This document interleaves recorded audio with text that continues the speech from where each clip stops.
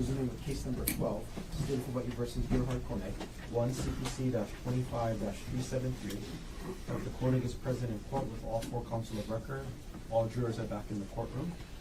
Thank you for your patience, ladies and gentlemen. Mr. Otake. Thank you, Your Honor.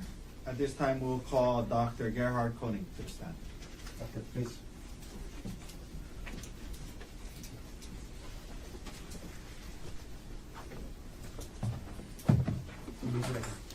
You do solemnly swear or affirm that the testimony you're about to give will be the truth, the whole truth, and nothing but the truth. I do. Thank you. Please have a seat.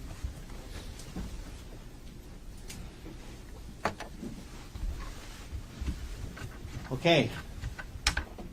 If you could please state your full name for the record and for the members of the jury. Gerhardt Konig, Gerhard, how old are you? 47, Where were you born? South Africa. And were your parents from South Africa? Yes. What are their names, and are they still alive, and are they still married? Yeah, Peter and Emile, they're alive and married. Okay. And they've been here, is that them here in the front row today? That's them. Where do they live now? San Diego. Growing up, what did your parents do for work? My dad's a pharmacist, and in South Africa, my mom didn't work. How long did you live in South Africa, or maybe a better way to ask that is, how old were you when you moved from South Africa? I was 14. And where did you move to at that age? San Diego. Who moved with you to San Diego at that time? My parents and my younger sister. So what grade were you in when you moved to the United States? 9th grade. Did your dad find work as a pharmacist? Yes. What did your mom do in San Diego? She ran a home daycare.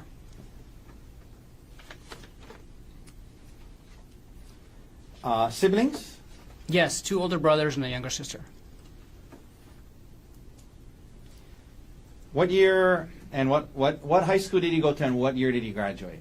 I went to Rancho Bernardo High School, and I graduated in 1996.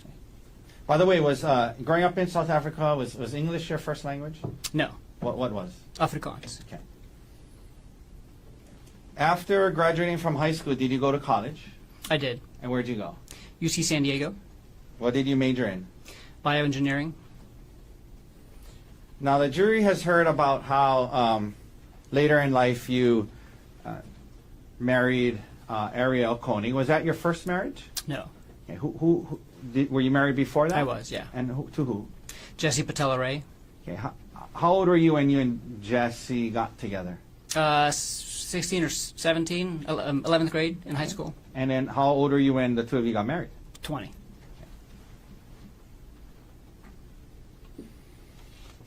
After graduating from college, what did you do? I worked as a bioengineer for 5 years. Okay. Doing what kind of work? It was a biotech startup company. We were doing tissue engineering. Okay. We don't need to get into exactly what that is, but it's in the field of bioengineering. Yeah.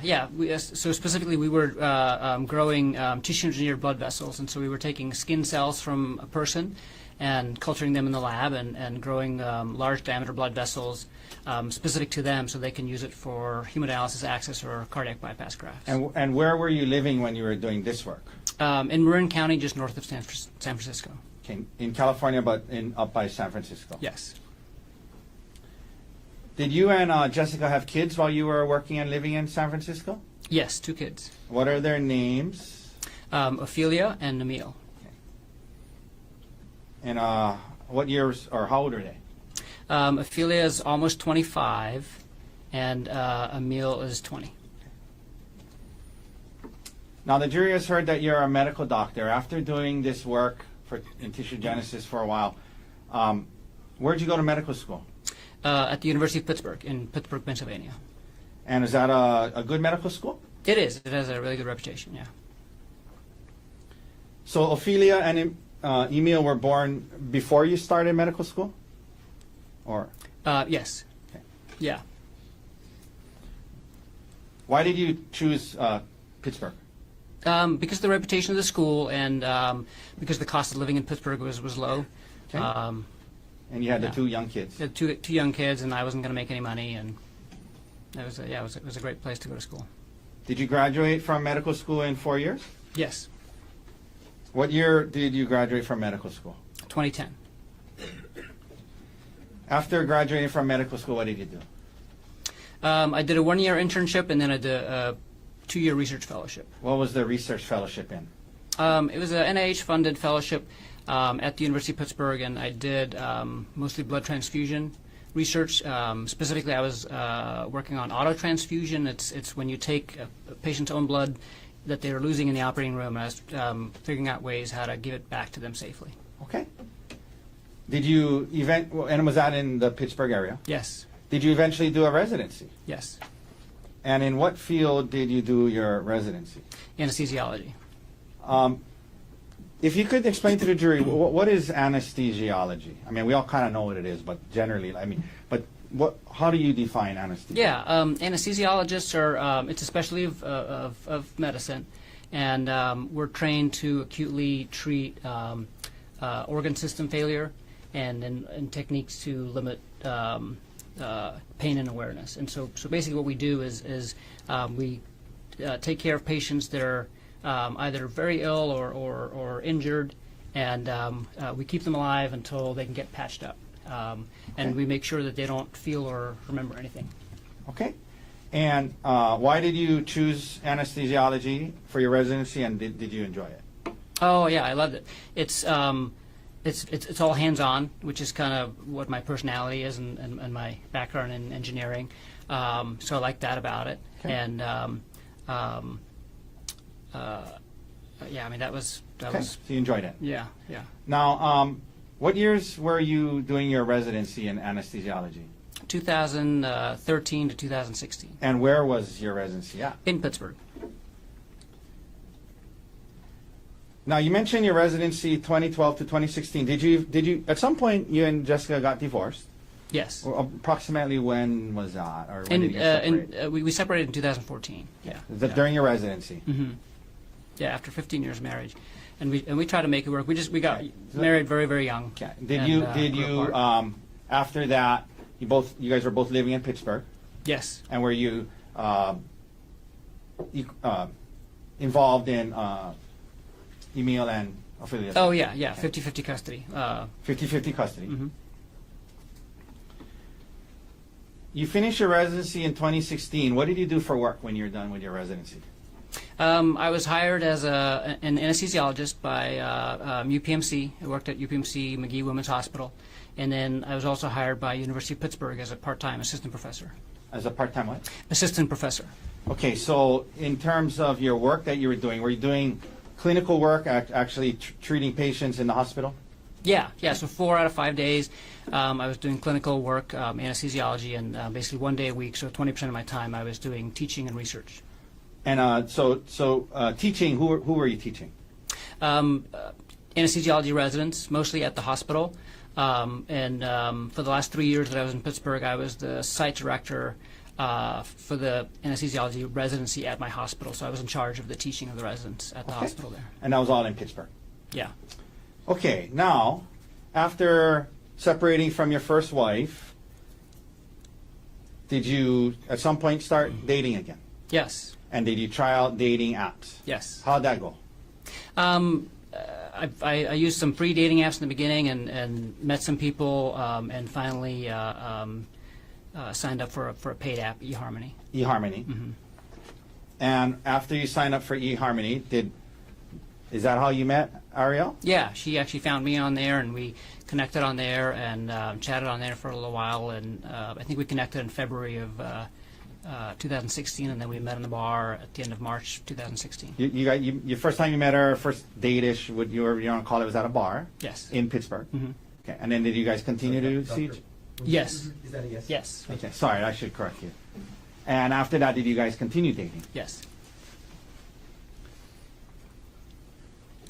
I think you said you met in 2016? Yes. Okay. When did you and Arielle get married? 2018. Between 2016 and 2018, where were you living? We were both living in Pittsburgh in like kind of different suburbs of the city.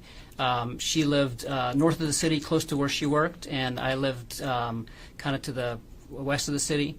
We were about an hour apart, but so we spent 1 week at my house with the kids when we had the kids, and then we'd spend 1 week at her townhouse up Okay. north And that was in Pittsburgh? in Pittsburgh. Okay. Yeah. And you were working in the job you just described to us? Yes. Now, after your first divorce, you had 2 kids. Did you want to have more kids with? I did. With Yeah. Ari? Yeah. Okay. Yeah. I had that in my profile on online dating, and That you wanted to have more kids? Yeah. Okay. And did you and Miss Konig have kids together? yes, 2 kids. And what are their names? And tell us when they were born. Olin was born right in the middle of COVID, May 2020. Okay. And Vigo was born just a few weeks before we moved to Maui in 2023. Just a few weeks before Maui? Yeah. Okay. In 2023. Yeah. So you guys are still living in Pittsburgh when, well, at least Olin, 2020, you guys are in Pittsburgh. Did there come a time when you and Arielle decided to make a move and move to Hawaii? Yeah. Tell us about why that came up and what was the interest and if it was a joint decision. Yeah, it was a joint decision, and this is something that we kind of bonded over ever since we met, and we both love Pittsburgh and love the city and the town and Steelers fans, but we wanted to move somewhere where the weather's a little nicer, and she knew I had family in California, and so we had talked about that for a while. And then after we started having kids, we started talking about it some more and realized that actually our main priority is safety and just finding kind of a place where we can raise our kids in a safe environment. What do you mean by safety? Just like the random gun violence, like school shootings and things like that, were really concerning for us. We wanted to go to somewhere where that's relatively rare or, Okay. or less of a concern. How did you guys decide on Maui? I came to Oahu actually once during residency, when I was doing my research fellowship, and just kind of fell in love with the atmosphere. There's just kind of a joy to life here, and the tempo is just different than anywhere else that I've been in the United States. Okay. So you guys decide on Maui. Well, and then we went to Maui for our honeymoon, Okay. and our friend's honeymoon too, and that's kind of how we got introduced to Maui. Got it. Now, you said that it was a joint decision about kind of putting the kids first and safety. Yeah. Was it gonna moving from Pittsburgh to Maui? Was it going to have an impact on both of your careers? And let's start first with yours. Tell the jury if it was gonna. How was it, if any, going to affect your? Yeah, it was going to have a big impact on my career. So I was going to have to give up the teaching and the research completely. And my job in Pittsburgh was at an academic medical center, and even when I wasn't working for the university, I was interacting with students and residents and things like that. And on Maui, that was on Maui, it was just going to be like a clinical. Community hospital, and so kind of very, very different. And what about the research part of your job? Yeah, so I have to give all that up. And you're willing to do that? Yeah, we were basically committed, both of us, to going somewhere where we could focus on the family and slower pace of life, at least until the boys were out of high school. Okay, so now you just shared about the effect it was going to have on your career. What about Arielle's career? Explain to that. She talked about being, at least for a while, in the nuclear industry. So when this decision was being made about moving, what was going on with her career, and what was her how was this going to affect her? So by the time we made the decision to actually move, which was like in the summer of 2022, it actually didn't affect her career that much. If we had made that decision earlier, it would have had a much bigger impact. Why wasn't it going to affect her career that much at that point? So she was working. So before COVID, she was working 100% in-house, full time, and then during COVID, her job went remote, like most people's jobs did. And then during COVID, we also had Olin, and she realized at that point that she didn't want to go back to working in person again. Okay. That she felt she could accomplish a lot more at home, working and just be much more efficient. And it also allowed her to just be home more with the kids and the family. Was she still was she still in the nuclear industry when you guys decided to move? No. So and then she actually quit her job a few months before we started talking seriously about moving. Okay. And she was applying to jobs at software companies and other industries and nuclear as well. And then we decided to move, and so this was all kind of happening at the same time. Okay. And was she able to get this job? She talked about a TerraPower that allowed her to work virtually? Yes, and so she was actually hired, I think, like as I was interviewing in Maui, she got hired at TerraPower. So she started her job at TerraPower while we were still in Pittsburgh. Okay. But they were going to allow her to... And then after the move, yes. So she got a fully remote job based out of Pittsburgh for this company that's based in Seattle. And then we moved to Maui, and then she kept working for the same company. Okay. I want to ask you, Emile. So Ophelia is older than Emile? Yeah. Okay. So when you guys start thinking about moving, how old was Emile, and how did that factor into the timing of when you were going to move and if? So Emile is actually the reason we moved when we did. Okay. So, Explain that. Yeah. So Ari and I had talked for a while about moving out of Pittsburgh, and the trigger was going to be when Emile graduated high school. You guys are waiting. You guys are going to wait till he graduates. Yeah, because we didn't want to leave Okay. him, and we didn't want to ask his mom to, if we could take him. So what happened? He basically talked us into letting him ask his mom, and because he's like, if you guys are going to go somewhere sunny after high school, I want to go with you, and I want to go before high school is over because I want to move somewhere earlier so I can make friends and kind of get connected to the community. And I said, I don't think your mom's going to let you leave. And he said, let me just talk to her. And after months of that, I said, okay, if you want to ask her, you can. And he asked her, and she actually said yes. And so that triggered us to kind of say, oh shoot, now we can move now. We can move earlier. And so let me ask you about that. So at this point, Emile was about what age? 15. Okay. Yeah. And so he talked about how you were married and while he was growing up, and then how old was he roughly when you guys got divorced, you and his mom, roughly?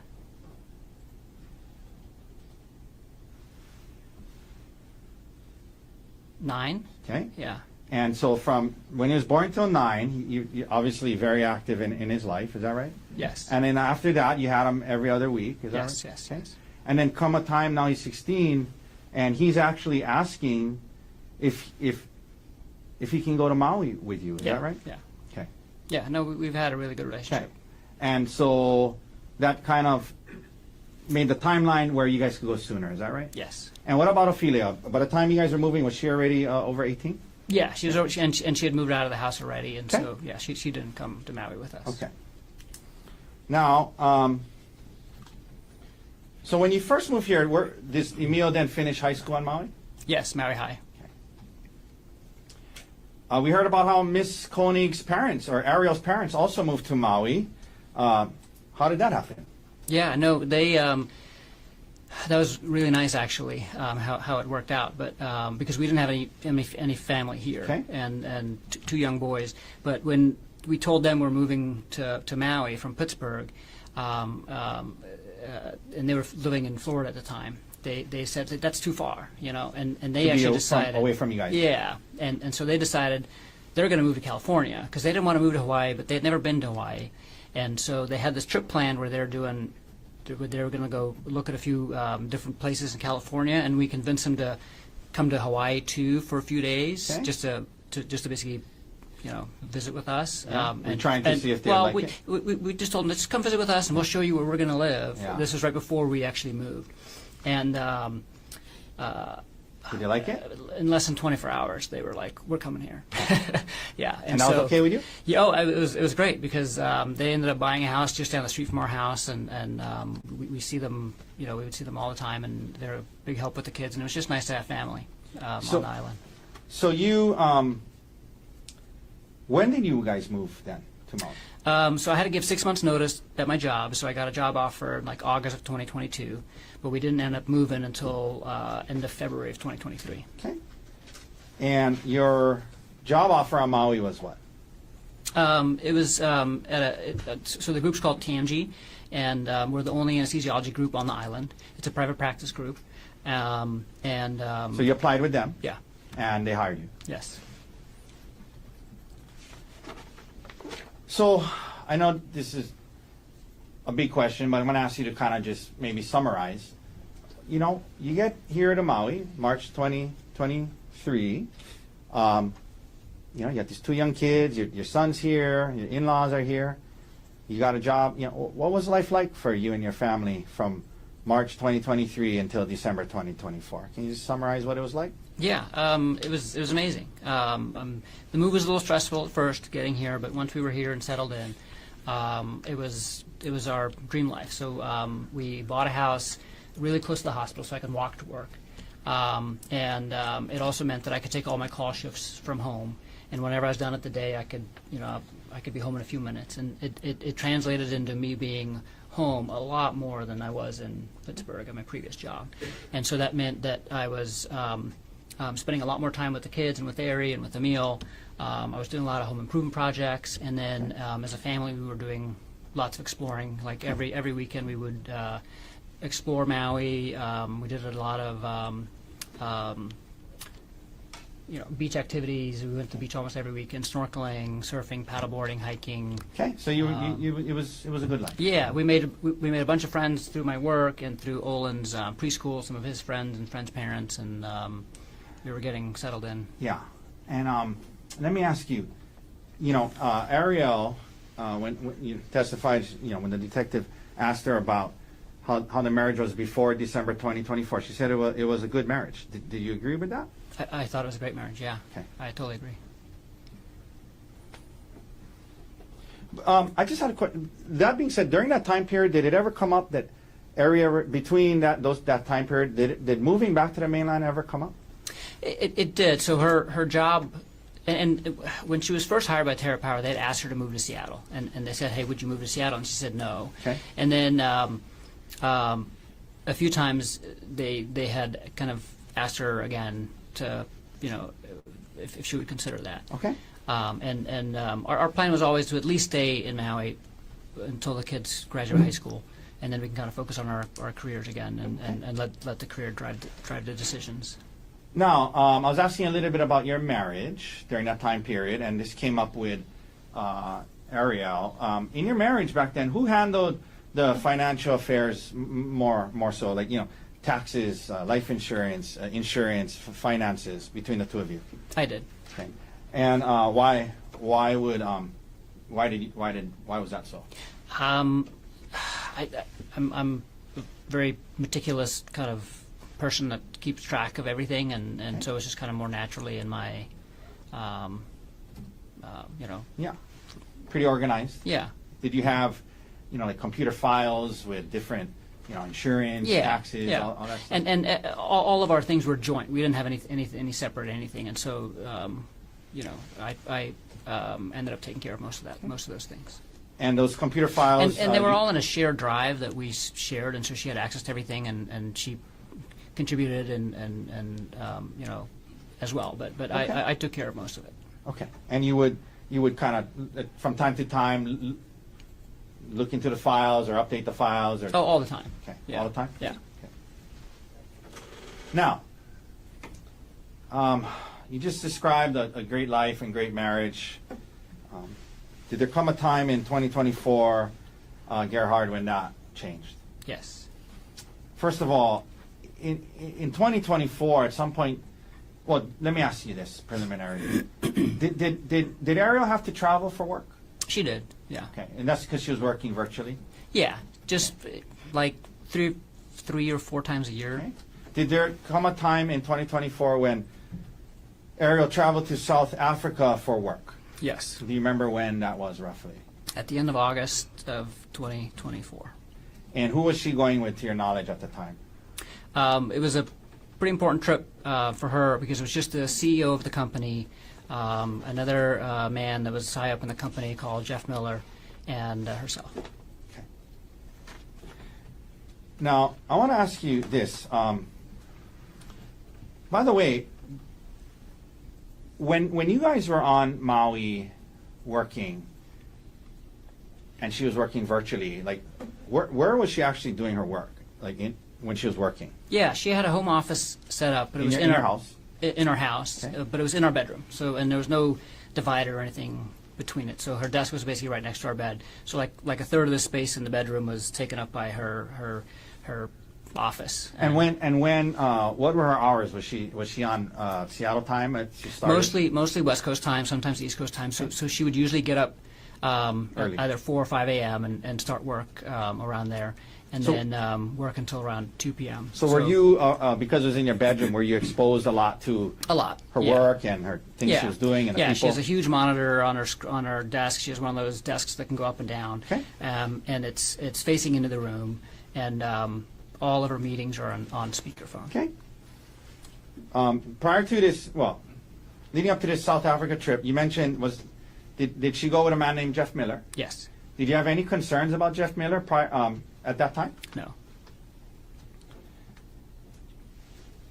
I know you mentioned no concerns, but was there anything weird on that trip, behavior-wise, that you took notice of?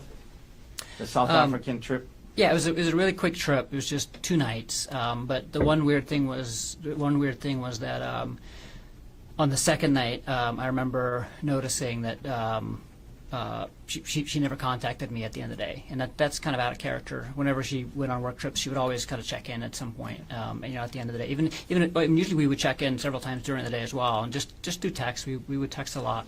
Okay. And the one night on that trip, she never reached out. And I was at work, and by the time I got home and realized that she hadn't reached out, I knew she was asleep, and so I didn't reach out to her either. But, but normally she would reach out to me when she's done with her work day. Did you think much of it at the time, or? No, Okay. I took note of it, and I asked her about it, and she just said, like, I'm so sorry. We got back late from dinner with the hosts that were hosting us, and I'm sorry, I should have texted, but I didn't. Now, she returns from South Africa. Later on in 2024, did you and your family go on a trip to Kauai? We did, yeah. When was that, roughly? In October, I think it was October. Yeah, we told Emile as a graduation present we'll take him to one of the other islands that he hasn't been to yet for a little trip, and he picked Kauai. He picked Kauai. Now, did anything happen on this Kauai trip that made you become concerned to a degree about Mr. Miller? Yeah, a little bit. What happened? Tell the jury what happened. Yeah. So we were there at the end of I think from like Thursday to Monday or something like that. So it overlapped with her work week a little bit, and she was able to take most of the time off. But there was a few meetings that she still had to do that she couldn't. And so and they're early morning meetings because they were West Coast time, and I just overheard her talking to him on the phone and from the other room, and it just seemed that they had a very familiar tone, more so than what I was used to, the way that she used to talk to him and the way that she talked to her other work colleagues. Now, you get back from Kauai after the trip. From October to December, did you notice any other red flags or concerning behavior? Yeah. So what happened? The biggest, the only thing that I noticed was that she was constantly on her phone. She was just constantly on her phone. Was that more so than usual? Yeah, much Okay. more than usual. And she would hide the screen from me. So What do you mean by that? like, if you're sitting next to somebody and they're on their phone, like, you can just notice that they're sitting in a way. They're constant. They're always just like moving their. What if you walked moving their into a room screen. when she was on? Yeah, her when I walked in the room, she would turn the screen off or turn her phone upside down. Did you ask her about it? I did several times, And what- and she would always say, "I'm talking to Gianna. I'm talking to Gianna," which is her best Who's friend. Gianna? Gianna's her best friend. Okay. So So you did ask her about it a couple of times, yeah, And- more than a couple. and you continue to see this concerning. Well, was this behavior concerning to you? Yes, And I was curious. Okay. I was concerned. You're right. And did she told you it was, don't worry, it was just Gianna. Yeah, and she was like defensive about it. Okay. Um, Now, what did that lead you to do in early December? All this yeah. behavior, red flags. No, when she kept doing it and she kept being defensive, I unlocked her phone. Okay. And while she was sleeping. Now, do you recall when you did this? There's been talk about a San Luis Obispo trip, right? Were you guys going to go on a trip in December? Yes, And with who? with our friends Bryant and Gianna. And so what day of the week were you going to leave for the trip, if you recall? So Ari and Gianna were going to be there on Wednesday, Okay. and Bryant and I were going to join them on Thursday. So the And then girls we were going first. Yeah, to and then we're spend- all staying there until Sunday. The girls were going to go spend a night together. Yeah, so they had like a girls' day planned, and they wanted to just go for the first day. The trip was mostly for Gianna's birthday. So that was going to be on a Wednesday. When did you look into her phone? On Monday night. Okay. Right before the trip, a couple days before the trip. Yeah. So tell the jury what you discovered. So Monday night, when I looked at her phone, I went to the screen time application on the iPhone, and then I noticed that the app with the highest usage was an app called WhatsApp. And I was What is really- WhatsApp? WhatsApp is a communications app. So it has texting, it has voice calls and video calls. So instead of using your phone's built-in texting or voice or video, you go through WhatsApp. Okay. And it's separate from the phone. So then once you saw that? Yeah, so then Well, first of all, I mean, was that surprising to it you? was. I had not seen her on WhatsApp at all over the Okay. previous months. And so I was very surprised about that. And then I also saw that she had turned off all the notifications for WhatsApp, so she had everything silenced for Okay. WhatsApp. And it wasn't like on the main screen. It was like a couple pages over in a folder, so it was kind of hidden. So did you open the WhatsApp? Yeah, so I opened the WhatsApp. What did you see? And there were 2 conversations with Jeff Miller. And the way WhatsApp works is that your account is always linked to a phone number. And so the one conversation was a conversation with his work phone, and the other conversation was a conversation with his personal phone. Okay. And so let's talk about the conversation with his personal phone. Tell the jury what you saw. Yeah, it was. So what I saw. So this was Monday night.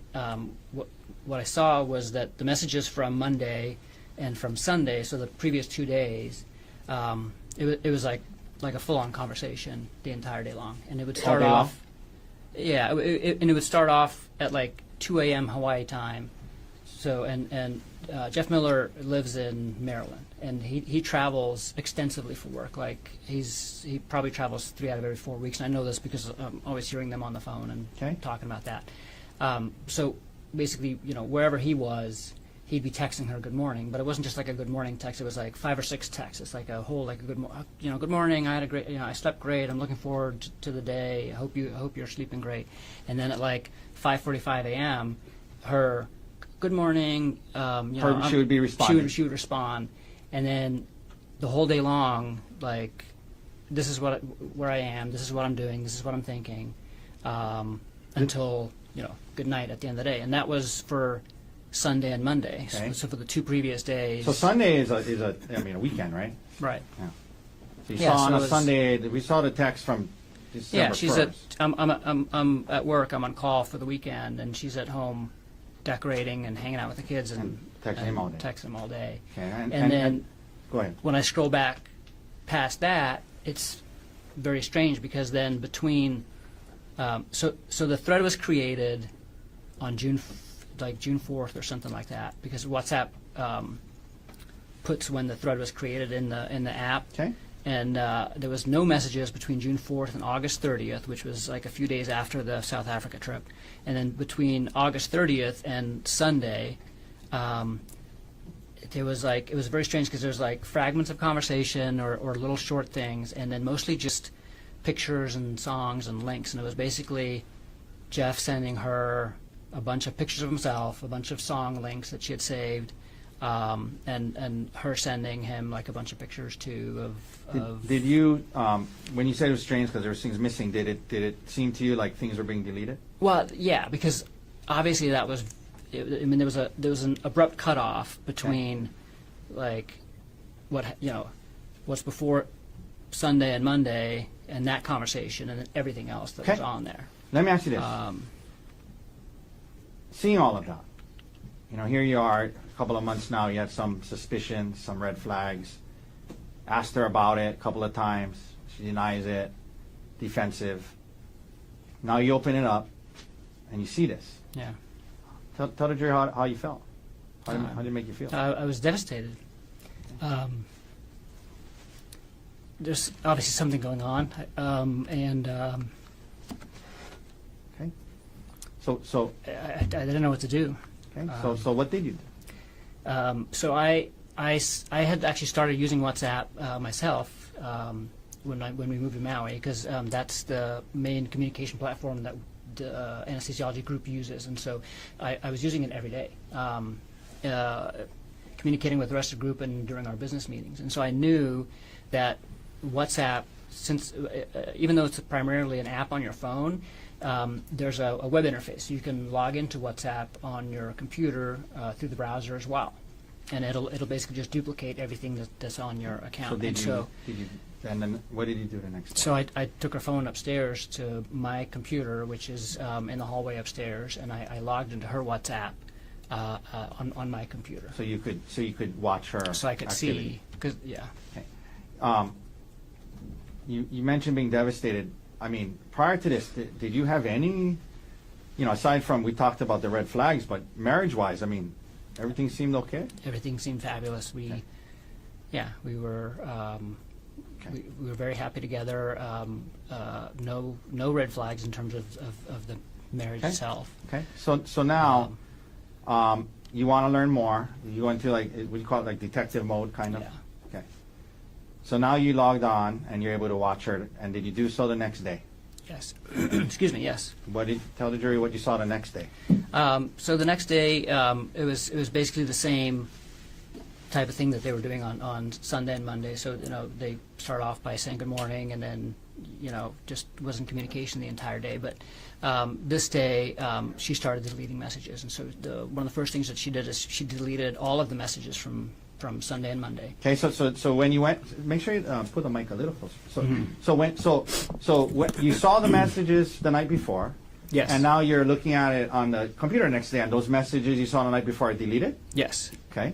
And then what? And then I saw them communicate kind of in real time, because I could see it pop up on my screen too. And as soon as the conversation proceeded, kind of passed, she would kind of keep deleting the previous messages. So she was not deleting them in real time, but throughout the day, she was deleting the previous messages. And the content of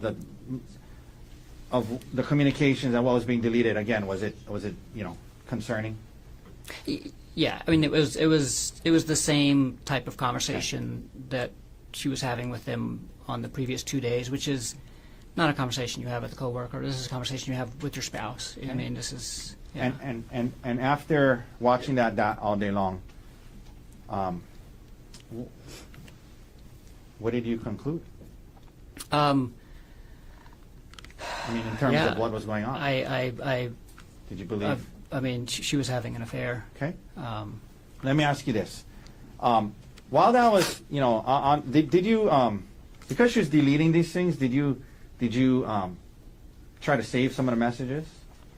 Yes. So the first thing I did, actually, the night that I unlocked her phone, because on WhatsApp you can also export the thread basically and save the thread, and so I exported the thread to my phone. So I had copies of what was on there when I first discovered it, and then the next day on my computer, the only thing I could do on the web interface is take screenshots of the. And you took some. Yeah. All right. So now you are faced with, this. You got this trip in a day or two. Do you confront Arielle right away? Not right away. So the way that this was happening was that our trip to San Luis Obispo, there's no direct flights from Maui to San Luis Obispo, and so we coordinated that the layovers were going to be in Phoenix, which is where Brian Gianna lives. And Ari was taking a red eye on Tuesday night. And so on Tuesday, when I was first discovering and watching this kind of in person for the first time, Let me stop you there. She's packing just to help the jury. So Monday night is when you first found the WhatsApp chain, is that right? Right. So Monday overnight. Tuesday day. morning, I wake up and I start looking at them interacting in real Throughout the day. time during the day. And then Arielle's supposed to leave that night. And so she's supposed to leave that night. Do you confront her before she leaves? I do not. Okay. Yeah. And then, so she leaves. Who do you first reach out to talk to about this? Yeah. So on Wednesday night, I'm supposed to leave to fly to Phoenix to meet Bryant and then go to San Luis Obispo. Okay. And Wednesday, like in the middle of the day, I call him and talk to him. Okay. And why did you call? FaceTime. Why did you call Brian? Talk to him about it. Few different reasons. One was that we were, about to go on this trip with them, and I wasn't able to. Like, I knew I was going to have to confront her as soon as I got to San Luis Obispo. So now it's Wednesday, and I'm convinced of, I'm seeing what they're doing, especially what she was sharing with them on Wednesday. So on Wednesday, she was spending all day in San Luis Obispo with Gianna, and she's basically keeping him up to. I mean, first thing is, like, as soon as she lands in Phoenix in the morning, she's like, just landed. I have an hour and a half. If you're free, we can chat. Can't wait to talk to you. Is she texting you, keeping you up to date? Like, I'm getting, I also got a just landed text, but like nothing else, Okay. But she's like, reaching out to him, and on WhatsApp, like, you can see when a message has been read, and so as soon as she saw that he read her just landed text, she called him, like, right, she didn't wait for him to respond. Okay. And stuff, and like, I'm not getting a call, I'm not getting any of this stuff, and then during the day, she's sending him pictures of the places that they're of her and Gianna doing stuff, So you're seeing this. So I'm seeing this, and that's at that point I'm just like, I can't go to San Luis Obispo and not confront her about this right away. Like, And going back to Bryant, right? So I know. Yeah. Did you guys have like fun activities planned? It was supposed to be a fun couples yeah. trip. So I mean, it was supposed to be a couples trip, right? And it was Gianna's birthday, and actually Ari planned it because she used to work for, one of the power plants that she. That was her responsibility for refueling is just outside of San Luis Obispo. So she used to travel to San Luis Obispo all the time for work, and Okay, so were you planned like were you a bunch of fun reaching out to activities. Brian and you said there's several reasons. Was one of it to kind of let him know, like, hey, this might not be the fun trip we had Yeah. planned? So the first reason was like, hey, like, this is, I'm just giving you a heads up. Like, I'm gonna confront Ari with basically an affair. Was there other reasons why you wanted? And then the other reason was that the other reason why he's my best friend and I wanted some advice, but I specifically wanted advice from him because they had just gone through infidelity in their relationship like 6 months earlier. Brian and Gianna. Brian and Gianna, and Okay. so They were dealing with that. yeah, and so he had been dealing with this, and I was looking for advice and just needed a And friend. just to be talk clear to. for the jury, in that situation though, was it reversed? It was, yeah. was Brian had like a one-night stand, and Gianna found out about Okay. it. And So they had been dealing kicked with him that out of the and after house that. and stuff. Yeah, Okay. yeah. And so you talked to Brian. Yes. Do you fly up on the trip? Yes. When you get there, do you confront Arielle right away?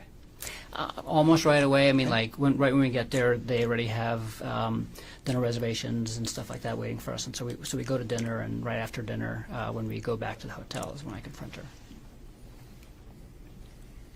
Did you talk to Gianna before you confronted Arielle?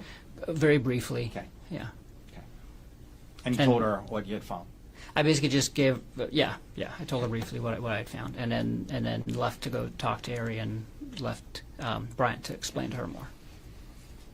So, where do you confront Ari? Were you in the hotel room? In the hotel room. You confront her with it. Tell the jury how that went and what Arielle's initial reaction was.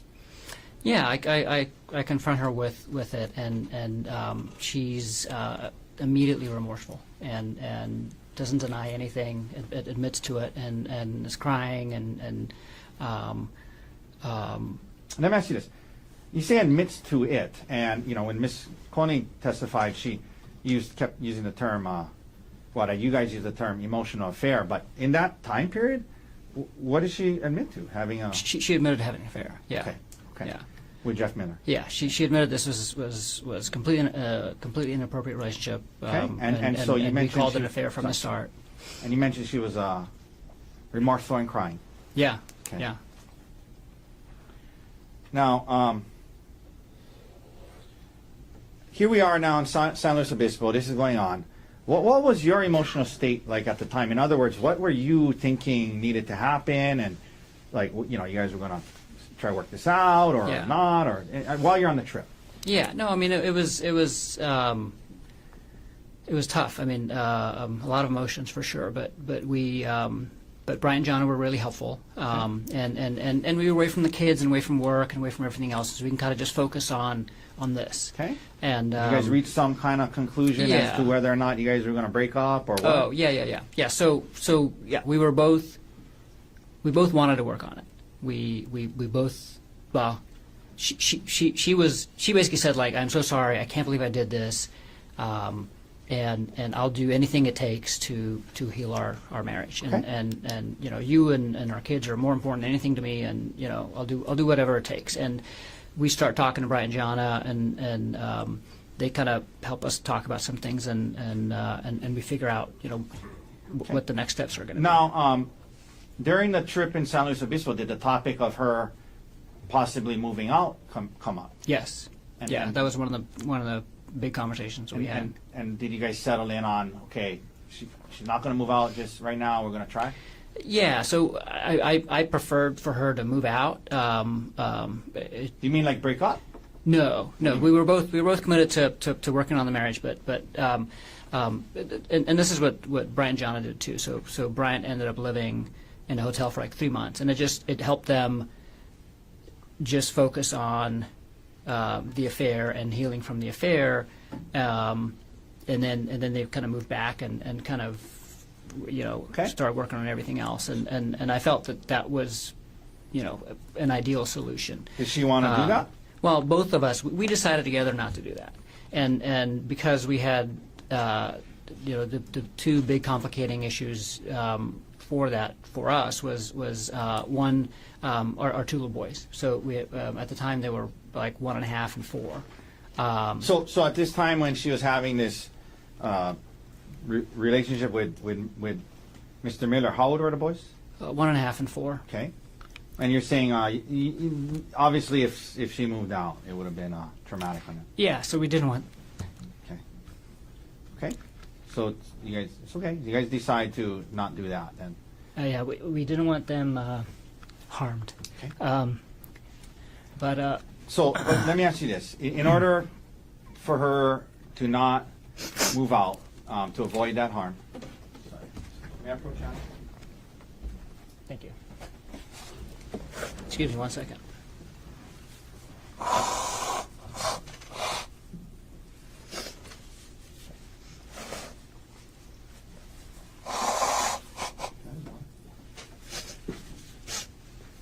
You want water? Yes, please. You mentioned the kids. Was there did Ari have other concerns about her moving out?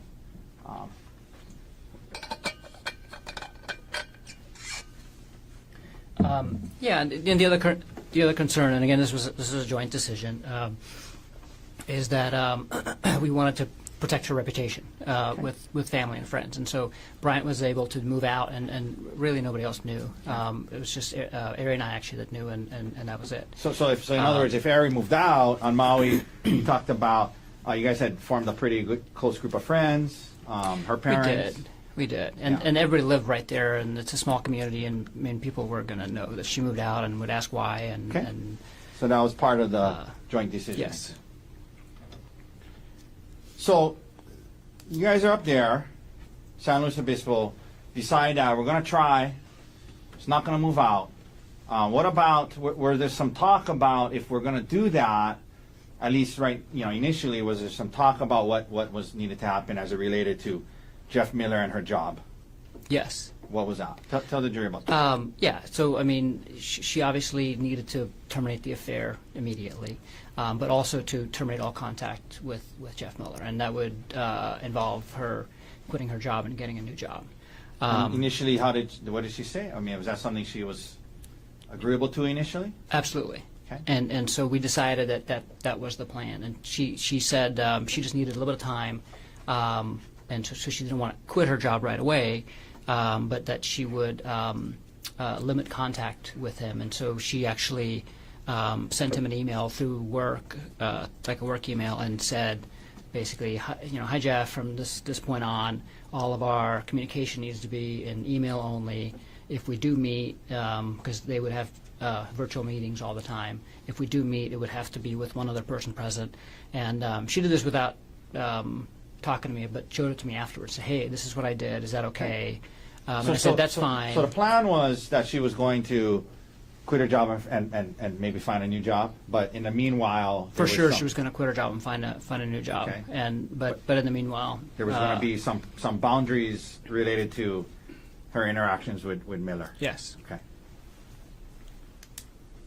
Was she supposed to go on another work trip with Jeff Miller soon after the San Luis Obispo trip? Yes. To where and when?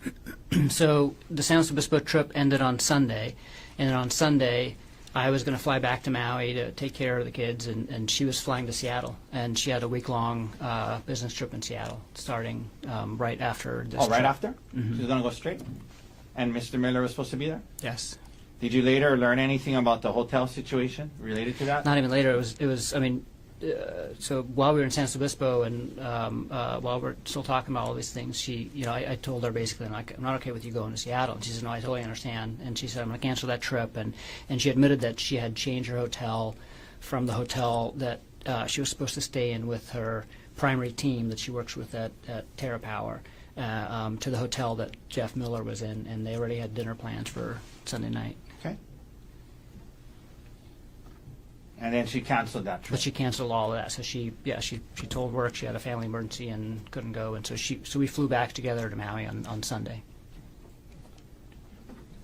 You get back to Maui on Sunday, and you there was some kind of initial conversations about what needed to happen with her job and whatnot.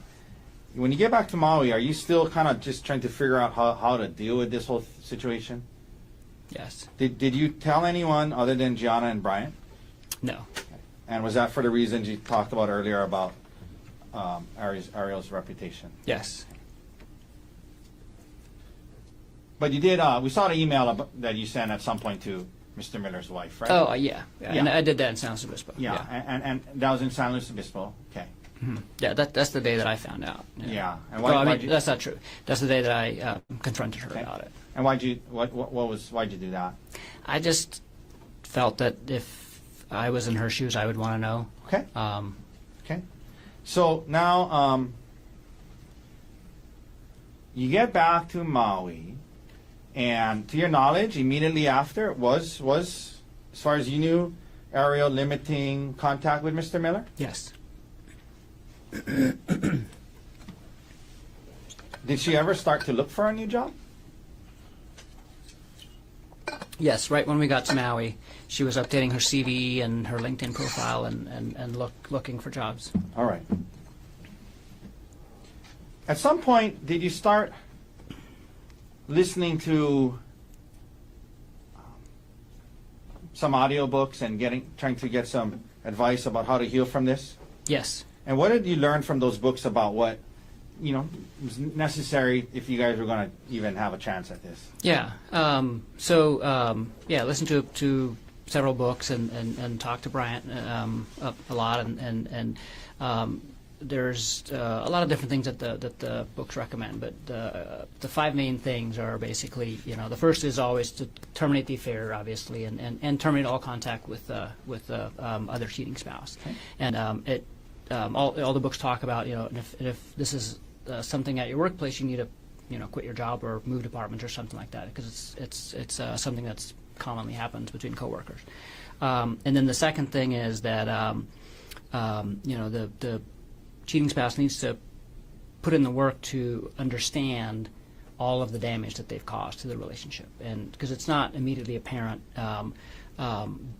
just how deep the trust issues are going to impact things, and potentially putting the family dynamics and the kids at risk and things like that, and all the different ways that you hurt your spouse. And Okay. so that was the second thing. The third thing is, Was there anything about privacy? yeah, so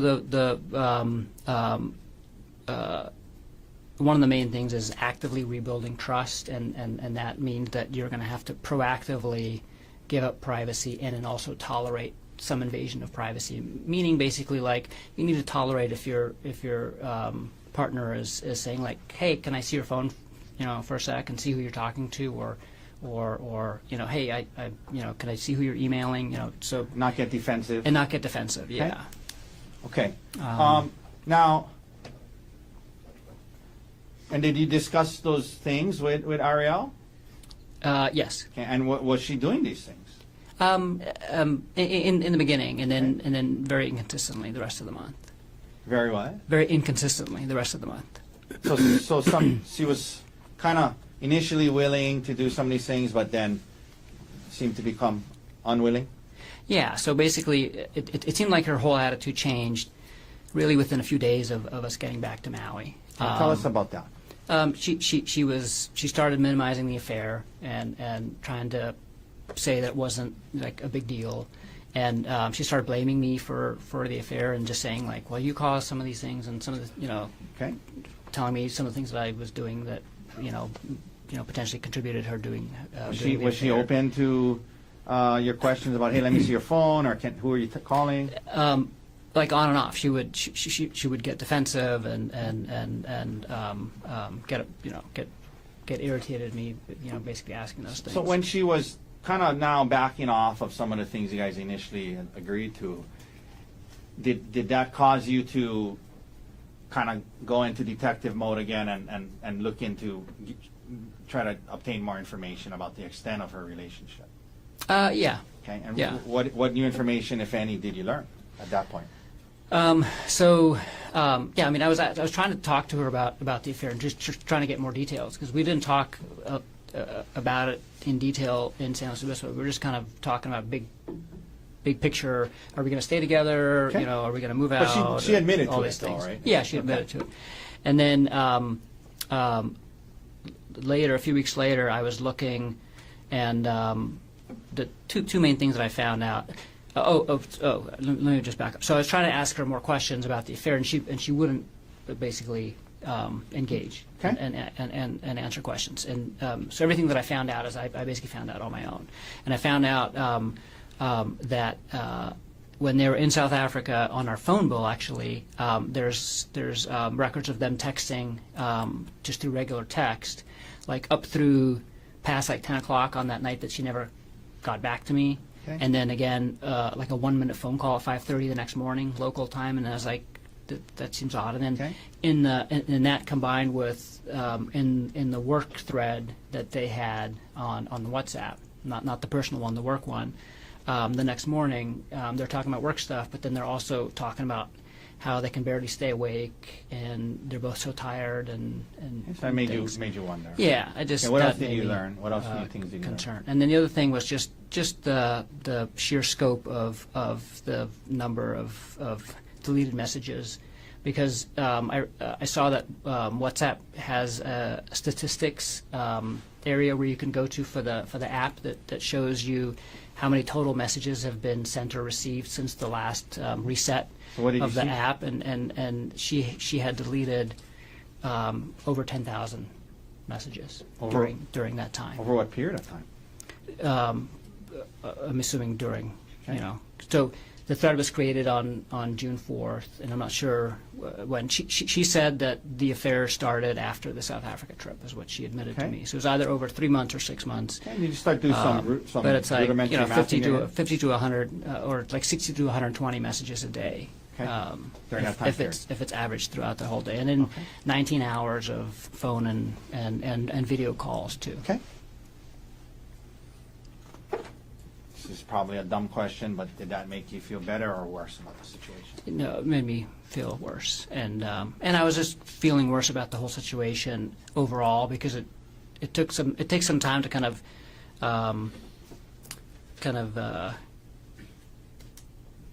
process all the emotions involved with it and realize all the implications of of this. Yeah. Let me So ask you this. I was getting worse definitely in December. The new information that you discovered, did you discuss it with her or try to? I tried. And how did that go? She really wouldn't engage about anything with the affair. She kept saying like, "Stop asking me questions. You know, it feels like you're asking me 21 questions. Like, you know, things like that." After, you know, this new information and now it's kind of seems like it's regressing her attitude, did you ever ask her to move out in December again? I did. Yeah. Tell us how many times 2 times. and what happened? So the first time was around the middle of the month, I just told her, like, you know, you're not doing what you said you were going to do, which is to take accountability for your actions and to basically do whatever it takes to heal the marriage. At that point in time, she became very apologetic and said, "I'm so sorry. Like, you know, you're right. Like, Okay. I'll do all those things." But again, that didn't last, and so. Was there a then second time? The second time was, and I remember the date because we had our first couples therapy session was scheduled for December 27th, and December 26th we got into a big argument about the same thing, and I ended up sleeping on the couch that night, and. Did you ask her to move out? Yeah, so I asked her, you know, to move out, and I ended up sleeping on the couch that night. Okay. And again, okay, so Yeah. so when you would bring up moving out, then she would say, "Okay, I'm sorry," and then she would say she would recommit. On the 26th, nothing was resolved that Okay. night. We just kind of got in a big argument, and I left and went to go sleep on the couch. Now, were you having? I mean, you know, again, probably a dumb question, but were you having a hard time with all of this? Yes. Did you? Could we pull up State's Exhibit S-105 that's in evidence, please, Mr. Dirks?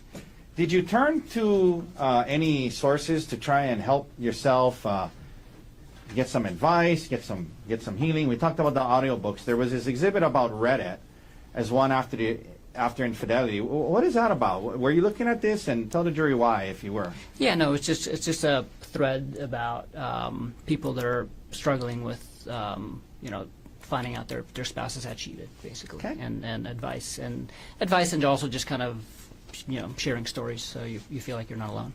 Were you trying to get to a point where you could feel okay? Gerhardt? Yes. Okay. Yes. Was that what you're trying to do? Yes. Okay.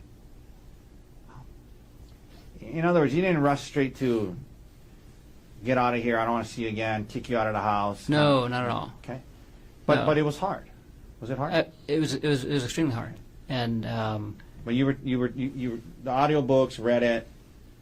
You were trying to get to a good place. Is that right? yes. Okay, we can take that down. By the way, there was this mention about the word Darvo the other day by Yes. Inuma. What is? I mean, Did it come up on the Reddit thread? It did. And what is that about?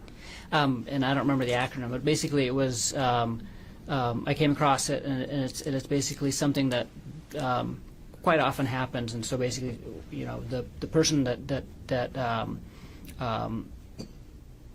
got caught having the affair, sometimes in the weeks after, you know, they would try to turn the tide. So they would try to kind of take the spotlight off of them and move it to the other person, and basically say like, "Wow, but you know, but you did this and this," you know. Okay. And so it's a fairly common thing that Yeah. people try to do to just to deflect. Defensive. Yeah. I think it was like attack. I forget what, but basically, it's there was actually a term for it. Yeah. And from what you read, it's when the person who did the cheating tries to deflect and kind of turn it back on you. Exactly. Did that resonate with you when you learned about that Yes. term, Darvo? Yes. And why was that? Because that's what she was doing. Like, Okay. so throughout December, it just felt like she was, you know, minimizing what she had done, and then she started bringing up all these things about our relationship, other things. Okay, and I'm going to get to that. The audiobooks, can we pull up Exhibit D 126, please? Did you both listen to an audiobook called How to Help My Spouse Heal from My Affair?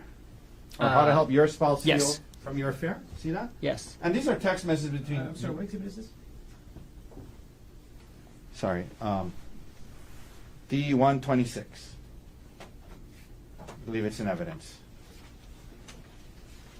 It is not. It is. Not. 1 second. Take your time. I apologize. So I did ask her about it. There was text messages between the two of you guys about an audio book called How to Help My Spouse Heal from My Affair, correct? Yes. And is that something that a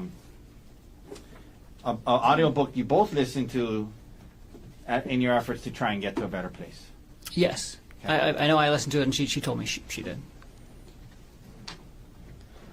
Now, you heard her testify that she told the detective that her interactions with Mr. Miller were some flirty texts. From what you saw back then and discovered, was that an accurate description of the extent of her relationship with Mr. Miller? Not at all. Proper impeachment. And No, overruled. prior inconsistent. Understand. Overruled. Let me ask that again. You had conversations with Arielle where she admitted to the affair, yes? Yes. You saw the communications that she had with Mr. Miller, correct? Yes. There was all this stuff you just talked about. You heard her say, and when the detective asked her about it, she said there was no affair, and she described it as flirty texts. From everything that you learned about this situation, was that an accurate description of what was going on between her and Mr. Miller? No. Objection calls for opinion. Sustained. That's answer stricken. Isn't that? I'm sorry, I apologize. That's not the same question I asked a second ago? No. Okay, let me think of what that last question was then. From what you, let me ask you this. I apologize. Let me ask you this way. From everything that you learned and you knew, was her relationship with Mr. Miller, can it accurately be described as just some flirty text? No. Objection. Sustained. From what everything you learned and knew, was all that was going on between them flirty texts? Objection, same objection. Slightly different question. Overruled. No.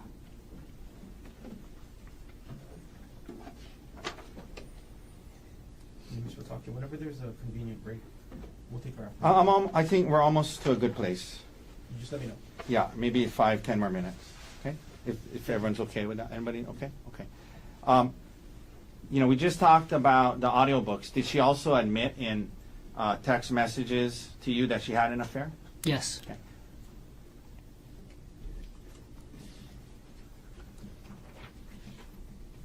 Now, at some point, do you guys start counseling? Yes. And what did you want counseling to be about? About the affair. Okay. And what did counseling turn into?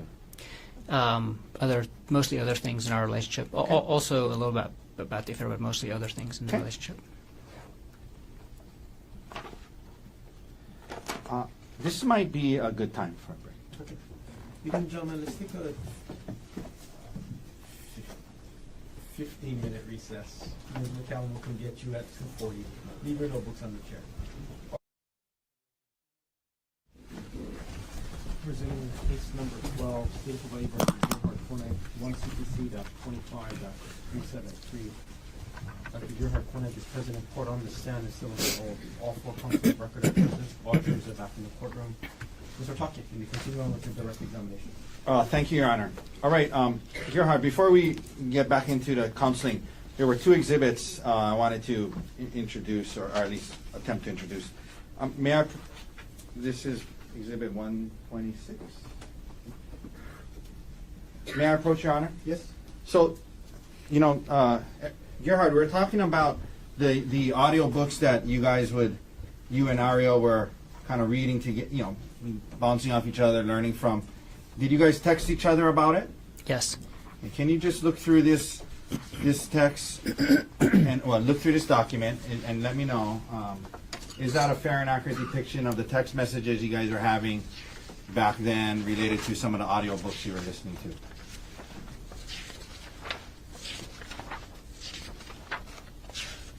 Yes. Okay. Your Honor, move to admit 126. Mr. Garner? No objection. Was it marked for identification as defendant's exhibit D-126 is received as evidence? Mr. Dirks, could we please now publish the first page? So if we can blow up this top part here, how to help this one here, Mr. Dirks, please? Yeah. So one of the books that she was willing to listen to was called How to Help Your Spouse Heal from Your Affair, yes? Yes. All right, we can take that down.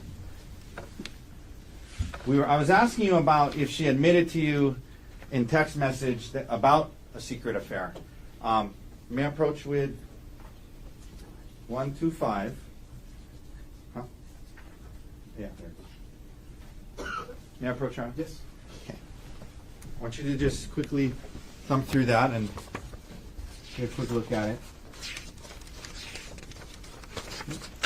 Is this a fair and accurate depiction of the text messages between the two of you on December 9th about the affair? Yes. Okay. Your Honor, move to amendment 125. Mr. Garner, No objection. what has been marked for identification as defendant's exhibit D-125 is received as evidence? Can we, Mr. Dirks, publish it starting on the second page for now? Okay, can we blow up the top part? Just that first message, okay? So this, Gerhardt, was this a message that you sent her? Yes. You engaged and continued an elaborate secret affair instead of coming to me and asking to work on our relationship. Okay, can we take that down? And then at the bottom there, Mr. Dirks, can we blow up the response? And did she respond to you? If anything, I learned how stupid it was this time and know how to make sure it doesn't happen again. Is that what she texted you back? Yes. Okay, we can take that down. Now, Gerhardt, you mentioned starting counseling and how it was kind of, about the affair, but kind of turned out to be more about other things in your relationship. There was evidence the other day about this recording device. Did you purchase this audio recording device? I did. And why did you do it? So, what was going on? Some of what was going on in December, and it kind of came to a head on that morning, right before our first counseling session, Okay. is that she said that, basically she's so upset about other things going on in the relationship that she wasn't sure if she wanted to stay with me, and that, and then she kind of blurted out that Gianna thinks I'm a monster, and she had talked to her mom, and her mom also Okay. agrees that this isn't a big And then deal. what And happened? so I was really concerned and suspicious that she was basically lying to them and, Okay. and telling them a completely different version of what was going on in our relationship, and then also what the affair entailed. Okay. And so the audio device was what? Your So phone. I was like, I have to catch her in a lie, basically. And so it was me like thinking like kind of like an engineer. How do I fix this? And I was like, I fix it by getting more evidence. And so so I bought that in the hopes of basically. So I was going to use it to record conversations that we would have, and then the two of us. And then if things weren't moving in the right direction, I can be like, listen, this is what you said. Listen, like this is what she's telling me, because if she's telling a different story to her mom Judy and to Gianna, Okay. then I could basically catch her in a lie. Did you end up actually using it? I tested it and figured out how to use it, and never actually used it for that purpose. We ended up not ever talking about the affair at home, and that was kind of one of the other things that she was able to do through therapy, is that we were not allowed to discuss the affair at home anymore. Okay. And back at that time, were you just your head was kind of just spinning, and were you just trying to figure out how to get through it? Yes. Okay.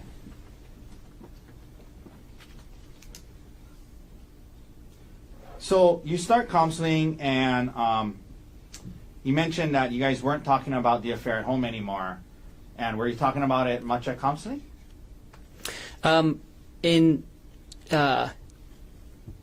little bit. Okay. So the counselor that we went to on Maui, the first couples counselor, was fantastic, and it was in-person counseling, and she really listened to us both, and made us both feel hopeful, because she basically said, like, this isn't the end of the world, everything that I'm hearing, and as long as you guys are both committed to making this work, like, this is, we're going to get to a better place at the end of this. And so it felt very, very hopeful in that sense. Okay. But the counseling sessions themselves were focused a lot other things. on other things, Okay. and then also on, like, general kind of relationship building things. All right. So in heading those now, first few months. in February, heading towards March. Overall, how after I guess they're in counseling for a little bit, and overall, how were things going? Good, actually. I mean, I felt really hopeful, and in kind of hindsight, I would describe it as taking Tylenol when you're sick, right? It makes you feel better. It's not actually addressing the illness. It's not actually, you're not doing anything about the disease itself, but it felt better because we were learning, communication techniques. We were doing a bunch of exercises to kind of define what we wanted our relationship to be like at the end of this, and things like that. And you we weren't were really also you mentioned not talking too much about the affair at home. Yeah, and so we weren't allowed to talk about the affair at home either, so it kind of made home life easier, Okay. and in that sense too. Let me ask you this: heading into March, were you still committed to trying to make this work? Yes. Heading into March, were you still hoping that you guys could work through it? Yeah. So now we're into March, and as we've learned, Arielle's birthday is in March. The trip to Oahu, how did it come up? I have to schedule my vacation basically 1 year in advance. So we plan vacation as a group, and we have to cover a bunch of different sites and stuff. And so we have like a vacation lottery like a year in advance. And so I had the week off of her birthday already. Oh, you had scheduled from before? You'd scheduled your vacation around her birthday? Yes. Okay. And so I had the week off for her birthday. That's one of the weeks that I had gotten off, and I always do that. I try to get her birthday off and my birthday off and things like that. So I asked her, what do you want to do? And she said, well, we don't have to do anything, but I've never been to Oahu. I would like to go Oahu at some point. It doesn't have to be this trip, but Okay, let me stop you there. So the concept of going on a staycation to Oahu was first floated by who? by her. Okay. But to be fair, she said, but we don't need to do it. I don't know if it's the right Right. time. And what did you say in response to that? I said, I mean, there's no reason not to. I have the time off, and she could take the time off, and Did you think it would be a healthy thing for you guys to do, given everything you've just been through the last couple of months? yeah, I thought it was great. We had just been to California for a week with the kids, and that went really well. And so we had taken like a nice family trip, and it just seemed like it would be nice to take a couple's weekend away. Had you forgotten about the affair and Mr. Miller or anything like that? Not at all. Okay. But you were still hopeful and working towards a better place. Yes. And you thought the trip might be a good part of that. Yeah. Okay. So she brings it up. She says maybe it doesn't have to be now, but you say, no, let's do it. And do you start to plan the trip? Yeah, I do. What day were you guys going to get to Oahu? Sunday. And what airline were you going to? Well, you flew over on an airline, obviously. Mm-hmm. Yes. From the Maui airport. Yeah, I can't remember which airline. Okay. But from the Maui airport. Yeah, from Maui to Oahu. Did you and Arielle check bags or carry on? Just carry on. Did you go through the TSA checkpoint with her and your carry-on bags? Yes. Were there any problems going through the TSA checkpoint? Not at all.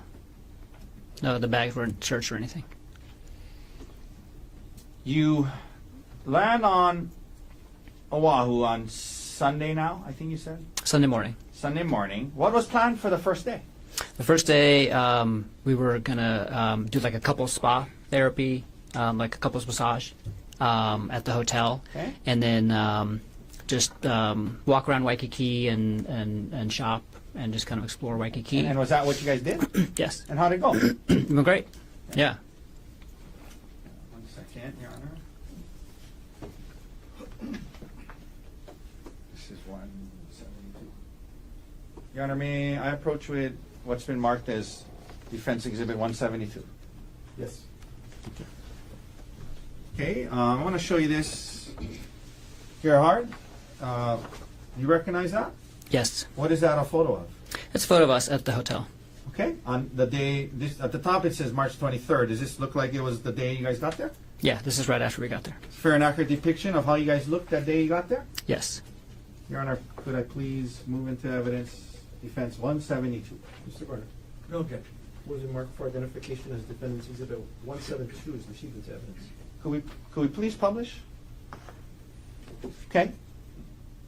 Could we zoom in on the photo, Mr. Darks, please? Okay. So this is the day before March 24th, right? Yes. You guys had a good day? Yes? Yes. Okay.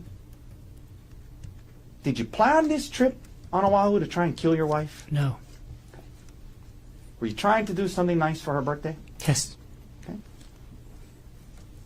Okay, we can take that down.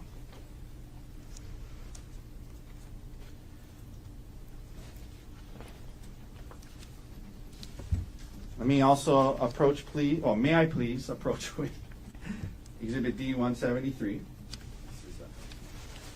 Okay, may I approach, Your Honor? Yes. I'm going to show you this. What is that a photograph of? That's a photo of us in the hotel room. Okay. On the 23rd of March. Yes. Is a fair and accurate depiction of how you guys looked the day before this incident? Yes. All right. Your Honor, I'd move to admit D 173. Mr. Garner, No objection. was it marked for identification as defendant's exhibit D 173 is received into evidence? May we please publish? Yes. Zoom in again. Is this the hotel room you guys are in? Yes. Okay, and it's the day before the hike, yes? Yes. Okay. All right. We can take that now. Did you go to dinner the first night? Yes. Second day you guys are going to be there. Were you planning on going on a hike? Yes. And why? Why a hike? How did that come up? Tell us about that. Is that something you guys would do often? Tell the jury about that, hiking. Yeah. So we would hike often, and we would travel often too. So we pretty much wherever we went, we typically would hike at some point during the trip. And we weren't like crazy campers or anything like that. So we wouldn't do like a bunch of overnight things, but we like to do Okay. hikes. And she also wanted to see Oahu, and so I was looking for hikes that we could do that would kind of show the island. Okay. And I'll get back to the particular hike and why you chose that one. But did Arielle enjoy hiking? Yes, Something you guys did all the time? all the time. Okay. I believe D 156 is in evidence. May I publish D 156, Your Honor? Please. Okay. Can we zoom in on that photo?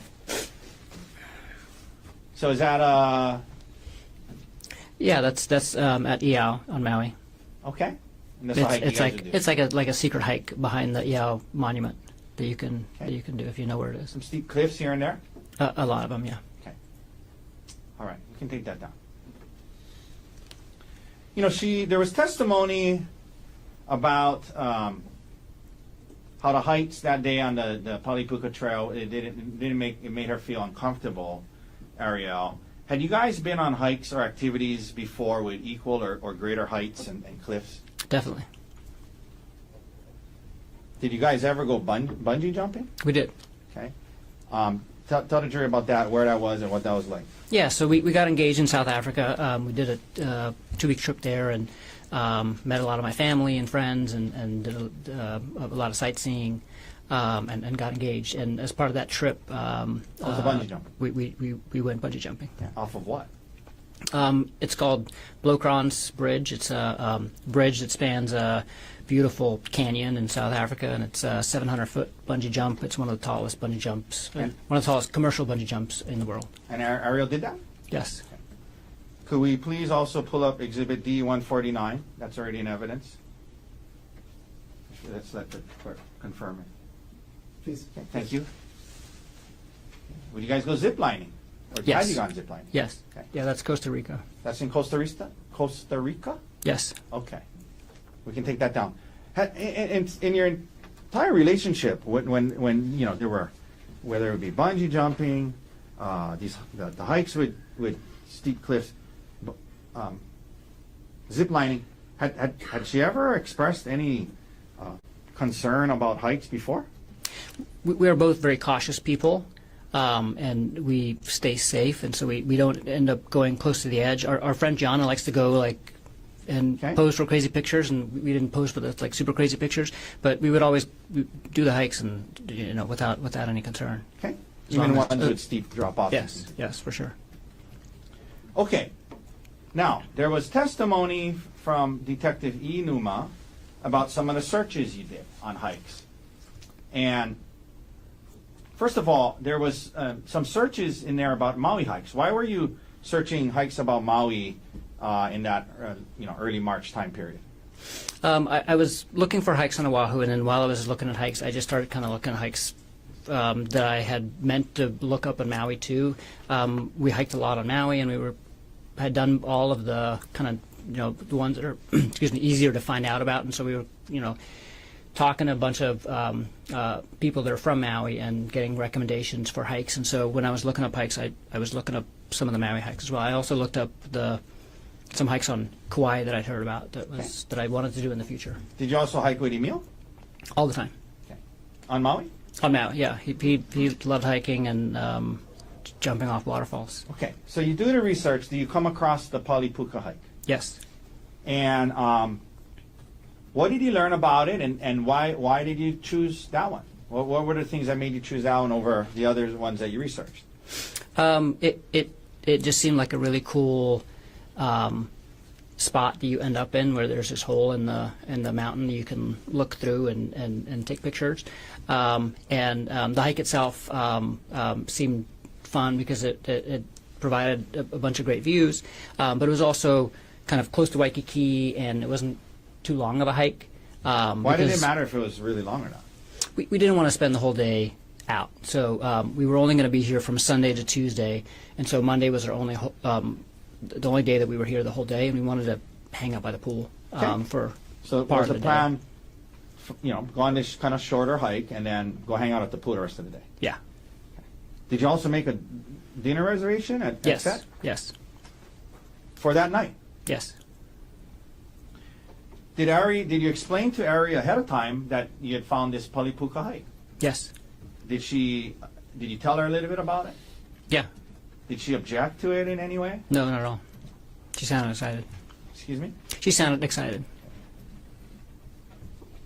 Okay, second day. Now, you said the plan was short hike, spend some time at the pool, go to dinner.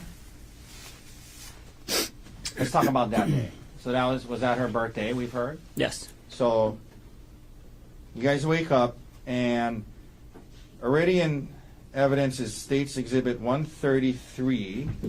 May we publish that, Your Honor? Yes.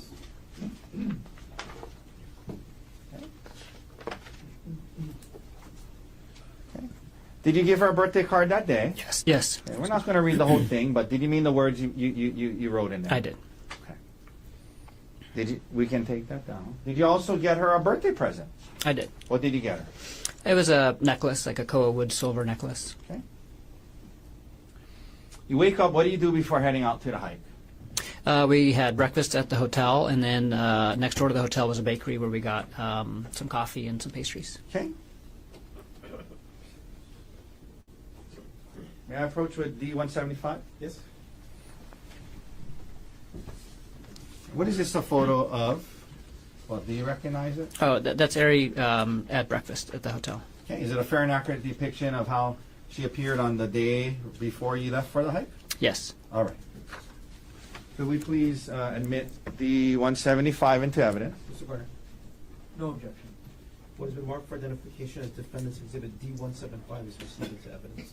Can we please publish? Okay. So this is a photo from that morning before the hike? Yes. Okay. All right. We can take that down. Thank you. Now, as you're, were you going to drive to the hike? Yeah, we had a rental car. Now, did you receive an email that morning that you shared with Arielle before the hike dealing with life insurance? Yes. So, first of all, let me ask you, let's back up a little bit. You talked about January, February, and you guys kind of get to this place where you're in counseling, and you guys decide you're going to be together, and you're working on it. Did there come a time when part of what you did during that time was assess the life insurance situation of you and Arielle? Yeah. Tell the jury about that. And really, it was pulling the trigger on life insurance. So I used to have life insurance in Pittsburgh through my employer, and didn't have life insurance when we moved to Maui, and it was always on the to-do list, and just got busy with life and other things. Originally looked into it the previous year, but never went so far as to contact the life insurance agent and actually go through with it. And in January, we were kind of working on big picture relationship things, and I was like, oh shoot, we still have to get life insurance. Okay. And so I talked to Ari, and we both applied for life insurance at the same time at the end of Did January. you get the same amount? No. Why not? The idea was that if one spouse would die, the other one would be able to continue on and live in the same house. And so it was, since I made significantly more money than she did, it was basically enough money that she could pay off the house if I would die. So what so what was the plan in terms of the amount you were trying to get on your life for her?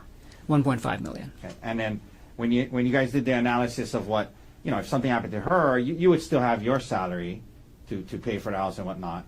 That's right. So what was the amount that was decided for her? $250,000. Okay. And the 1.5 million that you were trying to get on your life, was she the beneficiary? Yes. Okay. And vice versa? Yes. Okay. So 250 if something happened to her, but 1.5 million to her if something happened to you. Is that right? Yes. Now, when you went about securing the 1.5 million on your life for her, did it happen in two parts? It did. And so the first part was for how much? 1 million. And when did that roughly get approved in relation to March 24th? A few weeks before. Okay. The morning of March 24th, did you receive an email about the other 500? Yes. And what was the email? That policy had gone through, and I needed to DocuSign the final documents to make it effective. And did you DocuSign it that morning? Yeah. Okay. Your Honor, can I approach with D116? Yes. Dr. Konig, I'm showing you D116. I want you to look at it, and there's a lot of pages to it, but just the first page. Tell me what is D116? This is the email from AAA Life that is asking me to DocuSign the policy. Okay. And what date and time did you receive? Well, I received it on Monday, March 24th at Monday, March 24th, 2025 at 8:02 a.m. okay. And is this a fair and accurate depiction of the email and attachments you received on the morning of the hike? Yes. Your Honor, I ask to move it into evidence. Mr. Garner? No, Judge. Was the mark for identification as defendant's exhibit D116 is received into evidence? Could we please publish the first page, Mr. Dirks? Okay. So let's look at this, okay? So, Gerhardt, at the top it says, please DocuSign. It has your name. It has the AAA life insurance. I guess that's AAA. Is that who you did? Yes. Is that who you got your life insurance from? Yes. And the date there is March 24th, 8:02. Is that right? That's right. And this was for the extra 500 you were adding on to the million of life insurance you got for her a few weeks before, right? Yes. Okay. Did you discuss this additional 500 that went through with Ms. Konig, and that the email came in and you DocuSigned? Did you tell her about that before the hike on March 24th, 2025? I did, because we were in the parking lot after the coffee shop, and I was on my phone. I was like, oh, you know what, my, the last of my life insurance just went through. They're asking me to DocuSign it, and so I was doing that. All right, we can take that down. Just want to let her know that I'm not like just texting or something, like, because we were out together. And, Okay. So you were telling her what it was that you were looking at. You're nodding your head. Is that a yes? yes. Thank you.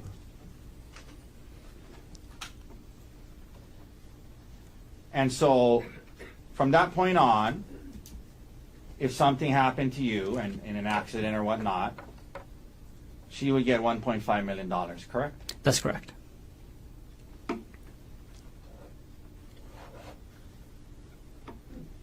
You guys drive up to the Pali Lookout after that? Yes.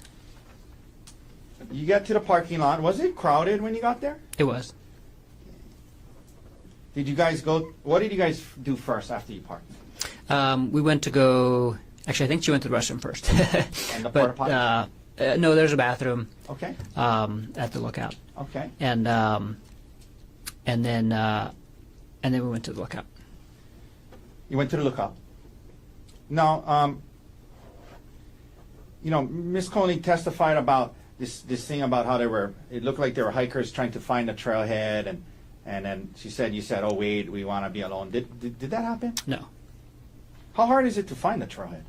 It's not hard if you know where it is. It's not marked with a sign or anything, but it's right behind the bright blue porta potties, and there's a permanent rock wall, and it's like rock, like kind of almost like an altar right there. So if you know what to look for, it's really easy to find.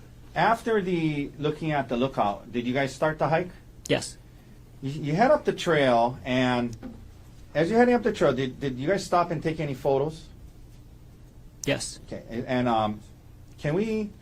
I believe S-131 is in evidence. Could we publish it? Let's just let the court confirm. Yes. Okay, thank you, Your Honor. Okay, so is this a photo that was on right after you, kind of shortly before you? I mean, right when you started the hike? It was. Yes. And who posted that? Ari did. Okay. Okay, let's take that down. Now, you're continuing on the hike. What happens at some point? Well, did something happen that led to an argument? Yes. Tell the jury what happened that led to an argument. Well, first of all, how far up into the hike was it? Not very far. Just like 5 minutes. Like after about 5 minutes of hiking, you get to a part where it flattens out a bit, and the edge isn't, like the cliffside isn't open, but there's a couple of spots where you can get to the cliffside if you wanted to. So we're kind of still in that area, the same area that picture was taken. Okay. And Ari says, "Hey, I need to talk to you about something. I'm working on this project with Jeff Miller, and I'm gonna need to travel with him again, and I need you to be okay with that. Is that okay?" Okay. And so she was kind of telling you like, hey, there's just things at work going on. I need you to be okay with this. And asking you to trust her. Yes. Okay.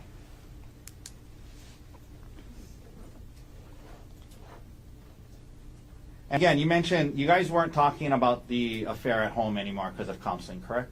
That's correct. And you guys weren't talking about it in counseling a lot at that time?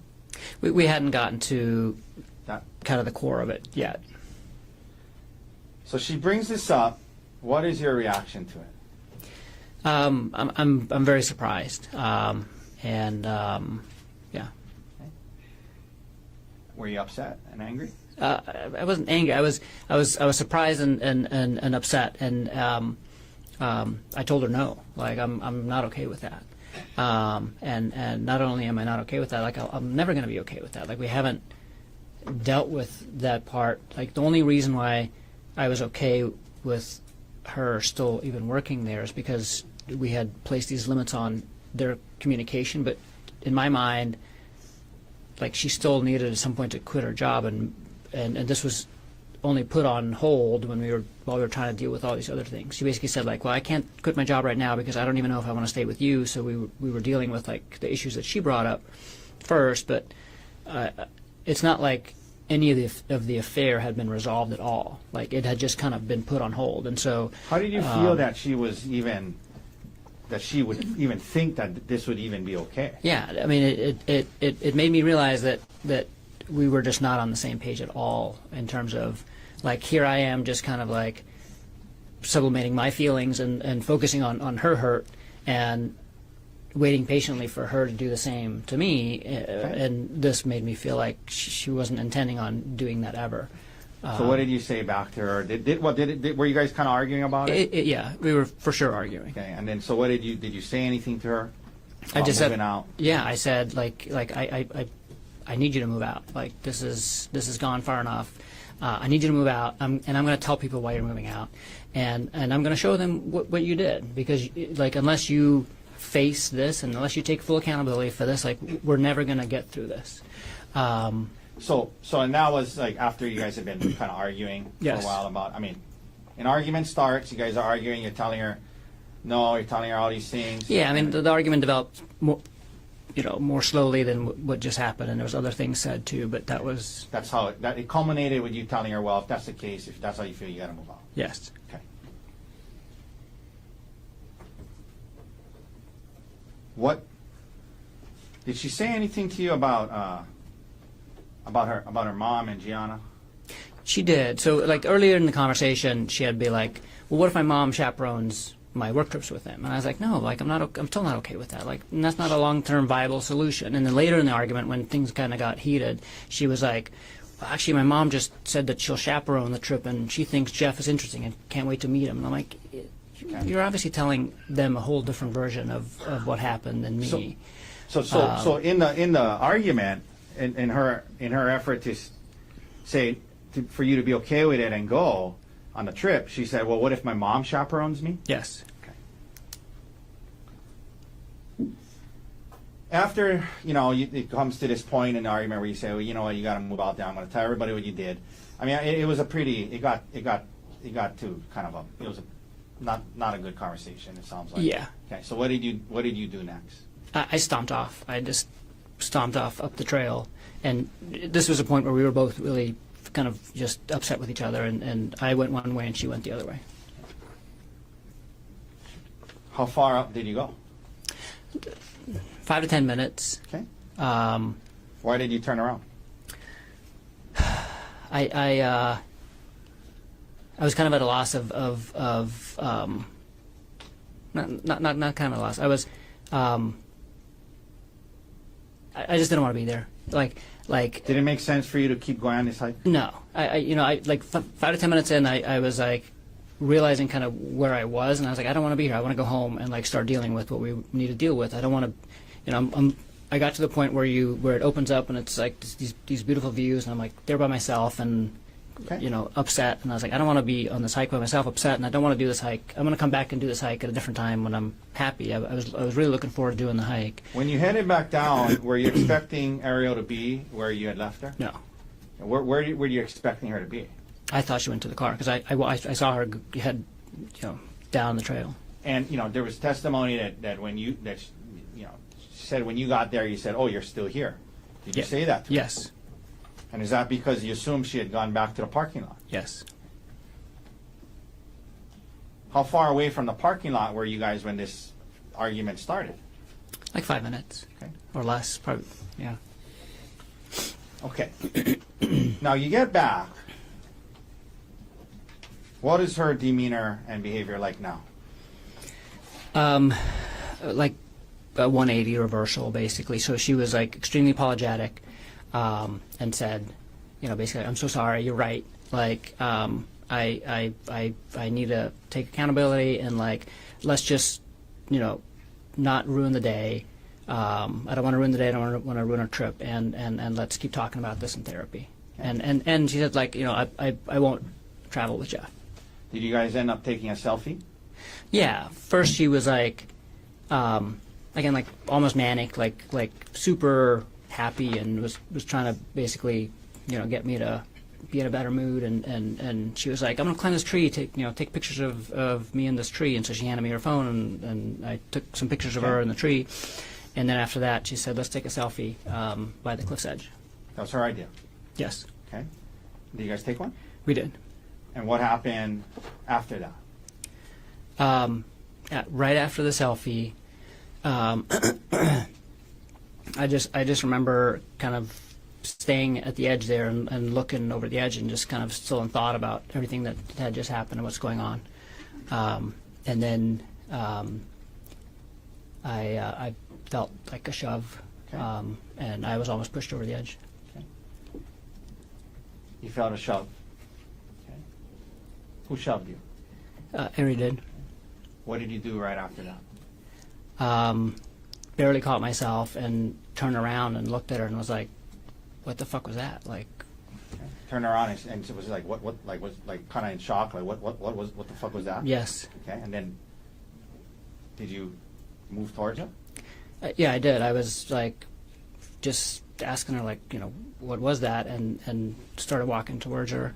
Okay. Because at this point she was like 5 or 10 feet away from me. Okay. So you walk towards her, and you mentioned when you're walking towards her, where were your hands? Out. Okay. Now, did you get close to her? Yes, eventually, yeah. Well, And by the way, when you start walking towards her, is she saying anything? not initially, but I turn around and I'm asking her, like, what the hell's, what the fuck just happened and what's going on. And as I'm starting to walk towards her, she starts yelling. She starts yelling. Yeah, help me, help me. Okay. And then what happens? And then I just keep walking to her, like, what are you doing? Were you And I telling get, her, like, why are you screaming? yeah, what are you doing? And I get to her and I'm like, touching her, just putting my hands on her arms, and I was like, what are you doing? What's going on? What happens then? She keeps yelling, and she kind of grabs my wrists and throws herself on the ground and pulls me down with her. So now you guys are on the ground? Yes. Okay. When you're on the ground, what starts to happen?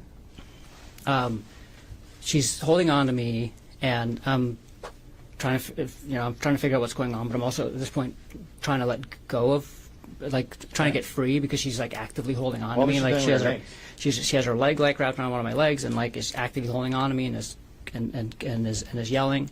And so I'm trying to, get free, and I get my one arm free, and I try to use it to get my other arm free, and she grabs me by the testicles. And Okay. Let me stop you there.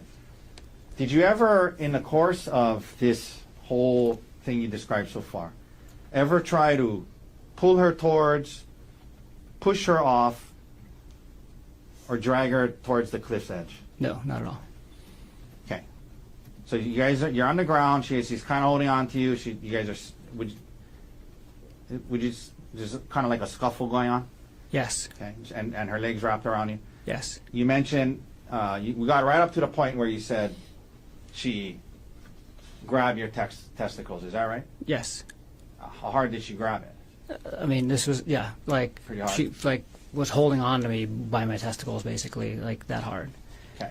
Did she grab it and let go, or did she grab it and hold on? She grabbed it and held on. Now,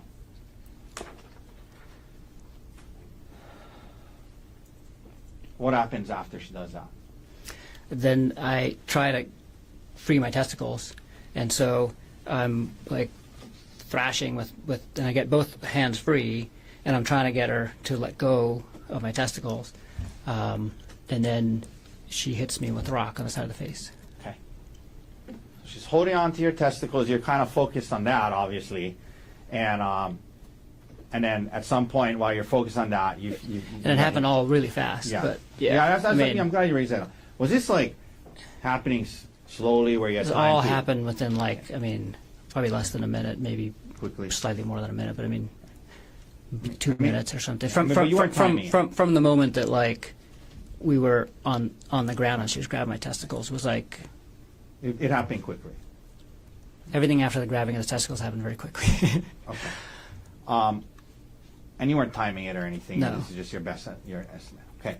So now she's holding on to you. She's squeezing your testicles, and you kind of dealing with that. And she's on the ground, and you're kind of on top of her. Yes. Okay.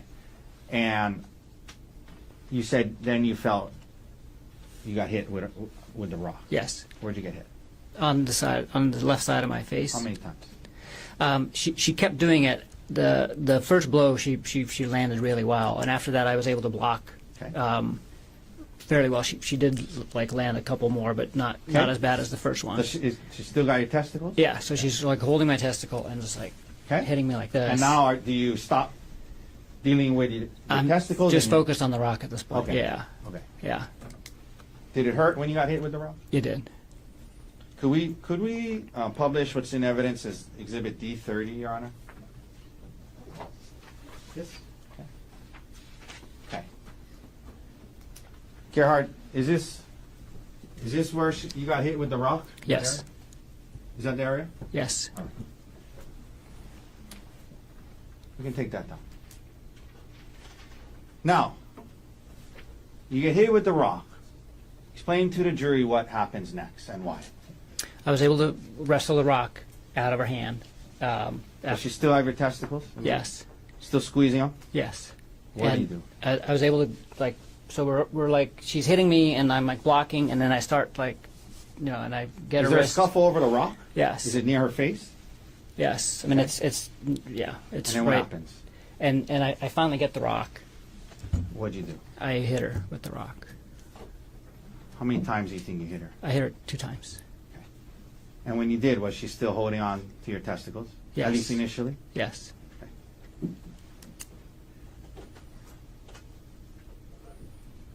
Why did you hit her? Why did you react that way? Just on instinct to defend myself. Okay. How fast was this all happening? Pretty fast? Really fast. Okay.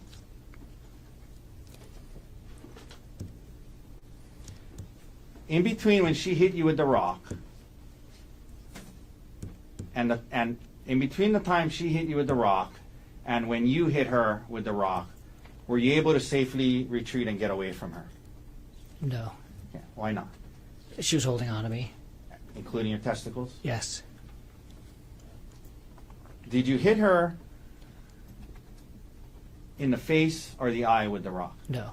Where you said 2 times, where did you hit her? On the side of the head. Okay. So we've seen these photos of the stellate laceration. You caused that by hitting her, right? Yes. Okay. Did you continue to hit her after those 2 hits? No. And why not? Because she stopped fighting. She let go of my testicles, and I was Okay. able to stand up. And then you stopped. Yes. You know, there was testimony about the 2 witnesses. Did you stop hitting her because the witnesses showed up? No. I didn't know that they were there until after I stood up. Did you see blood? Yes. Was there a lot of blood? There was a lot of blood. Did you see her kind of scoot down towards the witnesses? Yes. Did you try to stop her in any way? No. You let her get to them. Yes. Did you hear her yelling to the witnesses, he's trying to kill me? Yes.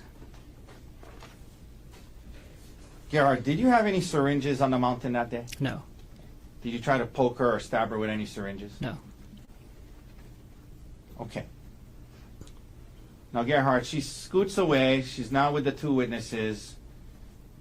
You see a lot of blood. What do you physically do next? I'm just in a daze, and I just kind of watch her crawl away and then leave with the other 2 hikers. Excuse me? Okay, she got the hikers. What do you do next? Was her bag and your bag there? Yeah, so I just kind of reflexively gathered up all of our stuff, and then I start walking up the trail.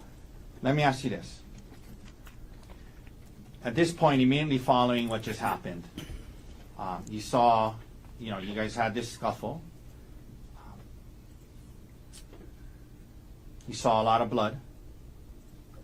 What was your state of mind and emotional state like right now, right at this point that we're at? Severe emotional distress. How did you feel at that time about the fact that you had responded and defended Horrible. yourself? Let me finish the Horrible. question. Sorry. How did you feel about the fact that even though you say it was, you were defending yourself, how did you feel about that she was bleeding? I felt horrible. Okay. Did you ever plan on hurting her that day? No. Did you ever want to hurt her that day? No. You reacted to defend yourself in the heat of that moment. You said yes? Yes. But did you still feel bad about it? Yes.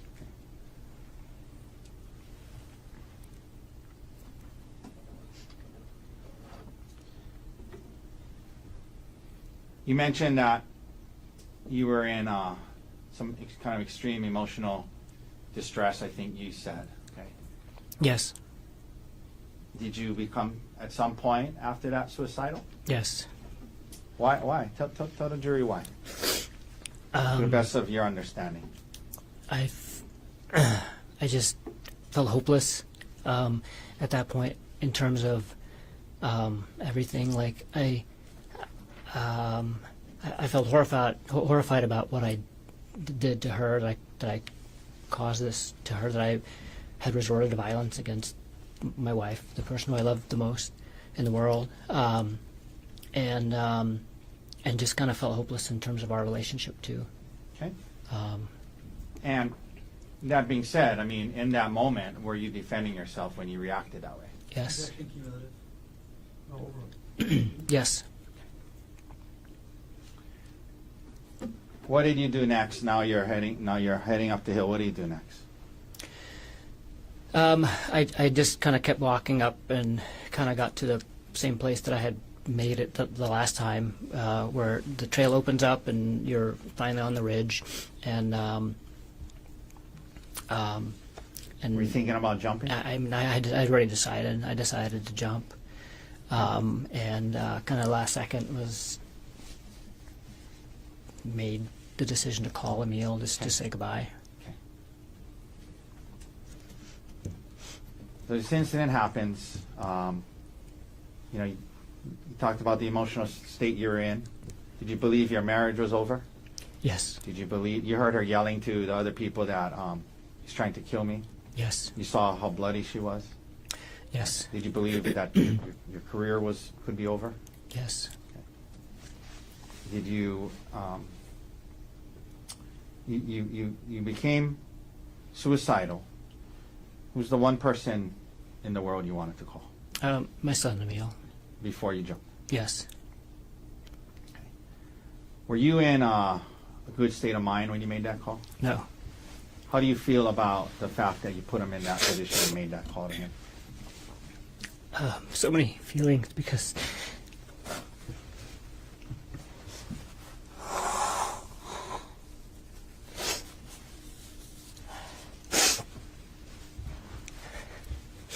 he saved my life that day. Also, convinced you not to jump?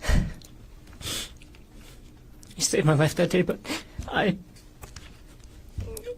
put him in this position where he is now, where he thinks I tried to kill her. And for the last year, he's thought that. And We heard him yesterday only refer to you as the defendant and not as dad. yes. Do you blame him?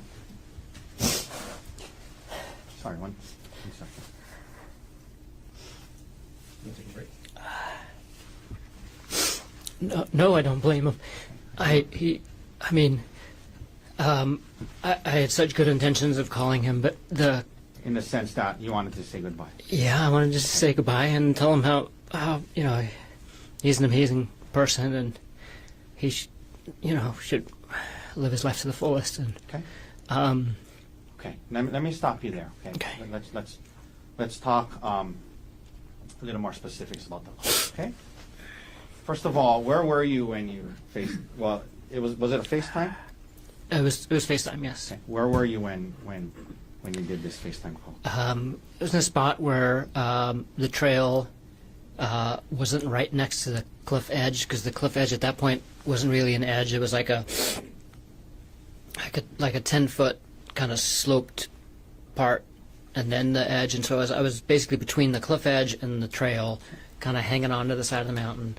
Was it a pretty kind of steepish area? Yeah, very steep. And were you kind of like on the side of the mountain? Mm-hmm. So you gotta. Yes, sorry. Okay. And so just to be clear, the place you FaceTimed him from, was that the place that the incident took place? No. Okay. On the FaceTime, would it have looked like you were on kind of the edge of a mountain? Yes. Were you on speakerphone? Yes. I mean, like holding it where he could see your face? Yes.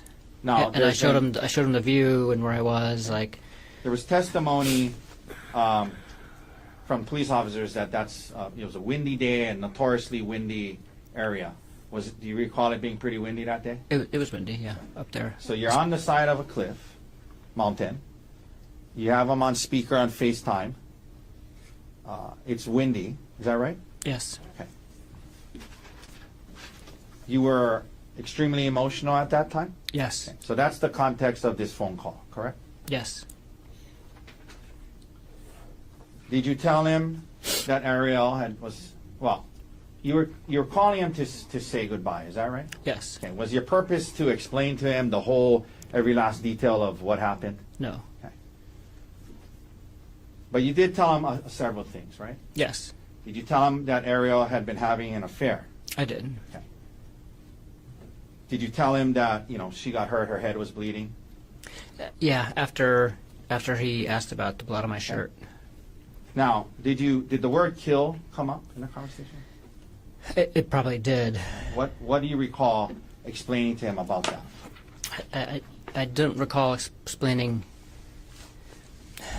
The only thing I can think of is that I said that she said I tried to kill her.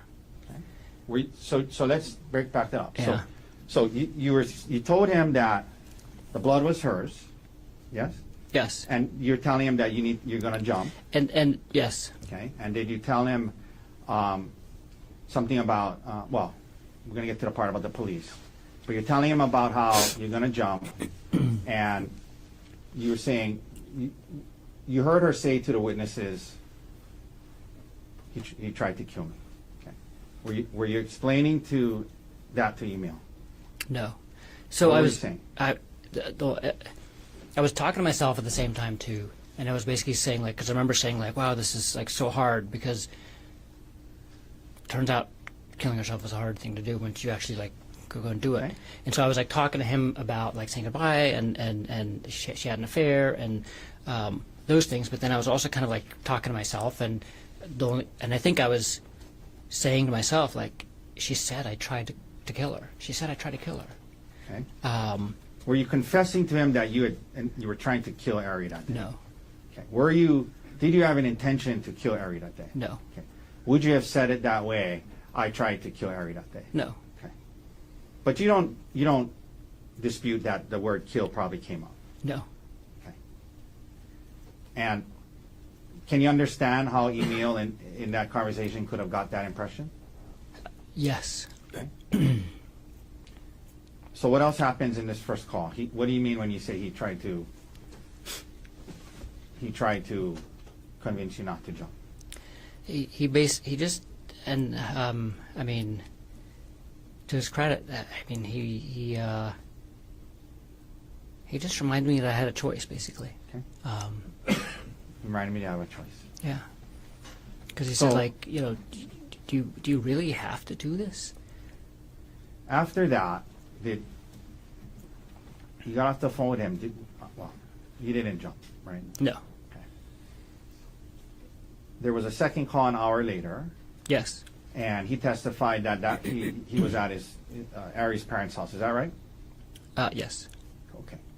Now, during that call, did he tell you what he told to Ari's parents? Yes. What did he tell you that he told Ari's parents? He said, he said, I told them that you tried to kill Ari. And what was your reaction to that? I was like, why would you say that? And 'Cause then, you didn't mean that in the first call? right. Okay, so you're telling him why And did I you didn't, tell him? at that point I was so confused at why he would say that. Okay.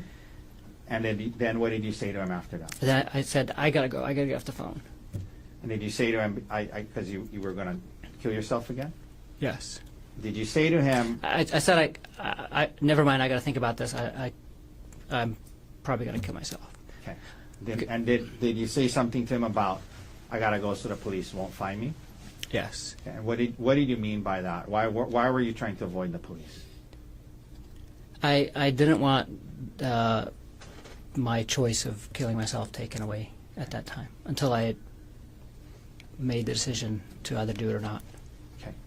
While you were still deciding if you were going to kill yourself, you didn't want to be seized by the police. That's correct. Because once they seize you, you wouldn't be able to kill yourself. Yes. Okay.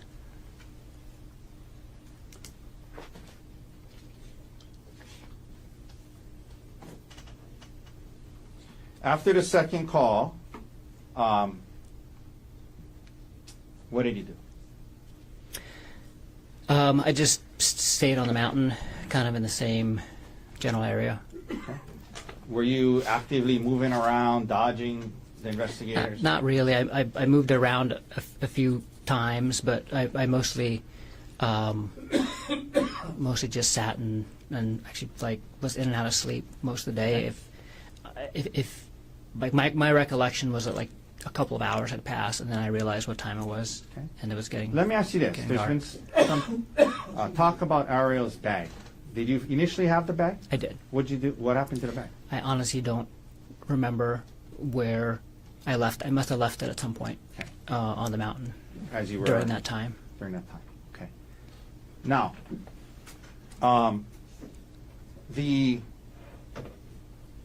your bag that you had with you. Yes. What did you use that bag for? It's a little crossbody Patagonia bag, and it's the bag that I take to work, to and from work and home every day. Okay. You mentioned walking to work. Do you walk to work? Not every day, but often, yes. And when you do walk to work, you bring that bag. When I walk to work and when I don't walk to work too. So this is the bag that I take into the hospital with me, and it has like my water bottle for the day, my sunglasses, snacks, paperwork for work, Okay. You mentioned you need paperwork and sometimes pens, pens. and yeah. Okay. Not sometimes pen, always a pen. I that's like the one thing I have to leave in my house with, because I'm writing all day long, recording all the cases that I do. Did you end up taking the SIM card out of your phone? I did, How did you remove it? with a paper clip. Now, you end up. You said it seemed like a couple of hours, but obviously it was longer than that. Yes. Right? At some point, do you come down off the mountain? Yes. Okay. And why did you do that? Tell the jury why you did that. I decided I wasn't going to kill myself, and then I realized that it was going to be dark soon, and so I decided to throw myself in. Okay. And so you actually came off the mountain when the sun was still out? I mean, Yes. when it was still lit? It was still lit. Yeah, it was still light outside. And that was to turn yourself in. Yeah. 'Cause if you didn't want it to be caught, what would you have done? Kept hiding until dark, and Okay. So you come down, and there was talk about you walking, down the road when the 3 officers got there. yes. And were you trying to flee from them? No. Okay, so explain that to the jury. What happens when they pull up to you? So I was walking down the road, and I was on in the little grassy area between the road and the The one that was on the photograph, bushes. that when it was like that little Yeah. grassy area. And I heard a car behind me, and I looked, and it was like a minivan, and I just thought it's like tourists coming back from the Poly, and I was like, wow, I can't believe there's still tourists at the Poly. And so I just looked at it briefly, and then kept walking, but then the car stopped, kind of opposite me, Okay, and what happened? and I saw these 2 huge guys jump out of it, and they're both dressed the same, and I could see a police badge on the one. Let me that's stop you there. So closer you knew to they me. were police. Yeah, immediately. Okay, and so what happens then? They yell, "Please get down on the ground." What'd you do? I lay down on the ground, like Now, what did they do? on the grass, in the grassy area. What did they do? They ran over to me and held me down and struck me several times Okay. and handcuffed me. Okay.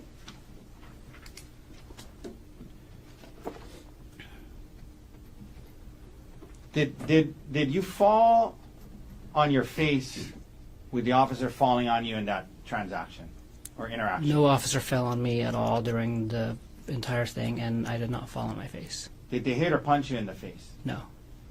But they did, as they testify, strike you a couple of times. Yes. In where? And my ribs and like my upper legs, like thighs. Okay. So after this moment, now you're arrested. Did you have injuries from that whole day? Yes. Okay, we talked about the injury to the side of your face. Yes. What other injuries did you have after you were arrested? Just my ribs. Okay. Did you have any bite marks on your arm? No. Did you have any scratch marks on your face or body? No. An HPD photographed your injuries. Yes. Okay. Now, some additional questions, and we're getting close to the end of my examination, Gerhardt. I know it's been a long day. Your work bag on Maui. Well, let me ask you this before I go there. The bag that you had on, Yes. on the hike. Did you see the big blood stain on the back of your shirt? Yes. What was that from? It's from the bag Okay, that I was. Explain that. So during the scuffle, my bag, I was holding both bags. I put both bags down to take the selfie, and I had both bags again. Why did you have her bag? Because she had given it to me when she was climbing up on Okay. the tree. And then The scuffle happened. the scuffle happens, and my bag both bags, went flying basically, but my bag must have been right by her head, because after she left, when I picked my bag up, there was a bunch of blood on the Okay. back of it. And then you put the bag on your back, and that's Yes. how the blood got on your shirt. Yes. Okay. Now, your work bag. You're an anesthesiologist, correct? Yes. And you, that work bag was always on Maui. Is that right? That's correct. Do you work in more than one location? Yes. And why did you have medications and syringes in that bag? That's the bag that I use in the operating room every day, and I have medications in it that I use for work. Most of the medications that are in there are used for emergencies when I'm on call. Okay, let me ask you about that. When you're on call, do you sometimes you're at home and you have to rush in to a different, is it always the same location? Yeah, so when we're on call, we're always on call for the hospital. So Okay. I work at several locations, but all of the call shifts are for the hospital, really close to my house, and so I can take call from home. Oftentimes I'm in scrubs already, and I have this work bag either right by the door or in the car. That way I can respond directly to either the emergency room or to labor and delivery or to the operating room without having to go to my locker. Okay. Could we please publish States Exhibit 94? Your Honor, I believe it's in evidence. One second while you double check. I believe it is as well. Okay? Yes, you can proceed. Okay, so this was in a bag. Just a couple of things. So like, what is this? What is this? Those are bags of saline. The one on the left is still sealed, and the one on the right has medication in it. Okay. And this is a stethoscope, is that right? Yes. What is this thing up here? This and that. Oral airways for emergencies and elective surgery. Okay. These are all stuff that you had at home regularly when you were either on call or depending on where you were going to work. Yeah, this is everything that's usually in my bag, and it's everything that I would need to respond to different emergencies. Okay. Could we please also publish States Exhibit 103? That's also in evidence.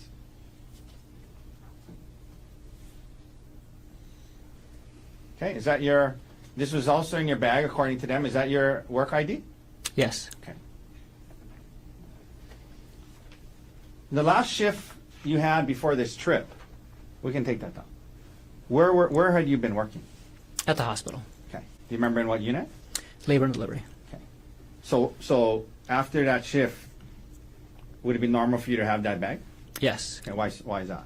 Because I keep the bag with me for the entire shift. It's a 24-hour shift. I start at 7 a.m. and I keep going until 7 a.m. the next day. And so when my shift ends, unless I'm actively at the hospital taking care of something there, I'm at home when my shift ends. And so I was at home when my shift ended that day, and that's why I had the bag with me. Oh, you're at home because you're on call. Yes. Okay. Now, prior to this trip to Oahu, did Arielle know about this bag and the fact you had medication syringes in it? Absolutely. I've had it at home often. Okay.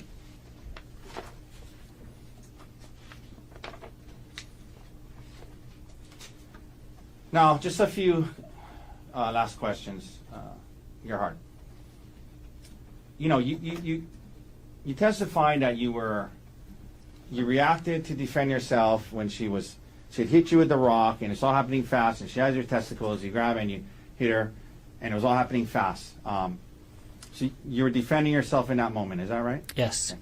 And did you stop as soon as she stopped? Yes. Okay. But you also said you felt horrible about it. Yes. Okay. Can you explain to the jury how those things can coexist?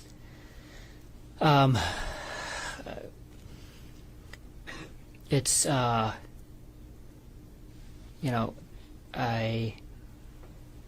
believe in the right to self-defense, right? but I mean, in the moment, it was kind of an impulse. It wasn't like a conscious, like, I'm going to analyze this from like a legal perspective. It was, but yet the result of it was harm to my wife. Okay. How do you feel about that? That she's got hurt. Horrible.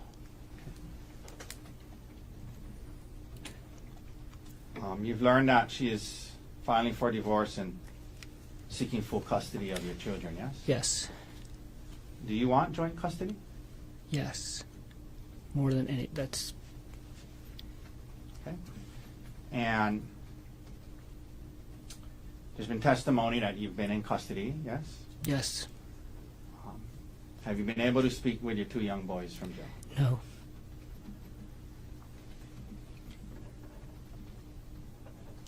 Gerhardt, did you have a plan to kill your wife on the mountain that day? No. Did you try to throw her off a cliff? No. Did you try to stab her with syringes? No. When you hit her with the rock twice, why did you do it? In self-defense. Thank you. That's all the questions I have. Thank you, Mr. Otake. Mr. Garner, can you take a cross-examination tomorrow morning? Can we approach Your Honor? 373 for further jury trial. Appearances, please. Good morning, Your Honor. Good morning, ladies and gentlemen. Deputy Prosecuting Attorney Joel Garner for the state. Also present is Deputy Prosecuting Attorney Franklin Don Vaccaro, Jr. Morning again, Mr. Garner. Morning again, Mr. Vaccaro. Morning, Judge. Good morning, Your Honor. Good morning, ladies and gentlemen. Thomas Otake, Samantha Dirks, on behalf of Gerhardt Konig, who is present. Morning again, Mr. Otake. Morning again, Mr. Dirk. Dr. Koenig, good morning again. Morning, Your Honor. All you can be seated. Ladies and gentlemen of the jury, good morning to all of you. Welcome back to courtroom 15. I apologize for the delay. My calendar got a little bit away from me, so I appreciate your patience. We'll continue on with the presentation of evidence. Dr. Koenig, if I can have you come back up to the stand and resume your place on the stand.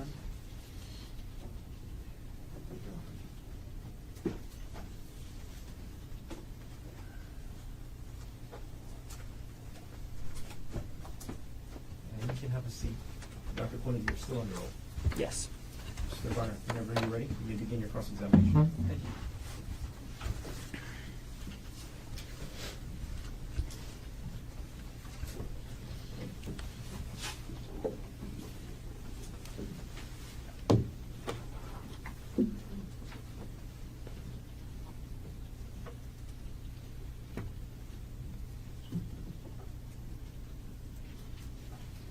Good morning. Good morning. On March 24, 2025, you were married to Arielle Konig, correct, Dr. Koenig? Yes. You and Arielle got married in 2018, is that right? Yes. You dated for 1 or 2 years before getting married, correct? Yes. When you met Arielle, you were working as an anesthesiologist in Pittsburgh, right? Yes. And yesterday you described what anesthesiology is, correct? Yes. You used very technical terms, right? Yes. Maybe the more plain term is that you are the one who puts people to sleep before an operation, correct? That's what people typically call it, yes. It's not actually sleep, right? It's not actually sleep, right? But you're the one that essentially puts them out, and then after the operation they wake up again, right? Yeah. That's part Anesthesiology of is a it. very specialized field of medicine, correct? Yes. You decide. 1 second. Could you just put the mic closer and keep your voice up? So everybody can hear. Thank you. Okay. You decide how much of each anesthesia drug to give a patient, correct? Yes. You give too little of the drug, and it's possible the patient could wake up during the surgery, right? Yes. You give too much, and the patient could never wake up at all. Is that right? That's correct. Ultimately, you're the one with that control, right? Yes. Now, you first became an anesthesiologist in Pittsburgh, again, right? Yes. And you testified yesterday that money is the main reason you moved to Pittsburgh, correct? No. Objection misstates his testimony. Overall, answer stands. Sorry. You testified that the cost of living in Pittsburgh was very important to you, correct? Yes. And money is very important to you, right? No, I wouldn't say that. Your testimony today is that money is not important to you. Not very important to me. Not very important. Okay. Now, while you were dating Arielle in Pittsburgh and eventually married to her, right? Yes, Okay. She went to graduate school while you guys were in Pittsburgh, correct? that's right. And she ended up working in the nuclear engineering field, correct? She was working in that field when I met her. And then near the end of 2022, you and Arielle decide to move to Oahu, right? To Maui. I'm sorry, Maui. And you moved and you closed on a house at 19 Pu'uehu Place on December 14th, 2022. Is that right? I don't remember the exact date, but it was around that time, yeah. The sale price of that house was $1.5 million, correct? That's right. And together you and Arielle had a down payment of $300,000, correct? That's right. And when you moved to Maui, you had a job lined up, right? Yes. That was at TAMG, correct? Yes. And TAMG is a group of anesthesiologists that provide services to all the different hospitals on Maui, correct? The one hospital and surgery centers and some outpatient clinics. And actually on the island of Maui, TAMG is the only provider of anesthesia services, correct? We're the only big group of anesthesiologists. There's some independent anesthesiologists and I believe one CRNA that flies over to sometimes work at a plastic surgery outpatient center. TAMG is the biggest group in town, right? Yes. And because of that, TAMG can set the prices, right? No. We just went through contract renegotiation with the hospital, and we had to use research, based on salaries across the United States in comparable locations. And that salary got you to your salary was then to end up being between $500,000 and $6,000 per year. $500,000 and $600,000 per year, correct? I never got to work under that contract for a full year. When I moved there, we were making between $300,000 and $400,000 a year. Okay, so you were making $300,000 to $400,000 a year while you were after you moved to Maui from January 2023 to December 2024. Yes, that's correct. And Arielle found a contract position working remotely for a company called TerraPower. Is that right? Yes. Arielle made less than $200,000 per year, correct? Yes. You made substantially more money than Arielle, right? Yes. Okay. On March 24, 2025, you and Arielle were on Oahu, correct? Yes. And you came to Oahu because it was Arielle's birthday weekend, is that right? That's right. And Arielle's birthday is actually March 24th, right? Yes. You bought the airline tickets for the trip, correct? Yes. And of course you bought round trip tickets, right? Yes. So you were scheduled to go back to Maui on March 25th, 2025, correct? Yes. You booked the hotel for the weekend trip, correct? I did. You sent spa information to Arielle before the trip, right? Yes. And then you booked the spa, correct? Yes. You did not send Arielle electronically any information about the Palipuka hike, isn't that correct? I don't think I did. We're going to go back in time a little bit, Dr. Konig. So yesterday you testified that you started to become suspicious of Arielle in October 2024. Is that right? Yeah, that's right. Some red flag behavior in like late September probably, but it was probably mostly in October when I got really suspicious. Well, you testified yesterday that you only became suspicious in October after you heard a phone call. Isn't that right? Specifically about Jeff Miller. But I was suspicious about her phone behavior prior to that Kauai trip in October. And once you became suspicious, you went into what you called detective mode. Is that right? Eventually. Detective mode for you started with logging into Arielle's WhatsApp account, correct? No. Detective mode started with me asking her why she's on her phone all the time.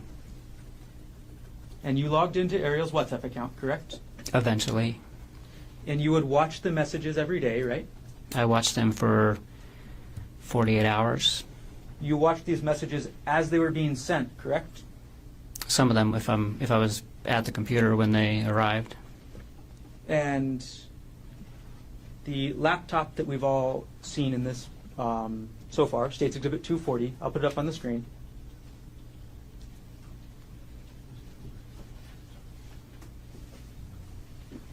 Before using evidence.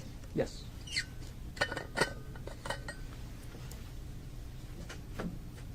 Okay. Dr. Konig, this is your laptop, correct? That's correct. Okay.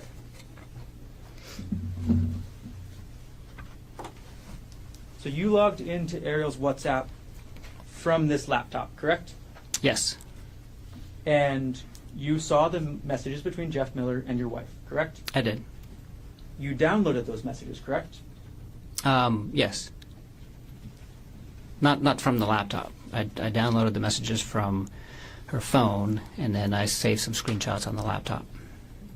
We're going to publish now States 118, which is already in evidence.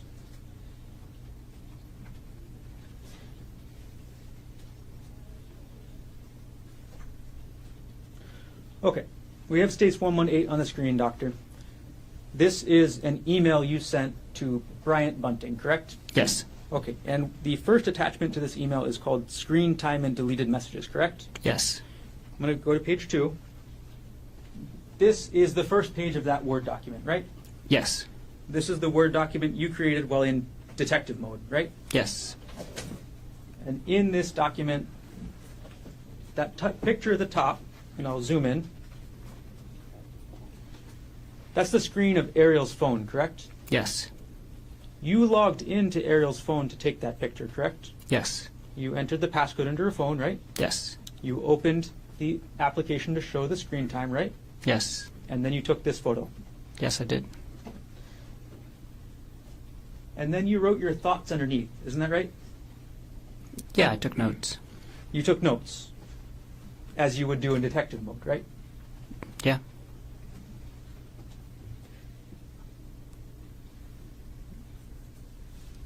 Your first notes were calculating the number of hours she spent on the WhatsApp app, correct? Yes. You calculated it and you did some division based on how many work days there were, right? I did. And then you speculated about phone calls, correct? Yes. Move on to page 3. Page 3 of this shows other screenshots you took of Arielle's phone, correct? Yes. And this is other screenshots of every app that she was using, correct? The Screen Time app keeps track of all of the apps that you use, and I think there was probably more, but I just did the first 3 pages. You didn't stop with WhatsApp, did you? No. You looked into her entire phone, correct? No, I looked it down to 3 pages of the Screen Time app. You were in detective mode and you didn't look through her actual text messages? I did look at the text message threads on her phone. You looked at the text message threads on her phone, right? I did not look through all of her text messages. I opened the texting app to see if there's anything that looked suspicious there. There wasn't, but really I went straight to WhatsApp because that was the most used application. You looked through her emails, correct? Not at this time. I did end up looking through her emails later, mostly with her consent. Like as I'm seeing her on her phone and she's writing an email, I'll be like, "Hey, who are you emailing? Can I see?" And then she'll show it to me. This was after then you confronted her, correct? Yes. Okay. Now let's focus on this part of the detective mode for now. You looked at her phone calls, correct? I looked at the phone calls that she made through WhatsApp. I didn't actually look at the phone calls on the phone. Okay. So you're suspicious of your wife for 2 months already, right? When you do this? Yes. And you look through her WhatsApp, correct? Yes. You don't look through all of her text messages, correct? Correct. and you don't look at her phone calls, right? Right.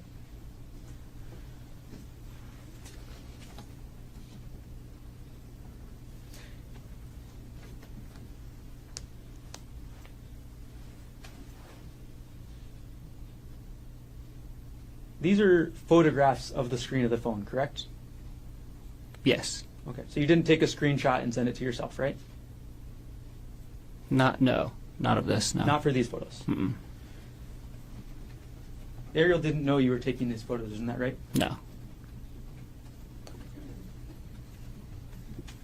Okay, we're going to move on to page 4 of this document. Oh. I'm sorry, we're going to move on to page 6 of this document. Now,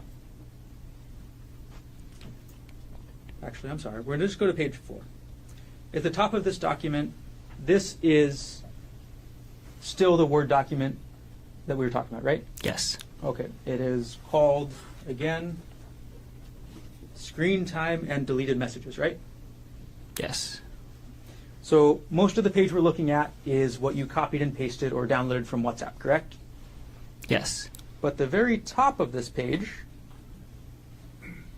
says deleted messages from Sunday 12/1, parentheses, all deleted, right? Yes. You wrote that part. I wrote correct? that part. Yep. Okay. So you were able to see and record all the deleted messages from Sunday, December 1st, 2024, correct? Yes. And you read these messages, right? Yes, I did.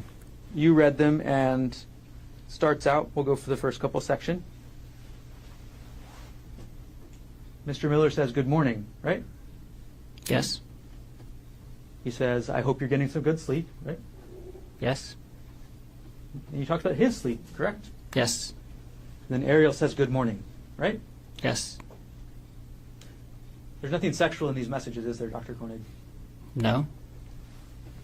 This is two people saying good morning to each other, right? Yep. And you were upset because in your mind, this is what spouses do, right? Say good morning. I wasn't upset that they were saying good morning to each other. I was upset about the entire relationship that they had. You were upset that they were talking at all like this. Not just about good morning, about the whole thing. About the whole thing, okay. Yeah. You talked about that they were sending each other links for music, right? I did talk about that. And those links are actually contained later on in this document, correct? They were in earlier conversations. Can't remember where they are in the document. We've moved on now to page 5 of States 118. Actually, we'll just keep moving forward. Okay, so we're on page 6 now, and you included a screenshot of the WhatsApp now, correct? Yes.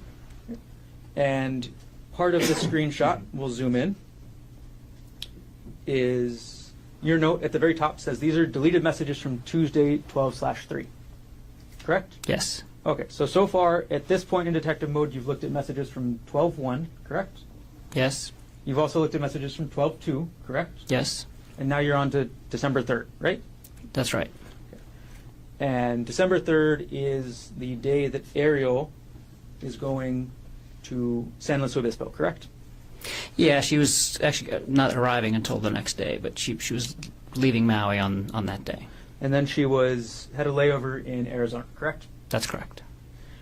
And in this photo we're looking at here, Arielle is texting Jeff Miller about being on the plane and getting ready to go to sleep, correct? Yeah, that's one of the messages that's on there. So this is just the messages that were not deleted by the end of the day that day. So there's a lot more messages that happened during the day, but she had deleted them in different parts of the day. But yeah, the last message on this page says, I hope packing went well. I'm on the plane and ready to sleep. All right. And then your notes about what you think about these messages continue onto the next page, correct? Not really what I think about it. So I was keeping notes of when I took the screenshots and what I was seeing at the time, because the way the screenshots work on the computer is that I have to basically copy and paste the screenshot, and that takes some time. So sometimes in between me copying the page and pasting it into the Word document or somewhere else and saving it and going back, she had already deleted other messages. And so I would just take notes and say, like, you know, this message was sent before I could screenshot it, or and then sometimes she would delete some of the messages, and then later she would go back and delete more, and so it created a very confusing bunch of screenshots that I had. And so I took notes to kind of help myself piece it back together at a later time, and if that makes sense. Yep.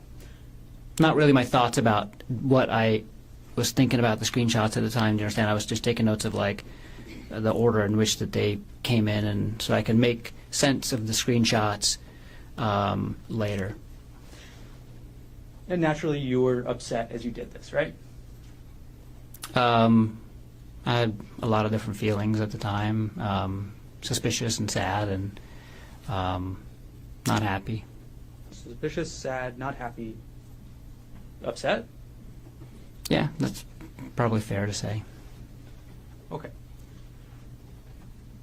All right, we're going to take this exhibit down. And again, this exhibit you actually emailed to a Mr. Bunting, correct? Yes. And Mr. Bunting was at the time your best friend, right? Yes. And One of my best friends, yeah. Mr. Bunting was married to a woman named Diana, correct? Gianna. It's spelled with a D, but she's Brazilian. Okay. So he was married to a woman pronounced Gianna, correct? That's correct. And Gianna was Arielle's best friend, right? One of her best friends, yeah. So you send this email to Bryant Bunting on December 4th, 2024 at 3:33 p.m., correct? Yes. And that's before you leave for this trip, correct? Yes. And this is a trip that's going to include you, Arielle, Bryant, and Gianna, correct? Yes.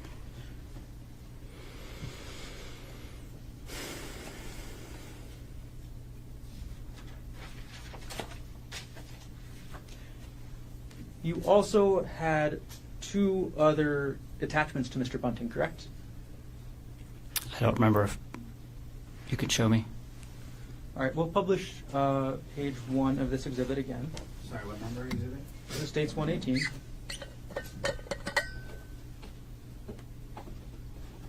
Okay, and we'll zoom in on the middle of the page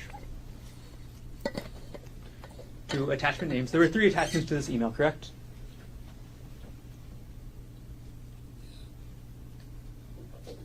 Yes. Okay, the first was screen time and deleted messages, right? Yes. And that's the document that we've gone through so far, correct? Yes. The second document is some saved chats with pictures, correct? Yes. And you reviewed those chats, right? Yes. And you reviewed the pictures, correct? Yes. Nothing sexual in those chats, right? No. Nothing sexual in those pictures, correct? No. And the last file is chat.txt, is that right? Yes. And this is what you actually download from WhatsApp, correct? Yes. Okay, so when you download a chat from WhatsApp, you get a file with a txt, right? That's correct.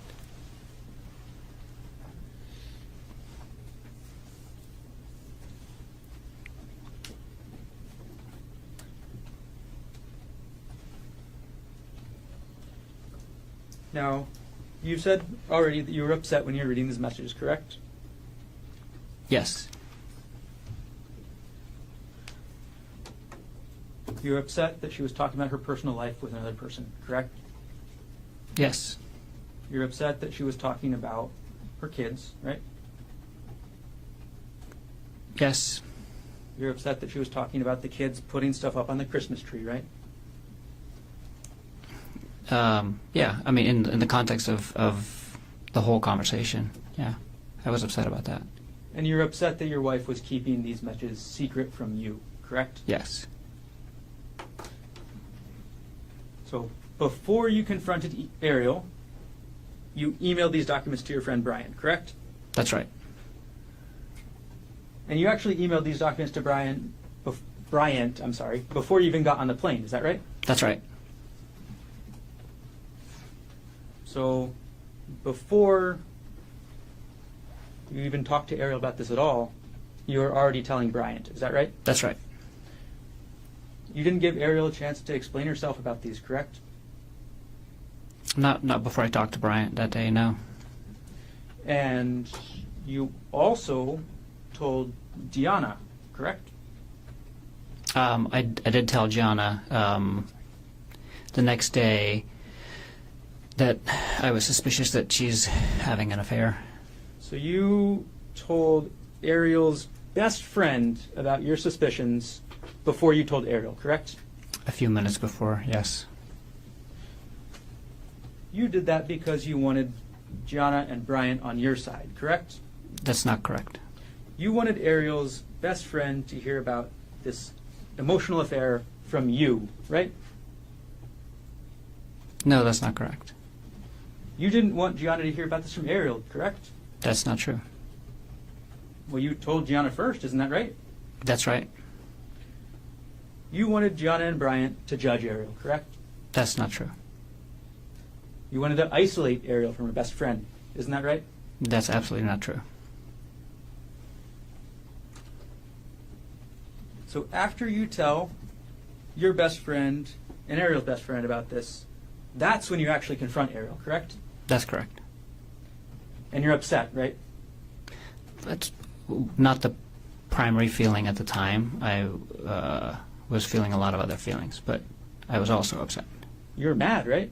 I was not mad. You were not mad when you confronted your wife about these messages. I was upset. Okay. It's natural to be mad in this sort of situation, isn't it? You could be. And in this confrontation, you called Arielle a lying bitch, right? I did call her that at some point, not in the beginning of the disclosure. You called her a whore, right? I did call her a whore at some point.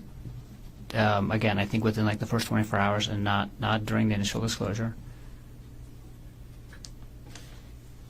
And after this all came out, after you confronted Arielle, called her a lying bitch, called her a whore, you wanted her to move out of the house. Is that right?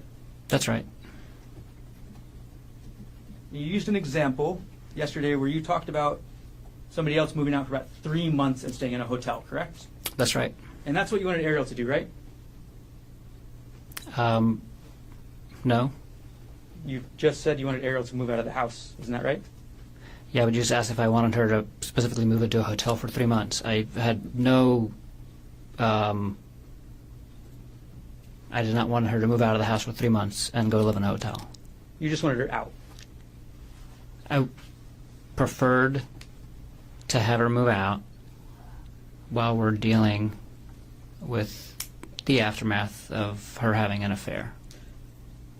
And Arielle didn't want to move out of the house. Is that right? We both didn't want her to move out of the house. We both decided that together after talking about it. You just said just a minute ago that you wanted her to move out, right? That was my preference in the beginning, and then we decided that we're not going to do that. There's Okay. plenty of examples of people holding contradictory beliefs, and then you talk about it and think about it and figure out which way you're going to go.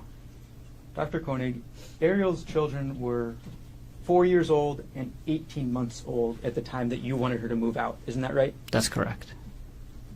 No mother would want to move out of their house with their kids that age, would they? I wouldn't think so. But that's what you wanted, right?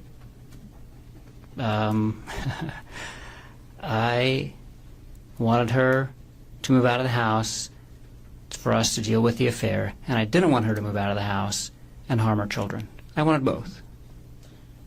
Now, another thing that you wanted is you wanted Arielle to quit her job, right? That's right. And this is the remote worker job that she was able to find on Maui, correct? Yes, There are no nuclear power plants on Maui, right? that's correct. So if Arielle wanted to stay in her career and advance her career, she had to work remotely, right? That's correct. If you were to stay on Maui, right? Yes. And once Arielle quit her job, as was your plan, she would have been 100% dependent on you and your salary, correct?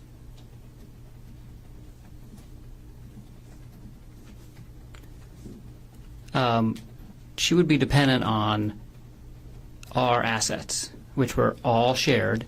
We had a shared savings account. We had a home that was shared. We had vehicles that were shared. We had food in the house that's shared. I mean, we had a lot of things in the house, and they were all shared. We would lose her income as a family for a short period of time. She has a very good resume. She would be able to get a job, probably within a few months. But if it took a few months, we were prepared for that. When Arielle quit her job, as was your plan, you would be the only breadwinner, correct? I would have the only one with a paycheck coming in while she didn't have a job. That is correct. She would be dependent on you and your goodwill to keep a roof over her kids' heads, right? No. She would be dependent on you and your paycheck to keep her kids fed, right? No. You wanted Arielle to give up her career, correct? No. You wanted to make sure Arielle never had contact with Jeffrey Miller again, right? That was my strong preference, for her to not have contact with Mr. Miller ever again. And in order to do that, you wanted access to Arielle's phone at all times. Is that That is right? absolutely not correct. You actually had Arielle's phone in December 2024, isn't that right?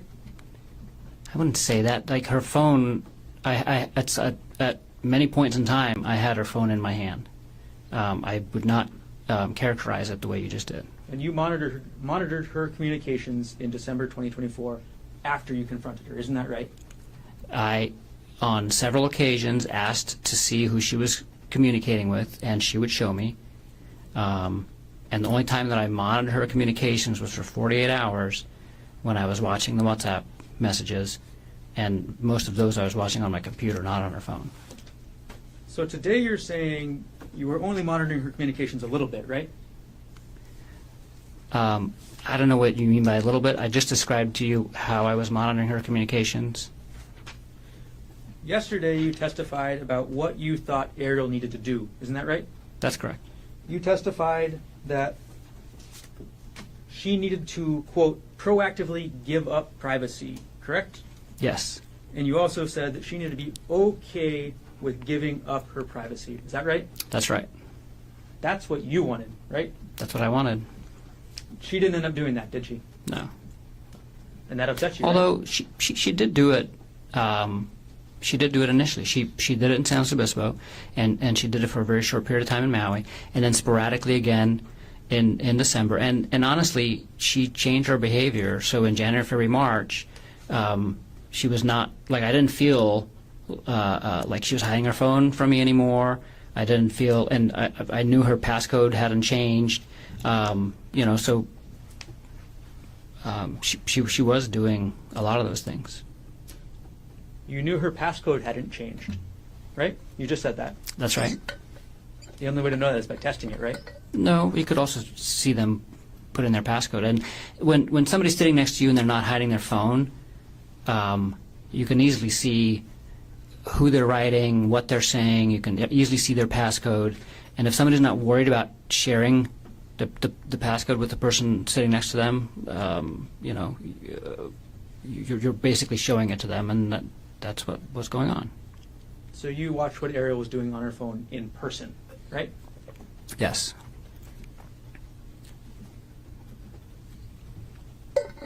Now, another thing you mentioned yesterday is that you believed the cheating spouse needs to put in the work, right?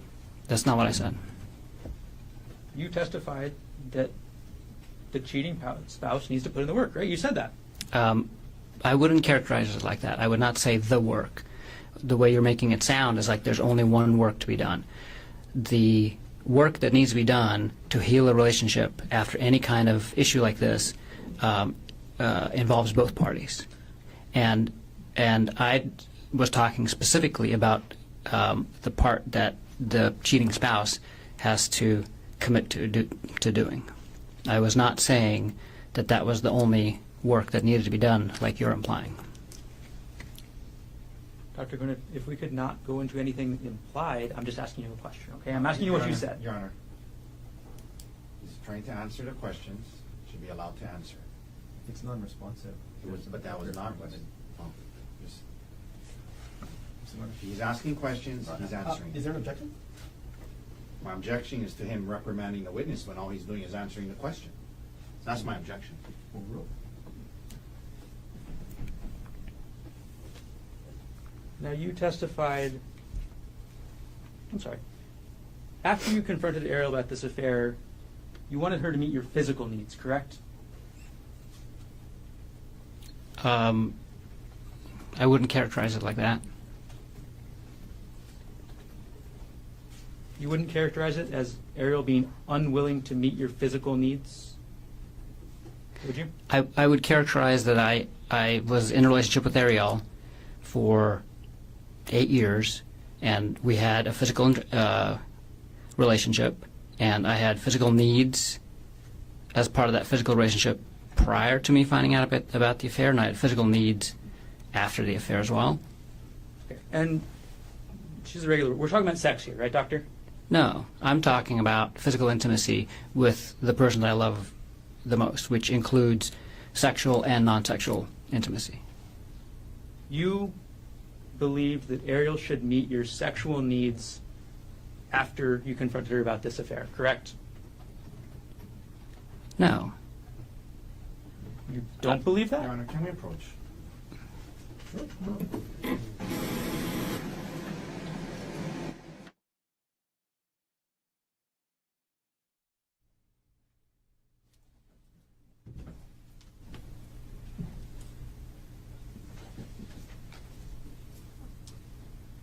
Dr. Konig, after you confronted Arielle, you needed her to meet your sexual needs, correct?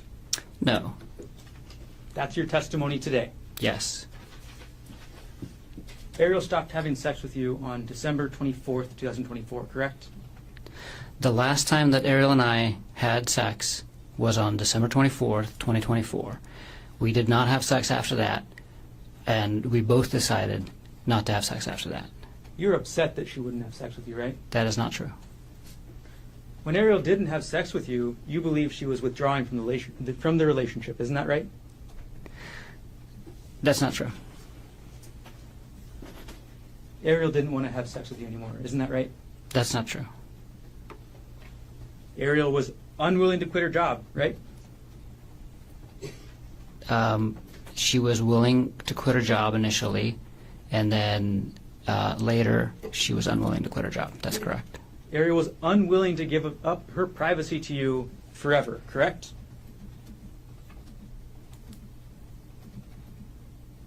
Yeah, that's right.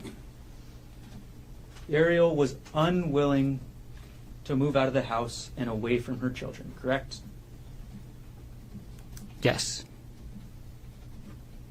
Arielle was unwilling to have sex with you whenever you demanded it. Isn't that right?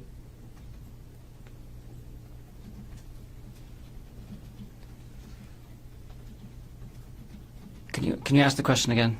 Arielle was unwilling to have sex with you whenever you demanded it. Isn't that right? I never demanded sex, so that's not right. Now, you were 46 years old at the time this was happening, right? That's correct. And after you call a woman a lying bitch and a whore, it makes sense that they don't want to have sex with you, right? Objection argumented, Your Honor. Sustained. You still wanted Arielle to have sex with you after you called her a lying bitch, right? We had sex in December, and that was after we had that conversation, yes. You were upset that Arielle was still talking to Gianna about you, right? No? You testified yesterday that you were upset that Gianna called you a monster, right? I was upset. Well, that made me suspicious of how Ari was characterizing both the affair and our relationship at the time to Gianna. And this is after you wanted to have Arielle move out of the house away from her kids, right? Actually, this was during. At the time that she made that comment, we were in an argument where I was asking her to move out. At the time she made that comment. Is this the argument you mentioned on December 26, 2024? Yes, Okay. that went into December 27th. The argument went into December 27th? Yes. Okay. So this argument happens. You're still mad, right?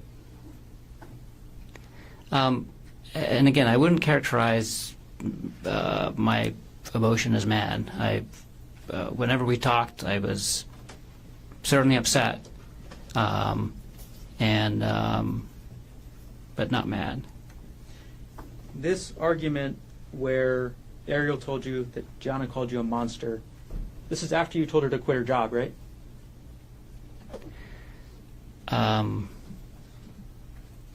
I asked her to quit her job. I didn't tell her to quit her job. I asked her to quit her job as part of us healing from the affair at the beginning of December. I actually didn't ask her to quit her job at any point in time after that. I had asked her to give me updates on how the job search is going, but only in probably the first couple weeks of December, and then we never talked about it again. It was obvious that she wasn't looking for a job anymore, and at that point in time, we were discussing other things in the relationship. So the last time I had asked her to quit her job to help us heal from the affair was in the beginning of December. So your testimony today is you just let this go? You just let this go about her job? She had mistakes. No, I did not. I did not let it go. I put a pin in it, basically. I put that issue on hold while we were dealing with other things in the relationship. We'll go back in time a little bit, Dr. Konig, back to early December. You looked up somebody called Andrea Miller on LinkedIn, is that right? That's right. LinkedIn is a social media site used for professional networking, is that correct? That's correct. And you need a specific type of account or access to a type of account to find out the email for another person, correct? I don't use LinkedIn very often, so I'm not sure whose email addresses you have access to and whose you don't, without certain features of the program. Well, on December 5th, 2024, you actually purchased what's called a Sales Navigator Core account on LinkedIn. Is that right? Yes, I signed up for a free trial of that feature of the LinkedIn account, specifically to get access to Andrea Miller's email account or email address. So you signed up to find Andrea Miller's email address, Yes, right? I did. And you found her email address, correct? Yes, And on December 6, 2024, at 8:24 a.m. Hawaii time, you sent an email to Andrea Miller, correct? I don't remember the exact date or time, but that sounds right. And yes, I did email her. Okay, we'll put States Exhibit 108 already in evidence up onto the screen. This is the email you sent to Andrea Miller, correct? That's correct. You sent it on December 6, 2024 at 8:24 a.m. Is that right? That's right. And the address too is the email address that you found from Andrea Miller from LinkedIn, correct? Yes. That's her work email address, right? I don't know. Kyndryl is a financial services company, correct? I don't know. In that email, you testified yesterday that the purpose of this email was simply to let Miss Miller know what's happening. Is that right? That's correct. And at the start of this email, that's what you do, right? You tell her about what you think about Jeff and Arielle, and you call it an inappropriate relationship, right? Yes, that's how I describe it. You didn't call it an affair, right? I did not. You didn't call it an emotional affair, right? I did not. You just called it inappropriate relationship. That's right. And then you provided her your phone number, is that right? Yes. You provided her your email, correct? Yes. And those are your contact information, so you're free to provide those things, right? Yes. And then you provided her with Arielle's phone number and email, correct? That's correct. You provided her with Arielle's cell number, is that right? That's right. And Arielle's personal email, correct? Yes.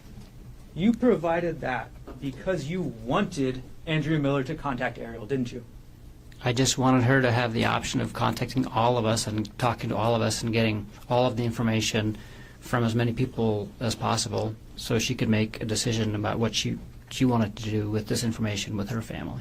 The only purpose for including Arielle's contact information is so that she can contact Arielle. Isn't that right? That's right. And you wanted Andrea Miller to contact Arielle to yell at her, right? That's not true. You wanted Andrea Miller to contact Arielle to humiliate and punish Arielle. Isn't that right? That is absolutely not true. You offered Andrea Miller the text messages, correct? I did. All right. I don't know if I did or not. I don't think I offered it to her. I just said I You just said, I can share with you what I have can if share you with would you. like. Yes, Right? yes, I did. You also sent Miss Miller a contact request through LinkedIn directly, correct? That's correct. Andrea Miller never replied to your email, isn't that right? That's right. Andrea Miller never replied to you on LinkedIn, isn't that right? That's right.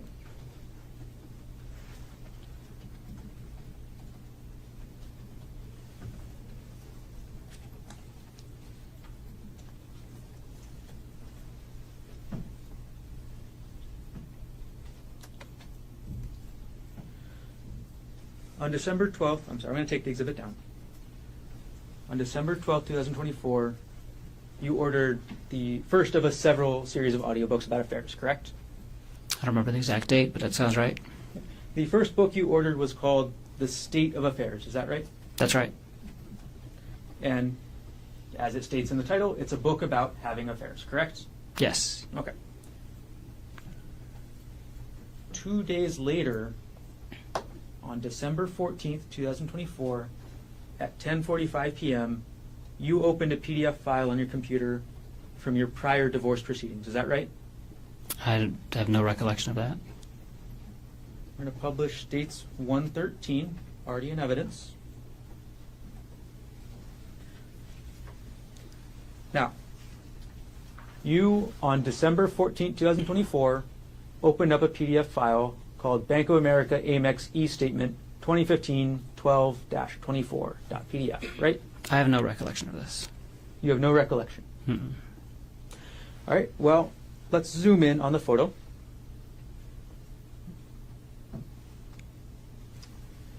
The file system last access date and time of this document was December 14th, 2024 at 10:45 p.m., correct? I can see that, yeah. Do you agree with that? I agree with that. Let's go to the file path, Dr. Konig. This is under the username G. Konig, correct? Yes. That's your username, right? Yes. Your files are contained under that username. Is that Yes. right? The next folder is the Dropbox folder. Is that right? That's correct. You use Dropbox, correct? I do? You have a Dropbox that has subfolders in it, correct? Yes. The next subfolder is called JPR. Is that right? That's correct. That's a subfolder that you created, correct? Yes. That's a subfolder that means Jessica Patella Ray. Isn't that right? That's correct. And under Miss Ray's subfolder, or Miss Patella Ray's subfolder, you have a separate subfolder called Divorce. Isn't that right? Yes, I created that. You made that folder, correct? Yes. And in that folder, there's another folder, right? Yes. And that's for 2016-04 hearing. Isn't that right? That's right. This is a hearing about your divorce from April 2016, correct? Yes. And the last subfolder is supportive documents. Isn't that right? Yes. And in that supportive documents folder, the supportive documents are for this April 2016 hearing, correct? Right. These are the documents that you want to bring to your divorce hearing, right? Yeah. And the It was a long document- time ago, but that was probably all the supporting documents that my lawyer needed for that hearing. And this was a Bank of America Amex statement from 10 years prior. So A long time ago. I have no recollection of looking at a Bank of America Amex statement from 10 years prior on this date. I don't remember doing that. You don't remember at all. Mm-mm. And I mean, it says file system last access. I don't know if that gets triggered if like a file is copied or something like that, because I was looking through the documents when they were presented into evidence earlier in the week, and there were a few that I did not recall accessing on those times. Many I do recall accessing. But this one But about this is- divorce, this is you're what- saying you don't. I don't recollect accessing that, no. Now, on December 14th, And I can't think of a reason why I would have. you can't. There's no reasonable reason for you to be accessing this. Is that right? There's no, I can't think of a reason why I was looking at a Amex statement from 10 years prior on December 14th, 2024. This is a document that you needed to prepare for your prior divorce, correct? Correct. This is in the middle of December 2024, correct? That this document was accessed? Yes. Yes.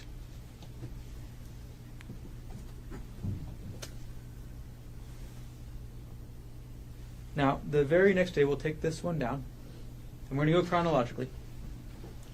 The very next day, on December 15th, 2024, at 8:17 a.m., you viewed a January 2022 pay stub for your wife, Arielle Konig. Is that correct?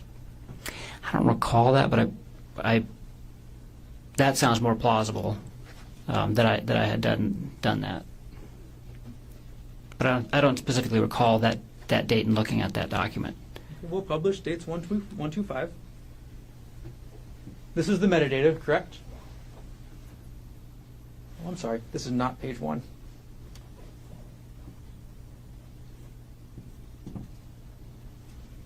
All right, publishing page 1 of states 125. Okay. The last access date is December 15th, 2024 at 8:17 a.m., correct? That's correct. Okay, and the file path for this is looking through your 2022 taxes. Is that right? It's ours. So we have a shared folder on Dropbox called The Big Love Party and Other Super Fun Stuff that I created when we were planning our wedding. And so this is a shared folder on Dropbox that both Ari and I have access to. And this is in the taxes folder within the shared, because I put all of our shared financial information in the shared drive that she has access to, and she put things that she wanted to share with me in it as well. And so this is in our shared taxes folder, and it's in specifically a subfolder that's for her pay stubs. And so you wanted to look up Arielle's pay stub from January 2022, and you wanted to look that up on December 15th, 2024. Yeah, that seems more. The only information More contained in this plausible. document is about Arielle's pay from 1 month. Is that right? That's correct. Okay, it's simply just a pay stub telling you how much she got paid, right? Yes. Do you want me to go to the pay stub so you can see? No. We'll take the exhibit down. And you're looking at this pay stub the day after you're looking at this document from your prior divorce. Isn't that right? No, 'cause I don't recall looking at that Amex statement. So you just don't recall again? I don't recall looking at that Amex statement at all. Tell me where there's a convenient break, Mr. Garner. Okay. We're getting close. All right. We're going to keep going forward in time. December 18th, 2024 now. You purchased your second audiobook. Is that right?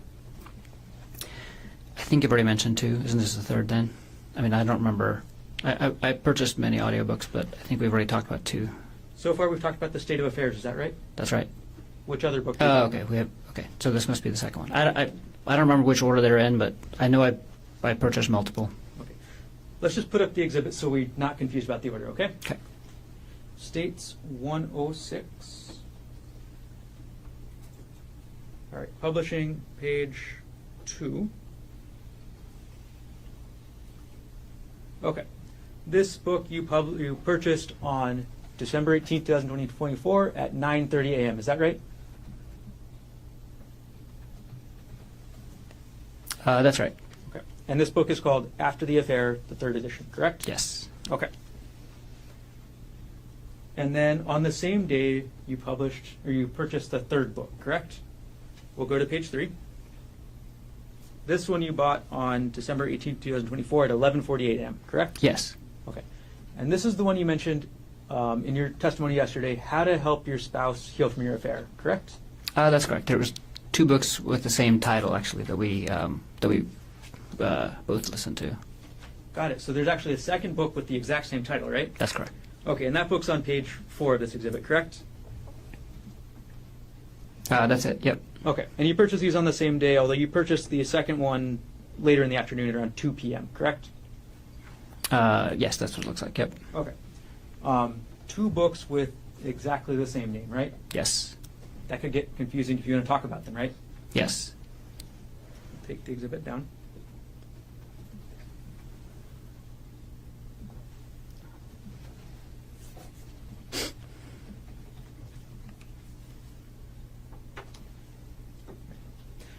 This book, How to Help Your Spouse Heal from Your Affair. That's directed at the wayward partner, correct? Yes. It's directions on the cheating person that they have to follow, correct? Well, I mean, it goes into everything that needs to be done, but and it does it in a way that it explains why those things need to be done. So it was very helpful for me to read as well, because I understood all that needed to be done to kind of fix the relationship. And it does talk about some things that the other spouse has to do as well, but it's primarily focused on what the cheating spouse has to do. So in your mind, this book is primarily geared towards Arielle, but you just wanted to read it too, correct? No, like I said, the book describes very well what needs to happen after an affair, and the vast majority of what needs to be done in the initial stages is by the cheating spouse, but it does go into what the other person has to do, and it's geared for both partners. The title is How to Help Your Spouse Heal from the Affair, but the contents of the book is for both parties. And this book is where you got these terms, or these things you told us yesterday that you believed Arielle needed to do, correct? This is one of the books that I used, yeah. This is where you, I guess you had the idea that she should quit her job before you read this book, right? That's right. Okay. But this book supported that idea for you, correct? Yes, absolutely. And this book, again, as you just talked about, is the one that got that idea that the cheating spouse needs to put in work, right? I'm sorry, can you ask that again? This book also helped you with that idea that the cheating spouse needs to put in work. Is that right? Yes. And this is, again, the book that supports your idea that the cheating spouse needs to give up their privacy, right? Proactively give up privacy as part of the healing process for a period of time, yes. All right. We move forward a couple of days, so now would be a good time for recess. Ladies and gentlemen, let's take a 10-minute recess. Come back at 11:40.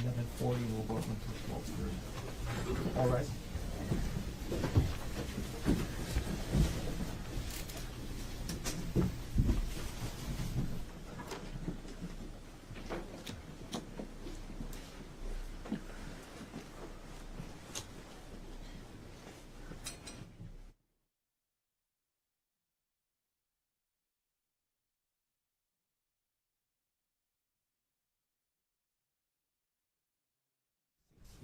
State provided listed 1CBC-25-873.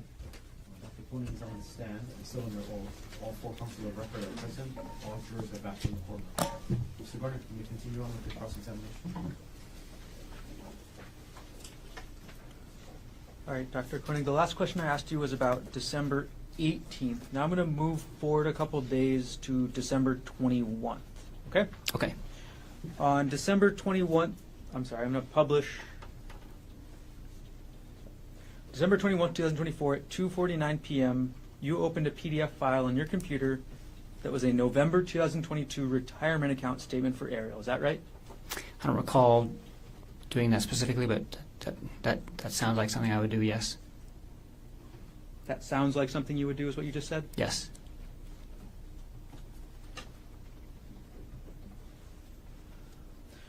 And as of November 2022, Arielle had a retirement account, correct? Yes. And that retirement account, again, as of 2022, was valued at $191,439, correct? I don't remember that exact number, but that sounds about right. Was that number is this accurate? Yeah, yes. And in November 2022, you were the primary beneficiary of that account, correct? That's correct. That means that if anything happened to Arielle, you would get that money, right? Yes.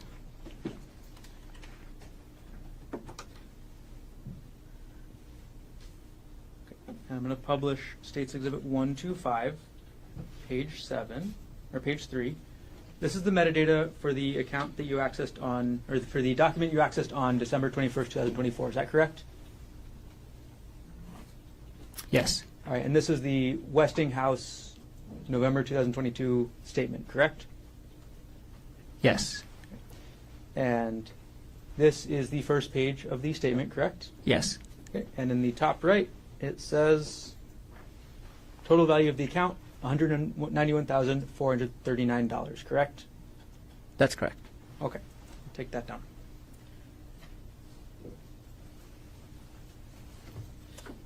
December 24th, 2024, at 3:36 a.m., you accessed a document from 2018 on your computer, correct? I don't recall that. I'm going to publish dates 125 at page 7. On December 24th, 2024, at 3:36 a.m., you accessed a PDF, correct? I have no recollection of accessing this. This is a document that talks about. Objection, non-responsive. Sustained. Okay. Now, the last access date and time from this metadata is December 24th, 2024 at 3:36 a.m. Correct, Doctor? Yes. Okay. And the file is located in a folder called Pit or Dropbox/RE/Pit tuition benefits, correct? That's correct. And the specific document discusses the tuition that paid for Arielle's master's degree, correct? I don't. That's part of it. Until I see the document, I can't tell exactly what it is, but I think it talks about, because I was Go to page 8. Well, can you let him finish? Go ahead. I was an employee of University of Pittsburgh, and through that we got some benefits that helped pay for her MBA that she was doing at University of Pittsburgh. So that's just what I asked, right? Well, is there a question? That's the next question. That is the question. Is that what I just asked? Can you remind me what you just asked? I asked if the document was about how the education benefits from Pittsburgh that paid for Arielle's graduate degree. Yes, that's correct. Okay. Now I actually have the document on the screen, right? Yes. Okay. And your benefits from working at Pittsburgh, at the University of Pittsburgh, paid for Arielle's education, correct? Not completely. It defrayed some of the costs. And this document is how you started that process to get parts of her master's degree paid for, correct? Yes, that's the application form, I believe. The title of this document is Request for Education Benefits Form for a Spouse/Domestic Partner, correct? Yes. Okay. And again, you were looking at this document at 3:36 a.m. on December 24th, correct?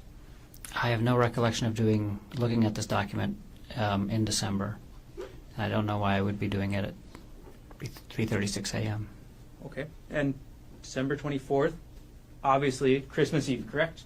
Christmas Eve, like Christmas Eve morning. It's Basically. the middle of the night. Middle of the night, But right? yes, right? Yes.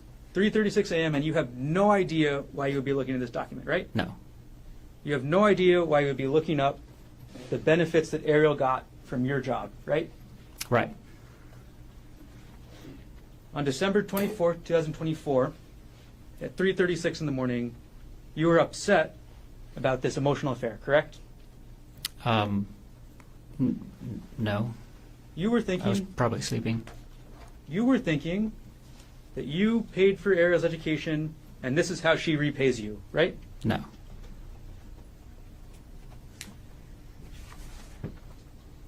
So your testimony today is that you were not thinking that, right? Yes. Your testimony today is you have no idea why you were looking at these benefits, right? Yeah, I don't remember looking at this, and I don't remember the reason, if I did. And you testified you have no idea why you would have looked at it in the first place. Is that right? Not at this time, no. All right, we're going to publish State's Exhibit 105. I'll make sure we start at page 1.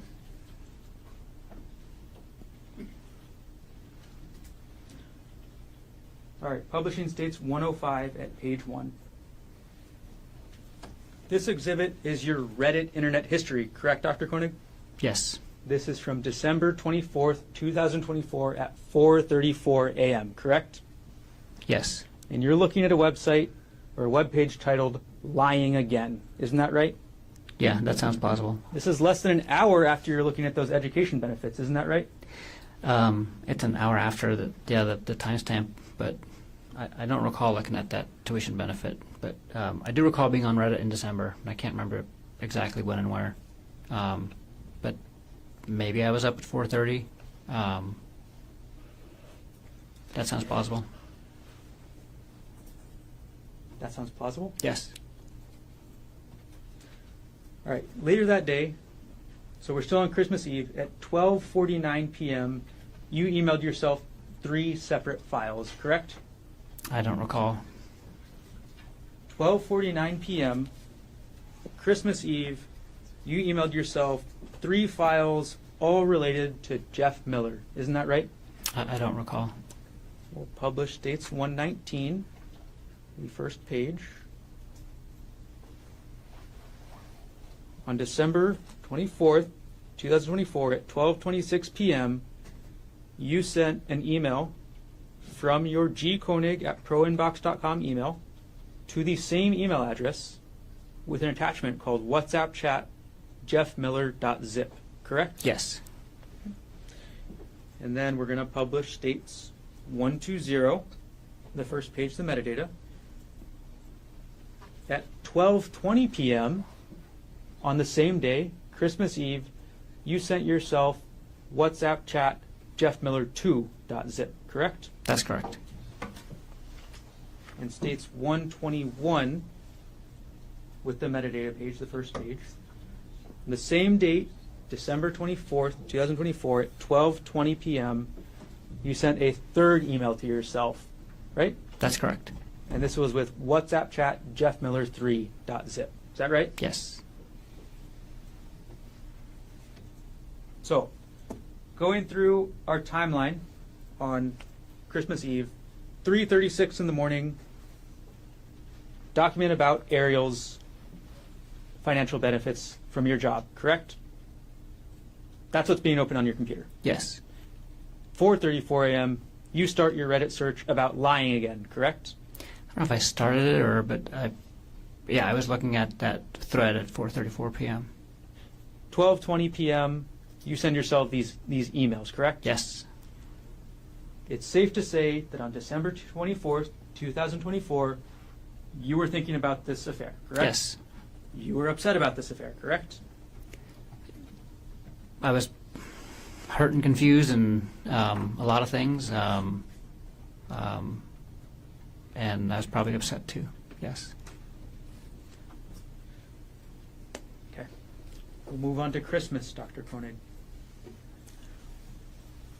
We're going to publish now States Exhibit 105 at page 6.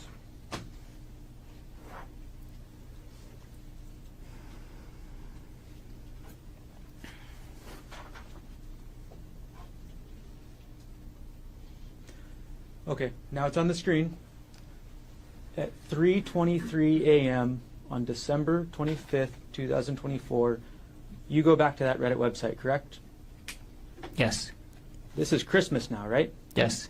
Christmas Day, 3:23 a.m. You're on Reddit, right? Yes. And you look at Reddit around that time, 3:30 a.m. for a couple different posts, right? I don't remember, but that sounds plausible, yeah. And then later in the day, the afternoon now at 2:16 p.m., you go back and look at another Reddit post on the same subreddit, correct? I don't recall the exact date and time, but that sounds plausible, yes.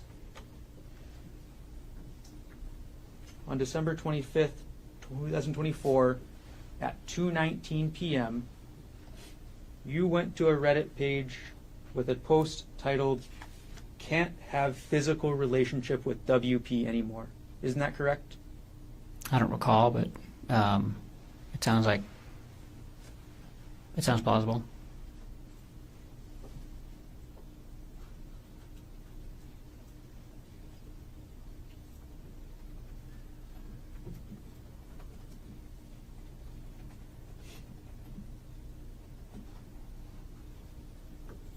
We're going to publish dates 105, page number 20. This is that page you visited at 2:19 p.m. on Christmas, correct? Yes. And the title of that page is "Can't Have Physical Relationship with WP Anymore," correct? Yes. WP is wayward partner, is that right? Yes. And in your relationship, in your mind, the wayward partner is Arielle. Is That's that right? correct. So you're thinking about the physical relationship at this time, correct? That's one of the things, yeah, that I was thinking about and reading about. Just a few minutes later, you search a term on Reddit called Darvo, correct? I don't recall when I did that, but I do recall searching for that term, yes.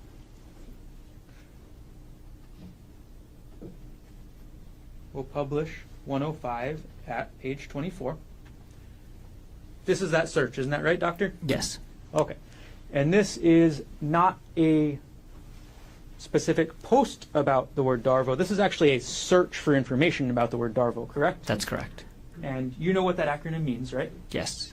The D stands for deny, right? Yes. The A stands for attack, correct? Yes. And the RVO are all connected together, and they mean reverse, victim, and offender. Is that right? That's right.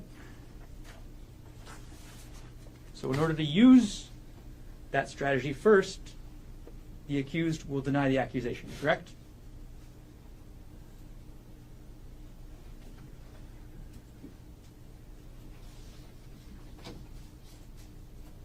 Oh, I'm sorry, could you ask that in a different way or clarify?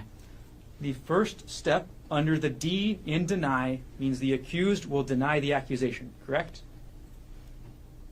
I mean, Darvo refers to a thing that Objection, non-responsive. He's answering that question.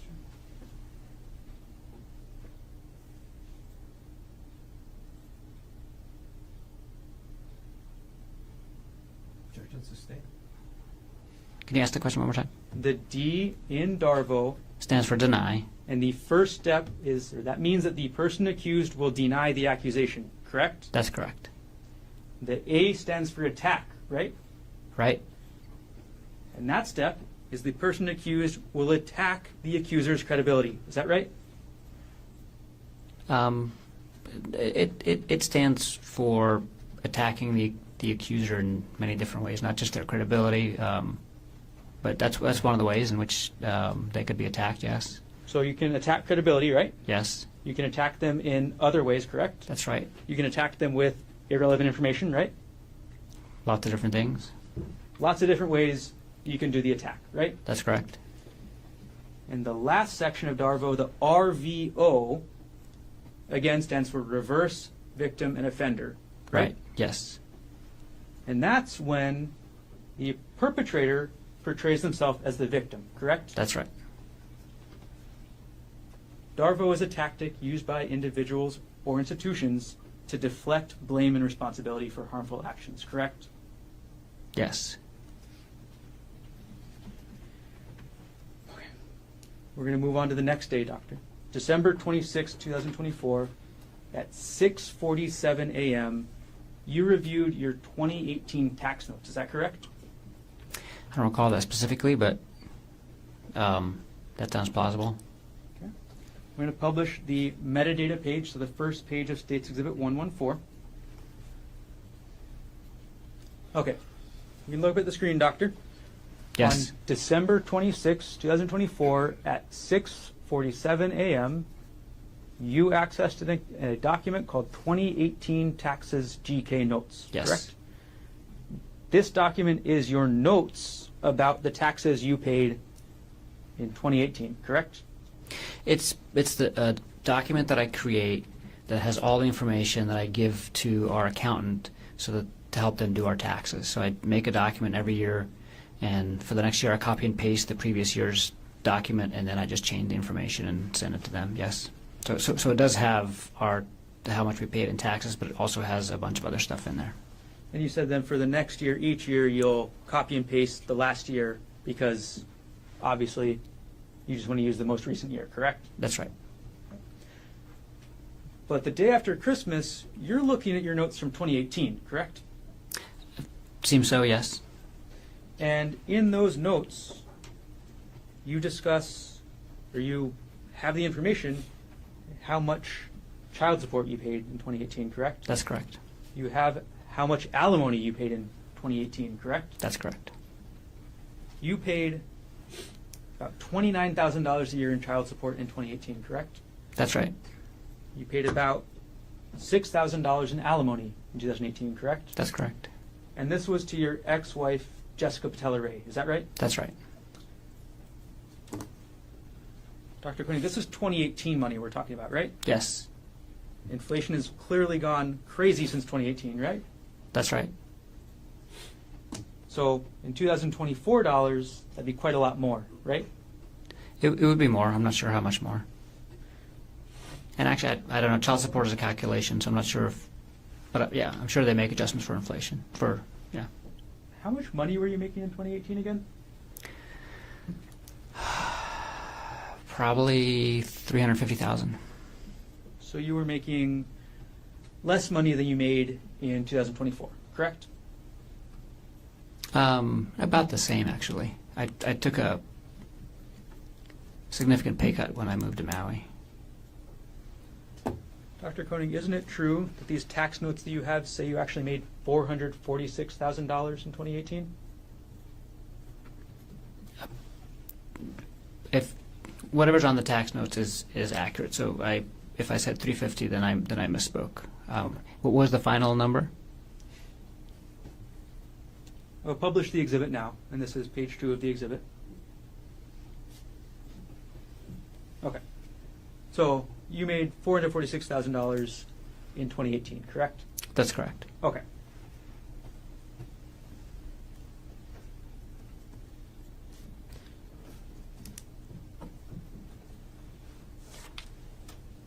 While we're talking about December 26th, we do need to follow up, Dr. Konig, because you mentioned that you had a big fight with Arielle on that day, correct? That's correct.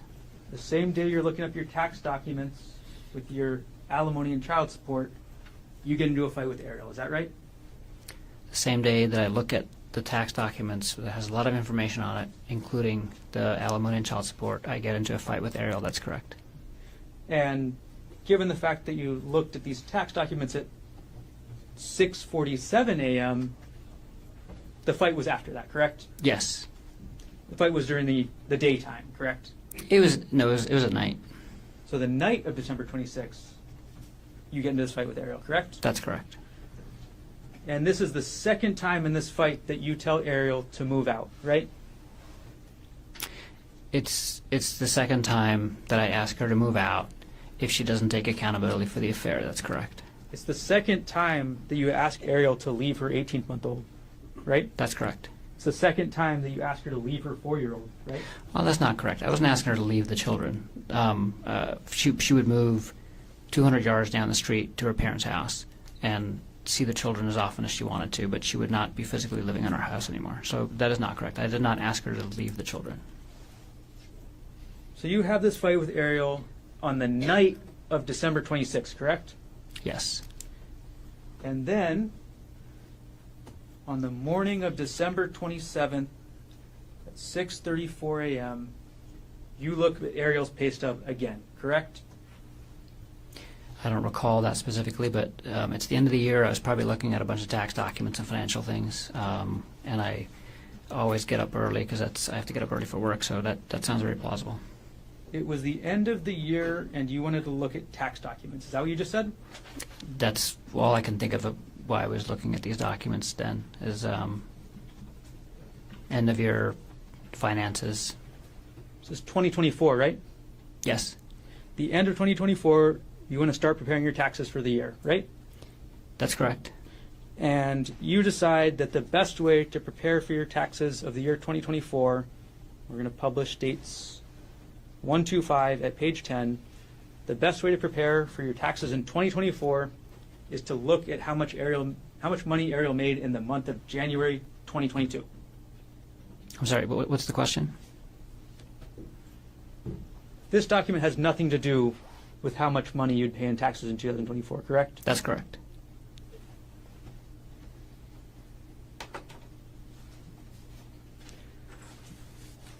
The same date, December 27th, 2024, you order a hidden voice recorder, correct? That's right.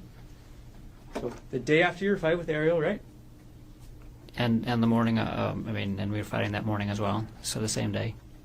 You fought in the morning of the 27th as well? That's right. The same day that happens, you buy this hidden voice recorder, correct? That's right. You buy it from Walmart.com, right? Yes.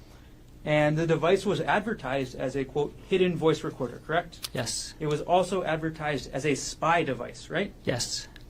The recorder had a magnet on the back, correct? Yes. And that magnet made it so it'd be easier to hide, right?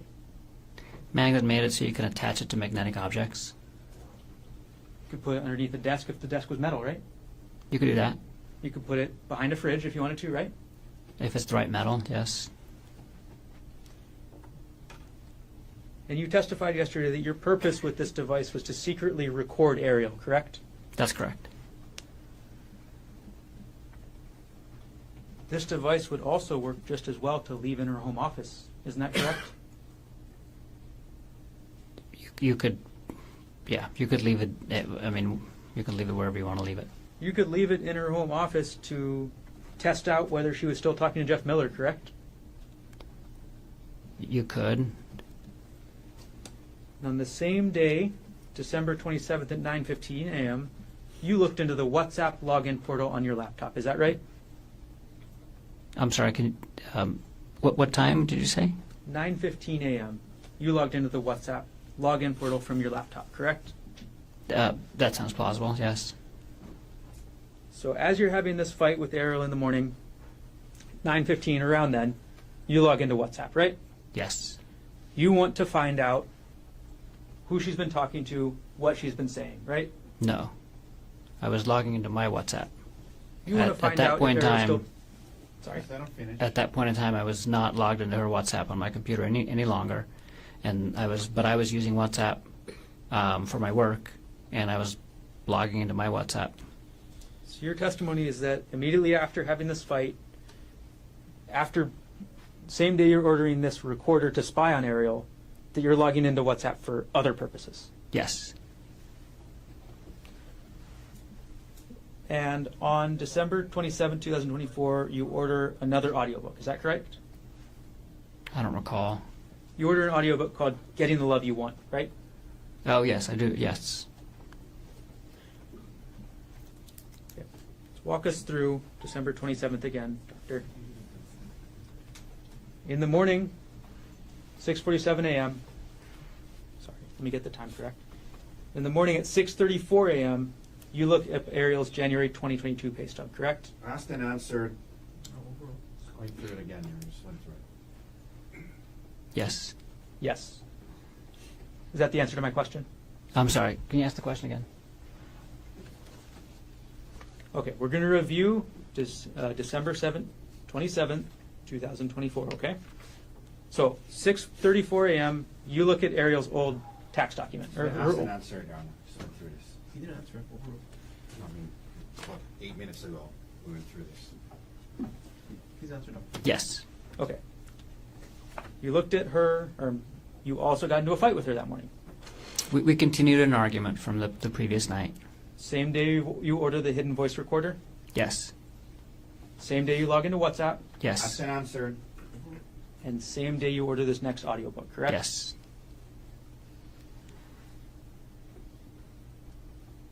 Moving on now to December 29, 2024. You looked up your wife's Facebook profile, correct? Excuse me. I don't recall that specifically, but I probably did. And you specifically went to her friends list, isn't that right? Again, I don't recall that specifically, but I probably did.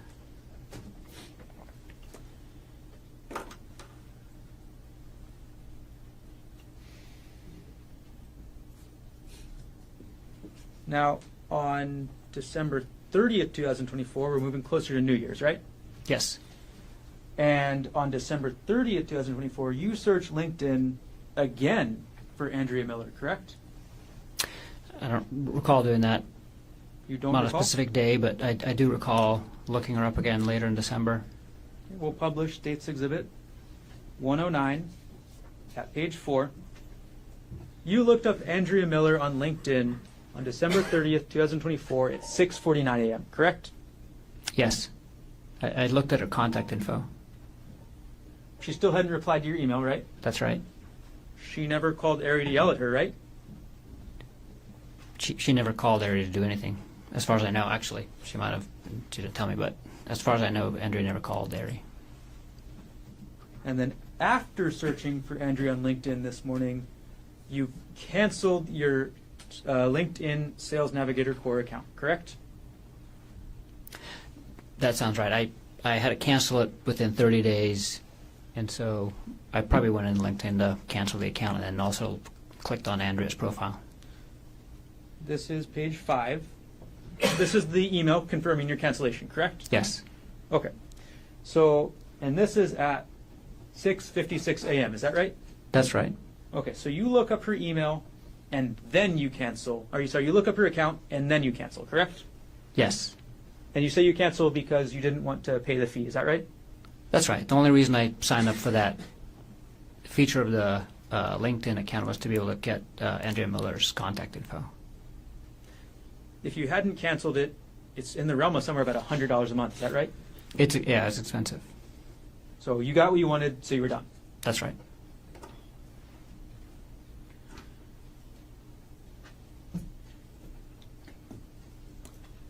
And on that same day, December 30th, you also purchased a new audiobook, is that right? I don't recall. You purchased an audiobook called Not Just Friends on December 30th, 2024, is that right? I do recall purchasing that book. I'm not sure of the exact date, but that sounds like the right time frame, yes. And then on the same day, December 30th at 7:29 p.m., you open up a spreadsheet on your computer, correct? Probably. I work with spreadsheets very, very frequently. On that date at 7:29 p.m., you opened a spreadsheet about your and Arielle's wedding. Is that right? I don't recall, but that sounds plausible, yes. And in that spreadsheet, there was information about the wedding, correct? There's a lot of information in the spreadsheet. There's a guest list, right? A guest list, There was Yes. Tasks for you and Arielle to do to prepare, correct? yes, And there was the cost. and a lot of other stuff. There was the cost there, correct? The cost was there too, yes. Okay. Oh, sorry. Moving on now to December 31st. December 31st is Christmas Eve, right? I'm sorry, New Year's Eve. Yes. Okay, New Year's Eve, 8:38 p.m., you accessed a PDF file on your computer from that JPR divorce folder. Is that correct? I don't recall doing that at all. You don't recall? No. We'll go to States 113. We'll publish page 2.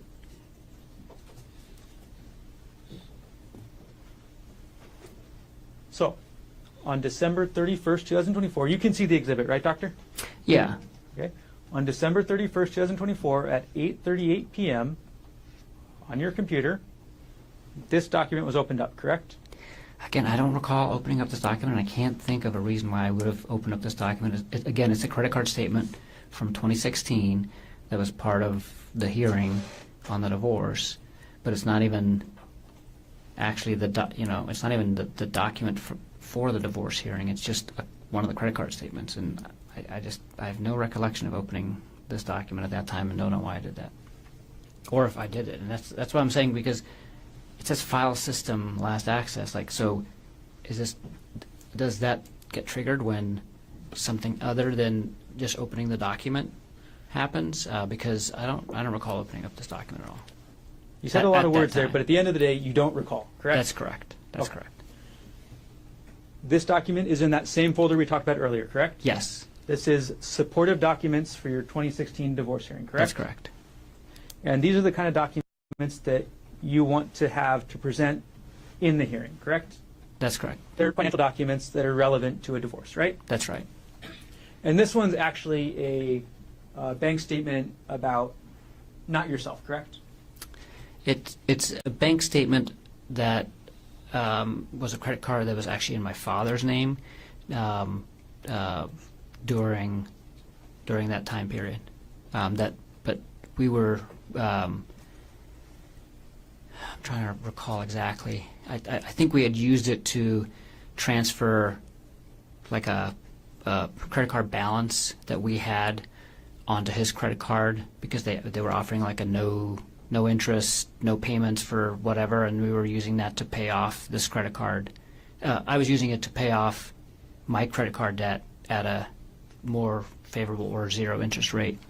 But yeah, that was a credit card in my dad's name.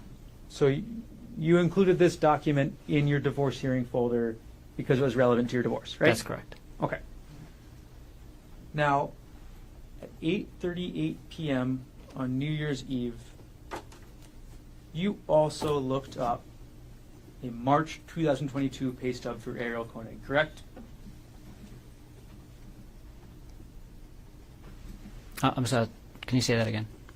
At 8:38 p.m., the same time, on December 31st, 2024, the same date, you also looked up a March 2022 pay stub for Arielle Konig. Is that right? I don't recall doing that specifically, but that sounds plausible, yes.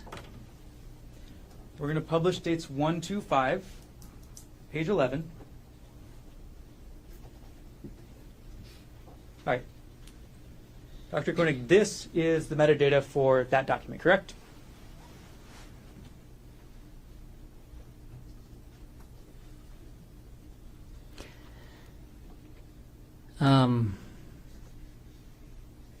Yes, this is the data for that document, yes. Okay. And the last access date and time is December 31st, 2024 at 8:38 p.m., correct? That's correct. And this document is not in the taxes folder, is that right? Right, which is, it just makes no sense that I accessed this document out of that folder. Dr. Konig, that's not the question. Yes. What was the question? This document is not in the taxes folder, That's correct? correct. Okay. And again, there's no real reason to be accessing this document, correct?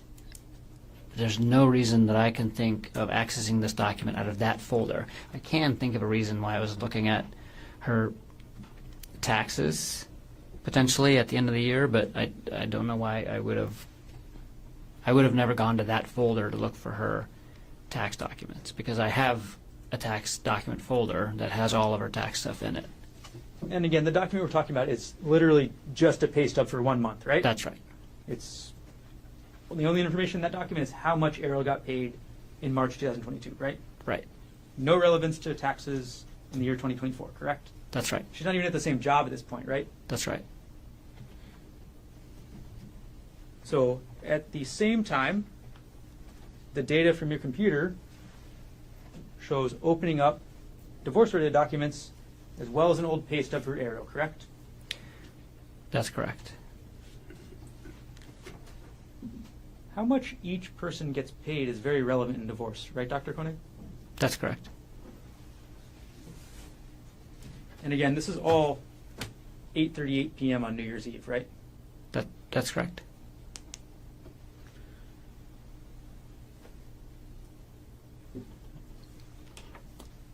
Now, January 3rd, 2025, moving forward a couple days,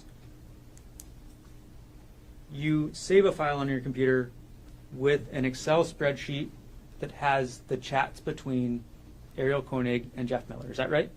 I don't remember the exact date and time, but I did have a spreadsheet like that, yes. You had a spreadsheet that was essentially the entire chats that they had, correct? Yes. And you saved that in January 2025, correct? I don't remember the exact date. I thought I did that in December. I know I created the file in December. Okay, we'll publish dates 139, and you created the file on December 24th, 2024, correct? That sounds more reasonable. Okay. You accessed the file on January 3rd, 2025, correct? It looks like it, yes. So it's safe to say that on January 3rd, you're still thinking about these messages, right? Oh, absolutely. They're still in your mind a lot, right? Definitely. You're still upset? I'm still thinking about the affair. It's hard to get off your mind, right? I'm still thinking about the affair. You're thinking about it a lot, right? I'm thinking about it often, yes. It's hard to stop thinking about it, isn't it? No, at that point in time, I could stop thinking about it, and I was functioning just fine. So you say that in January 2025, you were okay to stop thinking about it when you needed to, right? Absolutely. Okay.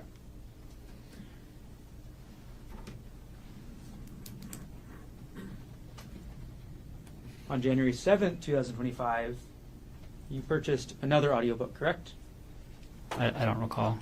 We'll put States Exhibit 106 up on the screen. And this is going to be page 6 of 7.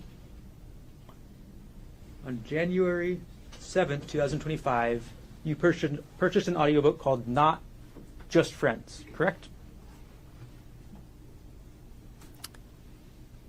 I thought we said that I purchased that on the 30th. January 7th, 2025. You purchased this audiobook, correct? Yes.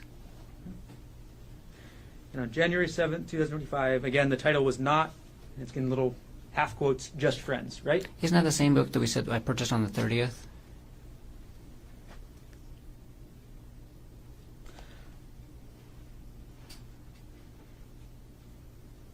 Dr. Konig, you weren't asked about any books on the 30th of December, Okay. were you? I'm sorry. We've been talking about a lot of books and a lot of dates, but I agree. I purchased that book on the 7th. Okay. So you agree you purchased this book on January 7th, 2025, correct? Yes. And obviously, when you purchased this book, you were still thinking about the affair, right? Yes. It was still on your mind, right? Yes. And you actually purchased this book, I'll zoom in on the email time, at 4:32 a.m., correct? Yes. So at 4:32 a.m., January 7th, you're still thinking about this, right? Yes.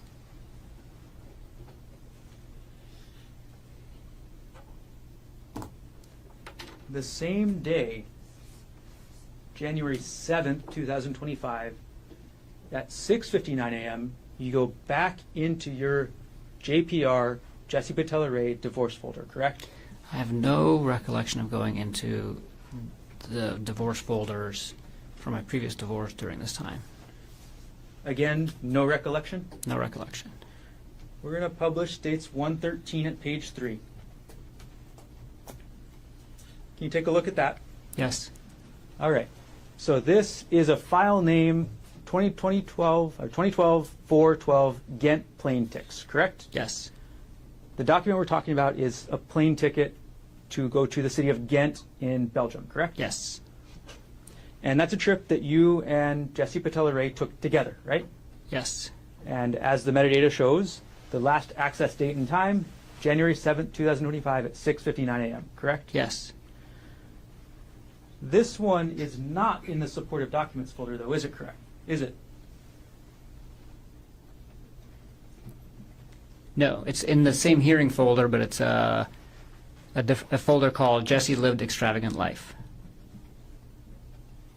Jesse being the woman you were divorcing at the time, correct? Yes. You made a folder called Jesse Lived an Extravagant Life, right? That's correct. You were a little bitter at the time you made this, right?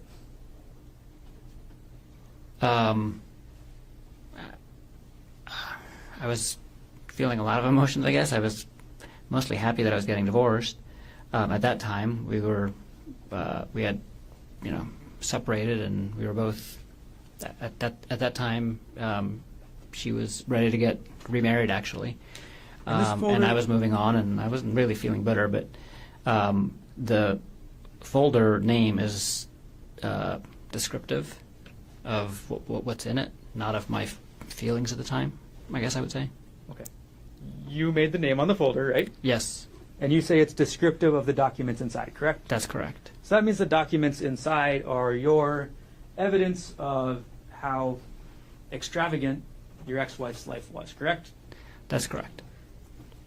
Dr. Konig, isn't it true that this trip in 2012 to Ghent, you went with Ms. Patelere?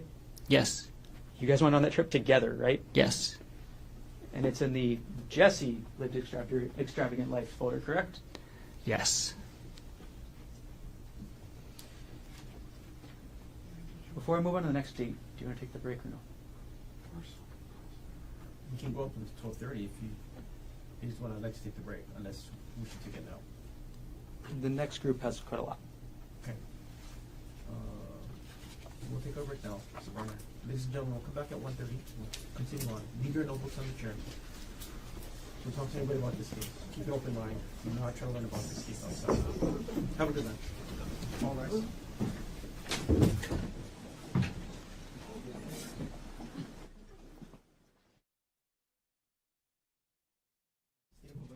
Gerhardt Konig, 1 Casita 25-373.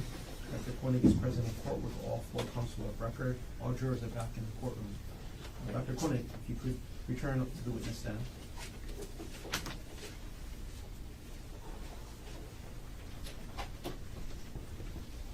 You're still under oath. And Mr. Garner, you may continue on with your cross-examination.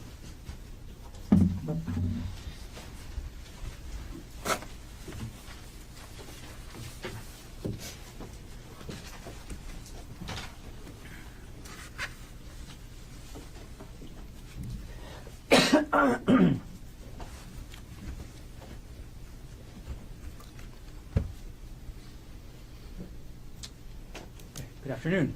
Good afternoon. I'm going to publish State's Exhibit 115, page 1. All right, Dr. Konig, isn't it true that on January 9, 2025, at 9:10 p.m., you used the Microsoft Edge browser to log into Arielle's computer backup?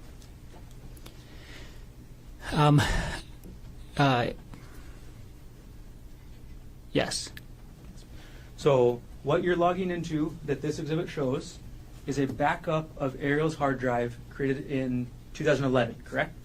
no. It's a portable hard drive that she had that had old documents on it. Okay. And you wanted to go into Arielle's old hard drive to look at the documents, right? That's right. And again, January 9, 2025, 9 p.m., correct? Yes. Or 9:10 p.m., correct? Yes. Okay. So, and this is through a program called Memio, right? I don't know what Memio is. All right. Well, regardless, you go in and No. you look at your documents, correct? Yeah, I just go in and look at the documents. I don't know what Memio is. All right. So you go into the folder for Ari, correct? Yes, And you go into the documents folder, right? yes, And you go into the divorce folder, correct? yes, And in that folder, you open a document called Notes. Is that right? yes, Okay. Moving on to page 2 of the exhibit. This is the same folder, correct? yes, Okay, the Ari folder. I'm sorry, this is a different folder. This is the Ari folder and then the downloads folder, correct?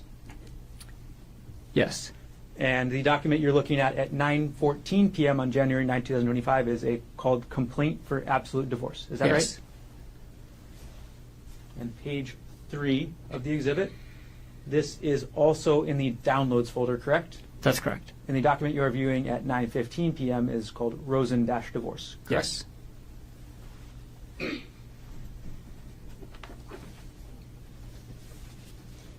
And again, these were all on Arielle's external hard drive, correct? yes, On February 3rd, 2025, you go back to your prior divorce folder, is that correct?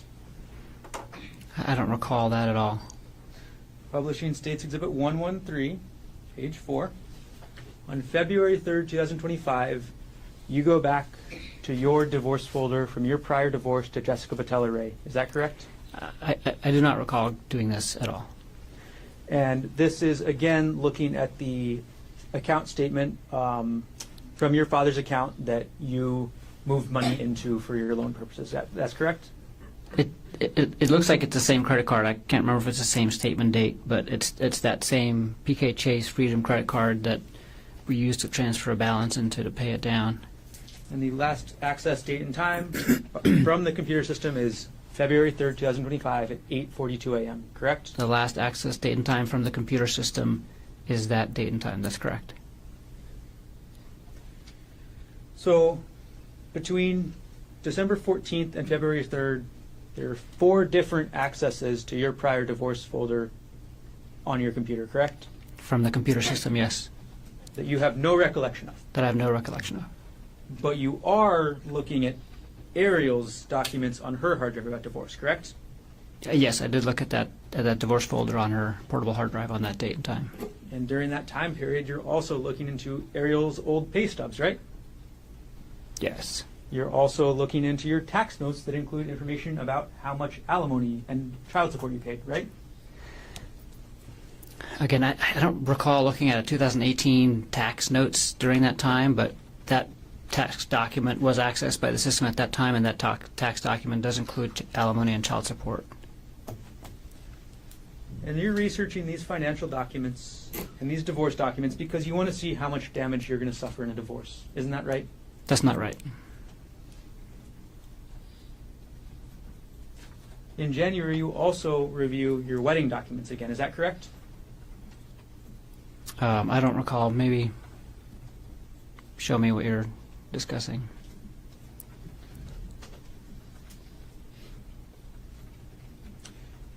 On January 22nd, 2025, you access your wedding spreadsheet again, correct?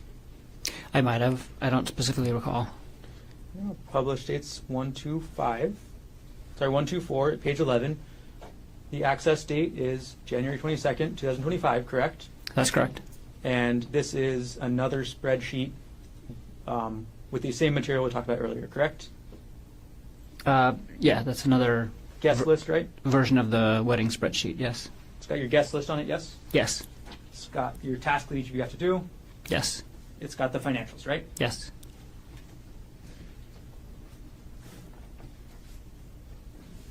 And on the same date, January 22nd, 2025, at 3:04 p.m., you view a document called Worthington Konig Wedding Room Block 9.14.18, correct?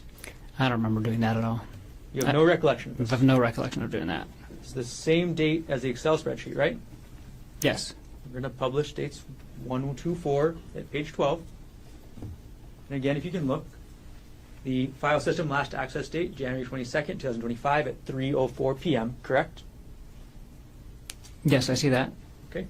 And in this document, this is the reservation for the venue of your wedding, correct? That's right. And it specifically shows how much that cost. Isn't that right? I have no recollection of what's on that document. No recollection. Okay, we'll publish to the next page.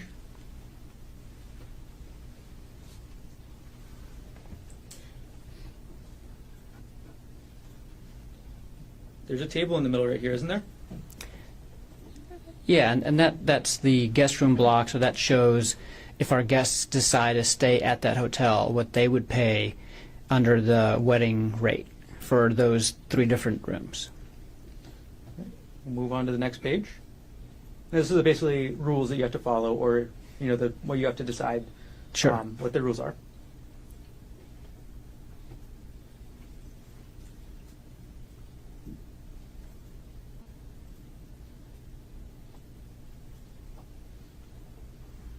And this has an anticipated revenue section, correct? Yeah, so they had a minimum. So we were holding our wedding at this venue, and they had a minimum revenue that they needed to generate from room reservations from our guests, and that was the minimum. And the overall cost for your wedding was $55,000 approximately, correct? That sounds about right. I don't recall. the exact number. But You were is looking up- that in that document? I Is asked that- you in general. No. Oh, I'm just wondering where you got your number from. The overall cost from your wedding is from your spreadsheets, correct? Yes. So you're looking up multiple different spreadsheets with the cost, right? I have no recollection of looking at the wedding room block document. I don't have a recollection of looking at the wedding spreadsheet either, but I could potentially think of a reason why I would have done that. But I've no recollection of opening that wedding room block and have no idea why I would have done that. The next date that you open the wedding spreadsheet is February 24th, 2025. Isn't that correct? I don't remember opening the wedding spreadsheet, but You don't recall? Okay. You also open a document called Final Floral Proposal on March 14th, 2025. Isn't that correct? no, I don't think I did. I don't remember doing that. And if that's related to the wedding, I certainly did not look at the floral contract or whatever. What is it called? You're saying you did not look at the floral contract No. for the Final Floral Proposal. Is that right? I 100% did not look at the final floral proposal for our wedding in March. The published states 124 at page 21. The document that we're looking at has a file name of Final Floral Proposal, correct? That's correct. File system, last access date and time, March 14, 2025. Yeah, the computer system accessed it on that date and time. I have no recollection of opening this document and looking at that date and time. The computer system did all this. Yes. The computer system opened this document, is what you're saying today. I'm not sure what Where the does computer access system go? did. It says accessed. That is what the computer It system says did. access. Just that? The computer system accessed this document, right? That's correct. Okay.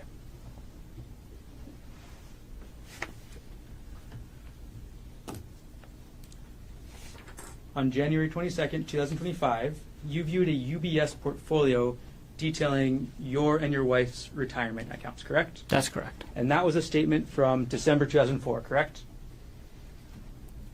2004? 2024, correct? Yes. So in December 2024, you get the UBS statement detailing how much you and your wife have in your retirement accounts. Is That's that right? correct. Yes. And you review that on January 22nd, 2025. Yes, I do remember that. And this is actually within a month of getting the statement, right? That's right. It makes sense to review the statement, within a month of getting it, right? Yes. Do you remember the figures in the statement? I do not. Would it help if we go through them together? Yes. Okay. States 126. We'll publish starting with the first page. This is just the metadata, again, that shows you you accessed this on January 22nd, 2025, correct? Yes. And again, statements from December 2024, right? Yes. Okay. We're going to look at a page detailing your Roth IRA next, okay? Okay, here's a summary page, correct? Yes. All right, and Gerhardt Konig, you have in this UBS account an Roth IRA value of $8,066.95, correct? That's correct. Arielle Konig has a Roth valued at $74,974, correct? That's correct. Arielle Konig has a second IRA valued at $164,500.76, correct? That's correct. For your account, that's a little over $8,000. Arielle is the sole beneficiary. Is that right? That's right. Anything happens to you, she gets 100%, right? That's right. For Arielle's Roth, the one that's about $75,000, you are the sole beneficiary, right? That's right. Anything happens to Arielle, that money goes to you, correct? That's correct. For Arielle's IRA, valued at $164,000 approximately, you are also the sole beneficiary, correct? That's correct. Anything happens to Arielle, that $164,000 goes to you. Is that That's right? right.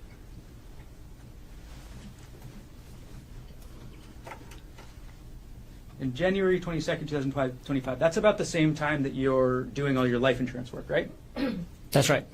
And that's the same, or around the same time that you send Arielle that email instructing her to get a $250,000 life insurance policy, correct? I did not instruct her to get that. It was a discussion that we had together, and the email was a summary of the product and the person to talk to after I contacted AAA. So I wasn't telling her to get life insurance. It was, here, contact this guy and ask for this product to get the life insurance that we discussed. And you sent that on January 21st, is that correct? I don't recall the exact date, but that sounds like it's the right date.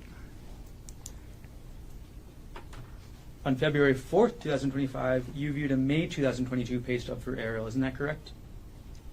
I'm sorry, say that again? On February 4th, 2025, at 2:29 p.m., you viewed a May 2022 pay stub for Arielle, correct?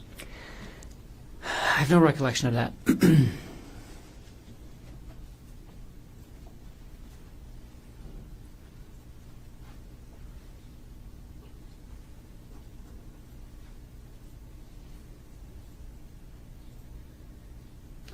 We'll publish States Exhibit 125 at page 22. This is the metadata, correct, Dr. Konig? Yes, And again, the document we're looking at is a pay stub, correct? that's right. There's one pay stub from 2022 at the end of May. And this is in your taxes folder on your computer, right? Yes, that's in the shared drive in the taxes folder. That's correct. Your testimony today is you have no recollection of looking at this. I have no recollection of looking at this. And the information contained in this pay stub is only the amount Arielle got paid that 1 month, For right? that 1 month, correct. Yeah, it doesn't make any sense that I would have looked at 1 month of pay stub data from 2 years ago at that Wouldn't make time. any sense, right? It would not.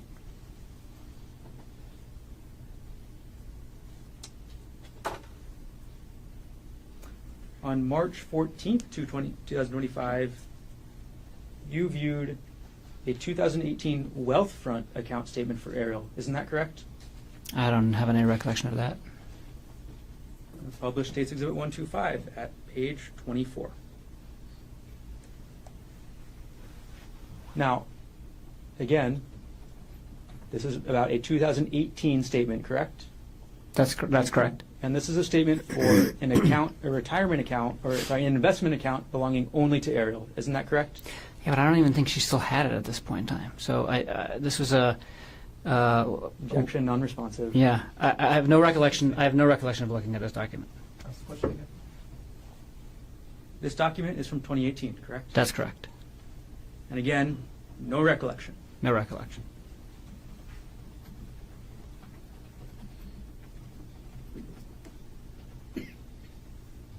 On March 16th, 2025, you viewed a document, again, about Arielle's retirement accounts, correct?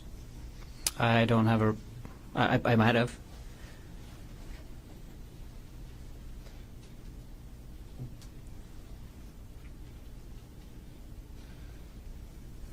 Going to publish States Exhibit 125 at page 36. On March 16th, 2025, you accessed a document that belongs or that is about Arielle's financials, correct?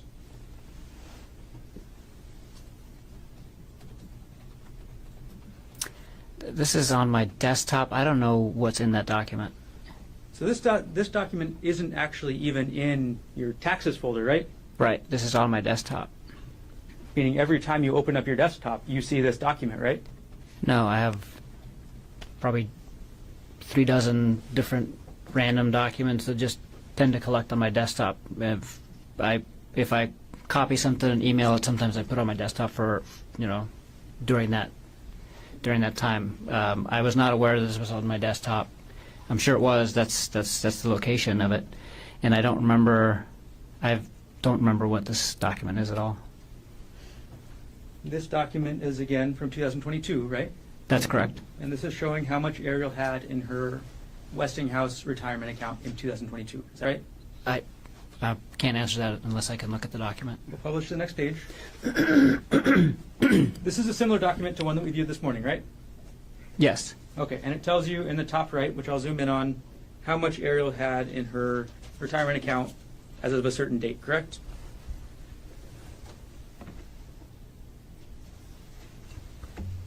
Yes, it says the total value of that account, and what's the date? The date was, the account summary shows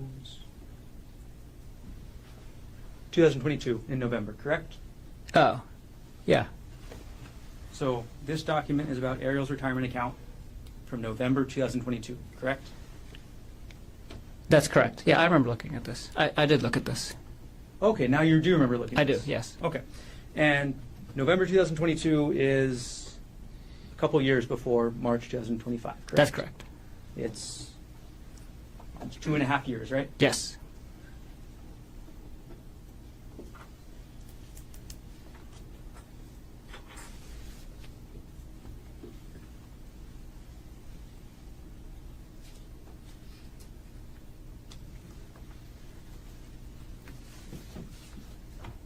Now, you've been asked about your research into hiking, is that right?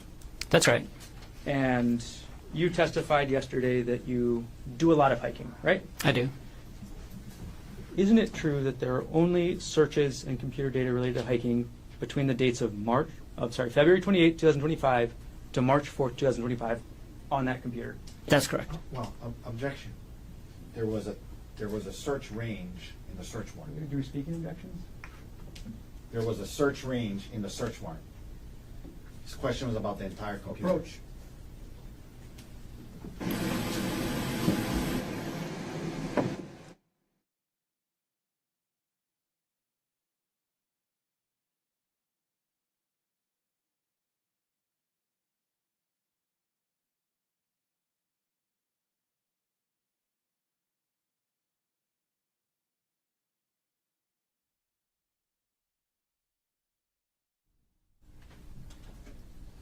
Let's limit the time frame, Dr. Konig. Between December 2024 and March 2025, the only data related to hiking from your computer is for those 5 days, correct? That's correct.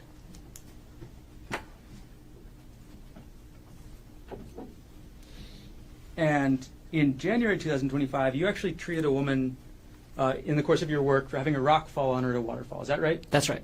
You saw the injuries that she got from that rock, correct? I did. You saw what kind of treatment she needed, right? Yes. And in February, at the end of February, that's when you started researching hikes, correct? That's correct. Published states 111. Publishing states 111 at page 1. On February 28th at 2:55 p.m., you searched Maui secret hikes, correct? I did. Then on the same date at 3:13 p.m., you searched secret hike Waikamai Falls, correct? That's correct. Then a couple minutes later on the same day, you move on to Oahu, correct? Yes. And you search best Oahu hikes, right? That's right. And by this time, you know that you're going to be taking, or you've discussed this Oahu trip with Arielle, correct? Yes. And the start of your search for Oahu is best hikes Oahu, right? That's right. And then you go to a website called alltrails.com, correct? Yes. And you filter to Hawaii first, right? Yes. And then Oahu, correct? Yes. And the title of that website is the 10 best trails and hikes in Oahu. That's right. Okay. The Palipuka Trail is not in those 10 best trails, is it? I can't remember, but I don't think so. Publishing next page to page 5. So February 28, 2025, 3:30 p.m., you click on a YouTube link titled Easy Hike on Oahu, Makapu'u Lighthouse Trail. Is that right? That's correct. Okay. And just a couple seconds later, publishing the next page, again at 3:30 p.m., you click on a different YouTube link for the top 10 easy Oahu hikes for everyone. Is that right? Yes. So first you look at best hikes, right? Yes. And then you see these 2 YouTube videos for easy hikes, right? Yes. You don't watch these whole videos, right? Probably not. You don't watch these videos because at next page, 7 out of 10, 3:31 p.m., you're looking up difficult hikes, right? That's right. Because easy hikes is not for you, right? Yeah, the hikes that I found on the Easy Hikes website wasn't what we were looking for. difficult hikes are generally more dangerous, right? Sometimes. Difficult- Sometimes they're just longer. Difficult hikes have rougher terrain, right? Sometimes. Difficult hikes have higher drop-offs, right? Not necessarily. Difficult hikes can have more exposure, correct? They could. And these difficult hikes, these are the kinds of hikes you were interested in, right? Yes. Now, your search for difficult hikes brought you to a website called journeyera.com. Is that right? That's right. And the first page you looked at on journeyera.com, I'm going to scroll to page 8 of this exhibit, is the URL just says Oahu hikes. Is that right? That's right.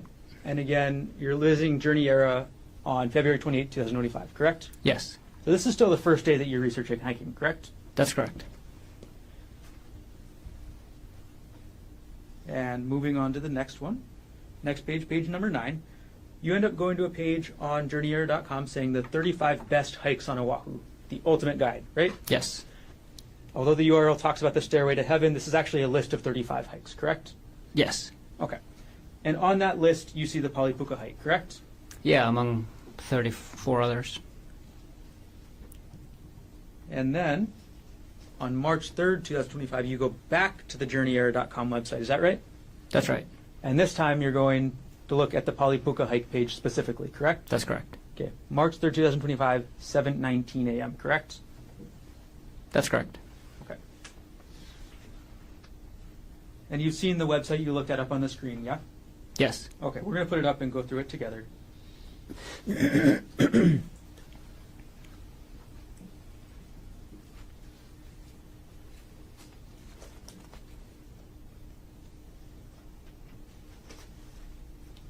All right, this is the front page of the website, right? Yes. All right, we're going to go to page 2.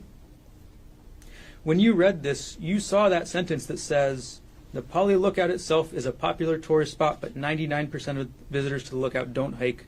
They just look over the valley. You saw that sentence, right? I'm sure I did. Yeah. And then you saw the page that describes the hike, isn't that right? That's right. You read the description? Yes. So you read the description that says, the hike isn't necessarily dangerous, but much of the path is on the edge of a huge drop-off. You read that, right? I'm sure I did. And you read the sentence that says, does that make it dangerous? You decide. I'm sure I did. I remember reading this whole article. So you remember reading the whole article. Yes. You remember reading the part that says that the hike spits you out on the edge of a cliff with a huge drop-off. If it says it, then I read that. You remember looking at this picture of the hike, right? Yes. And you see this picture, and this is what you want to do. Yes. This is the hike you want to take Arielle on, right? Yes. Next page.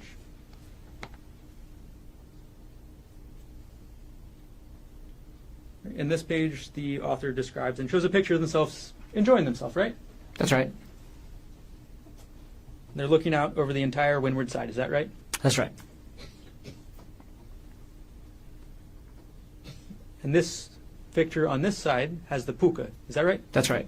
And this is at the end of the hike, right? I assume so. Actually, from what I've remember from the description is that you can keep going past this for a little while still, but it's close to the end. And this is ultimately where you want to take Arielle, right? Yes. This was the plan, to take her to this section, correct? Yes. And to take Arielle to this section of the puka, you have to take her through this section, correct? Yes. You have to take her along this trail along the cliff. Is that right? Presumably, I never got to this point in the trail, but according to the pictures, yes. You never got this far in the trail, right? No. The plan was to get that far in the trail, though, right? Yes.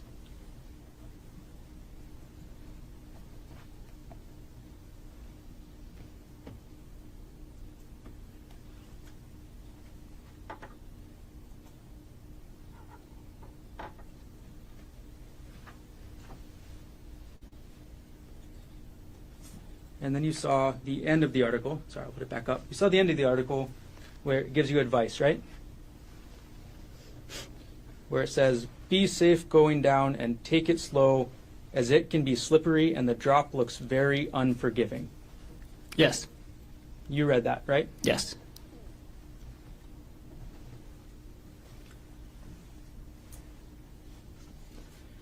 Now, while this is all going on, you've also been working on updating the insurance, correct?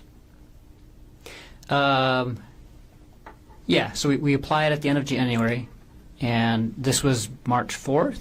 Yeah, by this time I think Aries' policy had already gone through, and either one, and maybe one of my policies did, but not both. Your insurance policy doesn't go through partially until March 12th and then completely on March 24th. Is that correct? That sounds right.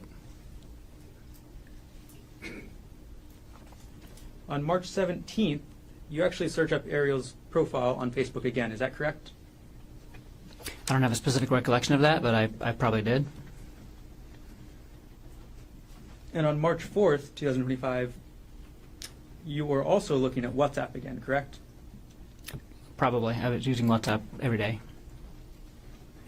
You were using WhatsApp every day. for work. Now,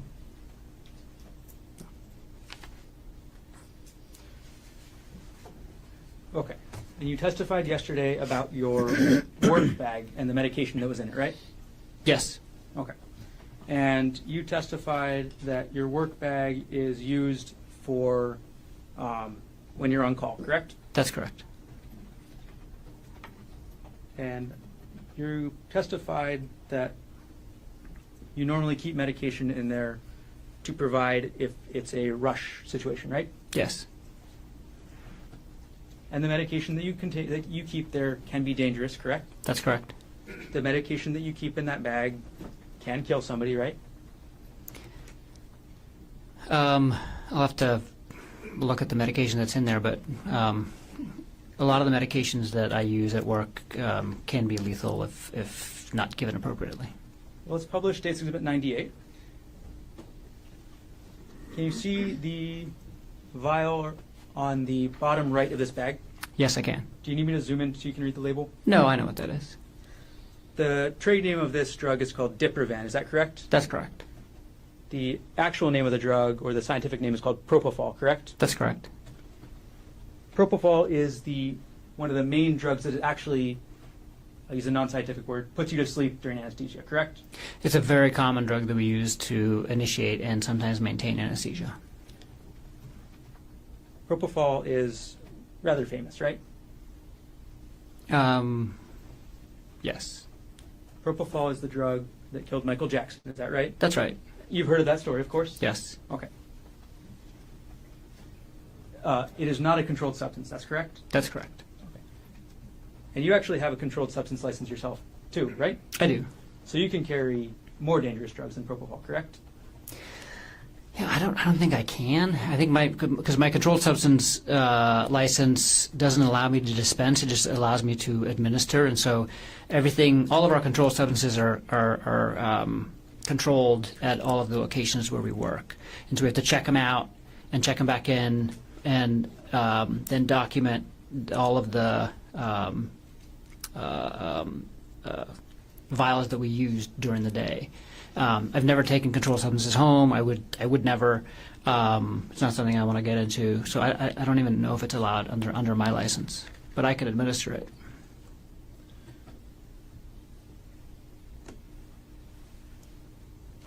All right.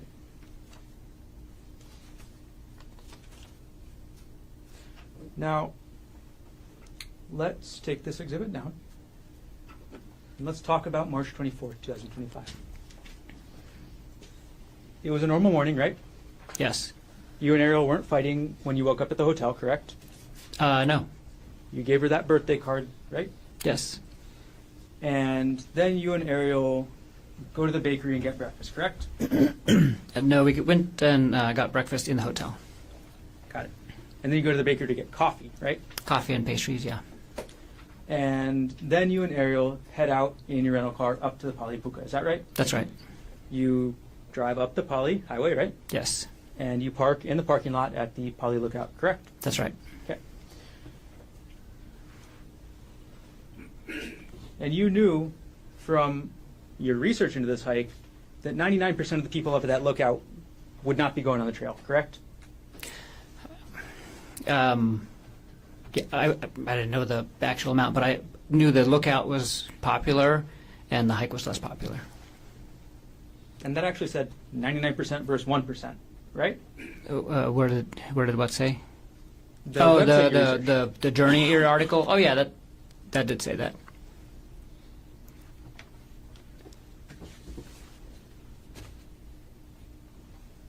The website even told you, does that make the hike dangerous? You decide. Is that right? No, the website when the website said that, it was talking about the trail being next to a cliff, not the trail being some isolated, secluded spot that there's no people. The website said you decide if the trail is dangerous, correct? No, the website said specifically, it's not dangerous if you stay on the trail, but if you don't stay on the trail, you might fall off the cliff. Is that dangerous? You decide. And you saw that cliff, right? I did. On the picture, And you saw that cliff was at minimum several hundred feet high, correct? yes, You know, common sense tells you somebody falls off that cliff, they're going to die, right? that's correct. And the website even tells you that the hike spits you out on the edge of a cliff with a huge drop off. Is that right? That's right. And that photo that we looked at shows the trail going right along the cliff edge, correct? For parts of it. And this is the hike that you wanted to take Arielle on for her birthday, right? Yes. You wanted to go through the start of the hike, correct? I'm sorry. Can you say that again? You wanted to do more than just start the hike, correct? I wanted to do more than just start the hike. That's correct. You wanted to do the whole hike, is that right? That was the plan.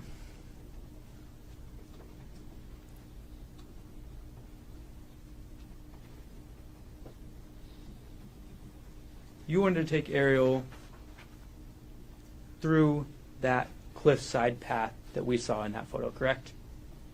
Yeah, I wanted to take her on the hike and go with her on the hike and make it all the way to the puka. That was the plan. In Publishing States Exhibit 122, you wanted to take Arielle along this path, right? That's right. Wouldn't you agree that that path is right on the edge of the cliff? Yeah, it's very, very close to the edge of the cliff. It's a narrow path, right? It's a narrow path, and then there's a little narrow strip of grass and rocks, and then there's the cliff. An empty void, right? Yes. Nothing to hold on to, right? For this part of the trail, not much. I mean, there's some brush on the other side, but you have to really watch your step. But Arielle didn't go that far on the trail that day, did she? No. 'Cause Arielle didn't want to hike anymore, right? Yeah, there came a point in time where Arielle did not want to hike anymore. Arielle deviated from your plan to go up this part of the trail, right? I wouldn't characterize it like that. Well, you planned to go up this part of the trail, correct? That's correct. And Arielle didn't follow through with that part of the plan, right? Yeah.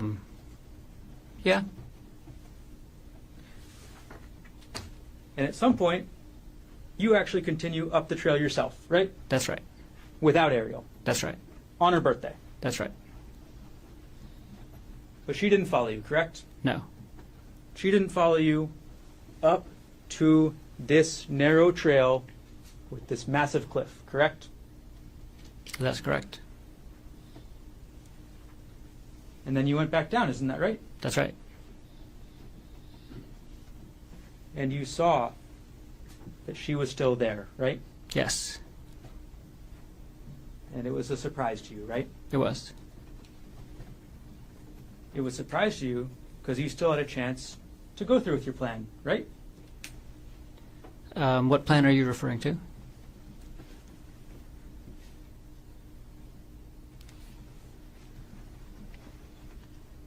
It was a surprise because you still had a chance to go through with your plan to push Arielle off the cliff. Isn't that right? That is not right at all.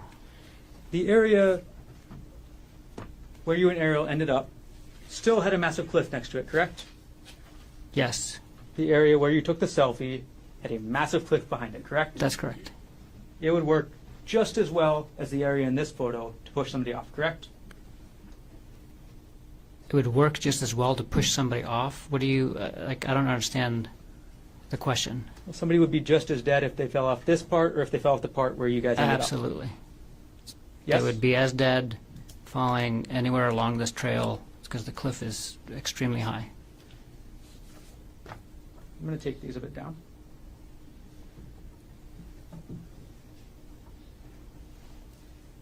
Before we get to the final parts of the trail, you testified this morning, and you said, please do correct me if I'm wrong here, that you were not sexually demanding of Arielle. Is that correct? That's correct. That is your testimony. Yes, You and Arielle went to couples counseling, isn't that correct? that's correct. And when you went to couples counseling, oh, you testified about the counseling yesterday, right? Yes. Can we And approach now?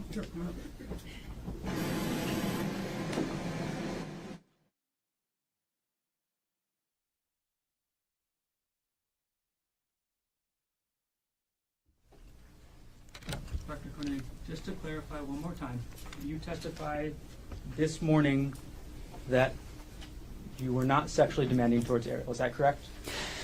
I think the question was if I ever demanded sex of Ari, and I've never demanded sex of Ari. So you never demanded it, right? That's right. How often did you want to have sex with Arielle? There was no specific number of times. It was up to every other day, right? Was what up to every other day? You wanted to have sex with Arielle and of an amount up to every other day. Isn't that correct?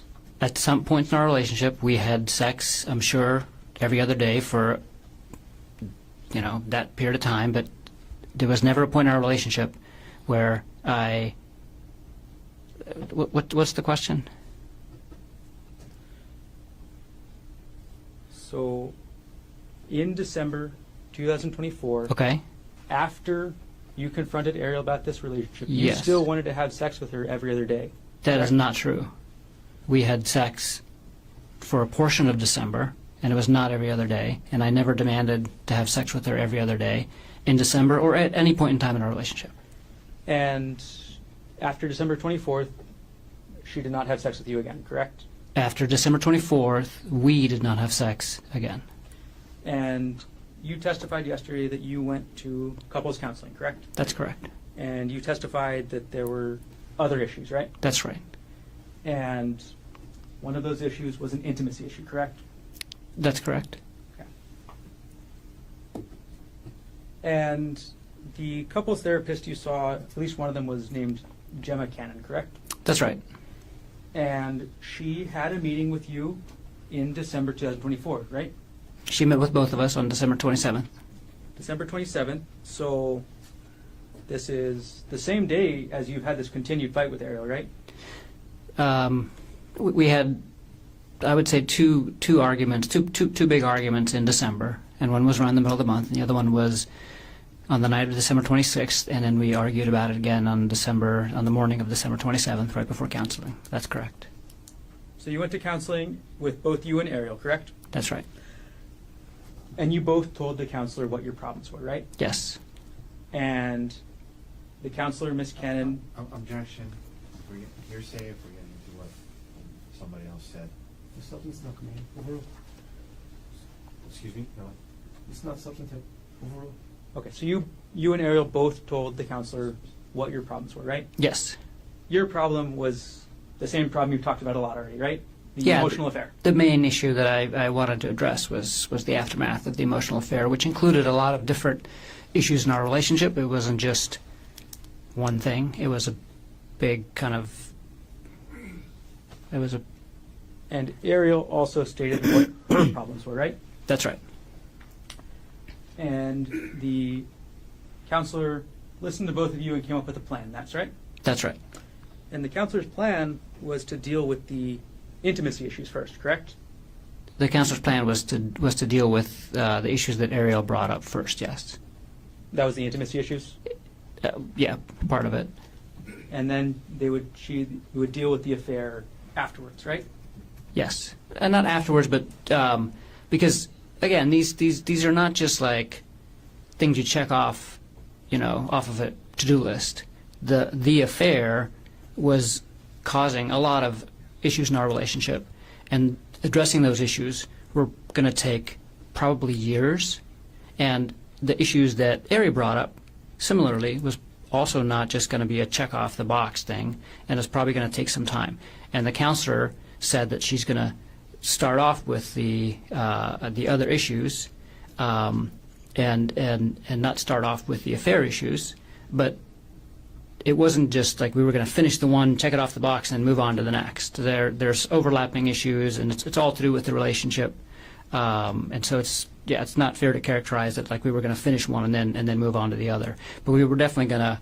She said, we're going to basically let's prioritize talking about the issues that she brought up first. Gerhardt, are you okay with waiting to address a lot of the issues to do with the affair until later in therapy? And I said, absolutely. And you testified yesterday that those issues about the affair were never really resolved. Is that right? No. Yes, that's right. So, talked about Arielle's issues, and the issues you brought up were never resolved. Correct? I'm sorry. Ask that again. The first priority was Arielle's issues, the intimacy issues. Correct? The first priority was Ariel's issues, and intimacy was one of them. And then your issue, the emotional affair, was never addressed. Correct? And our issue, the affair, wasn't adequately addressed ever either. And neither were the emotional issues. And I have to say, part of the affair and the aftermath of the affair, I had emotional issues, intimacy issues as well with her. So the intimacy issues went both ways. And when we... I'm going to ask my next question. Go ahead, sorry.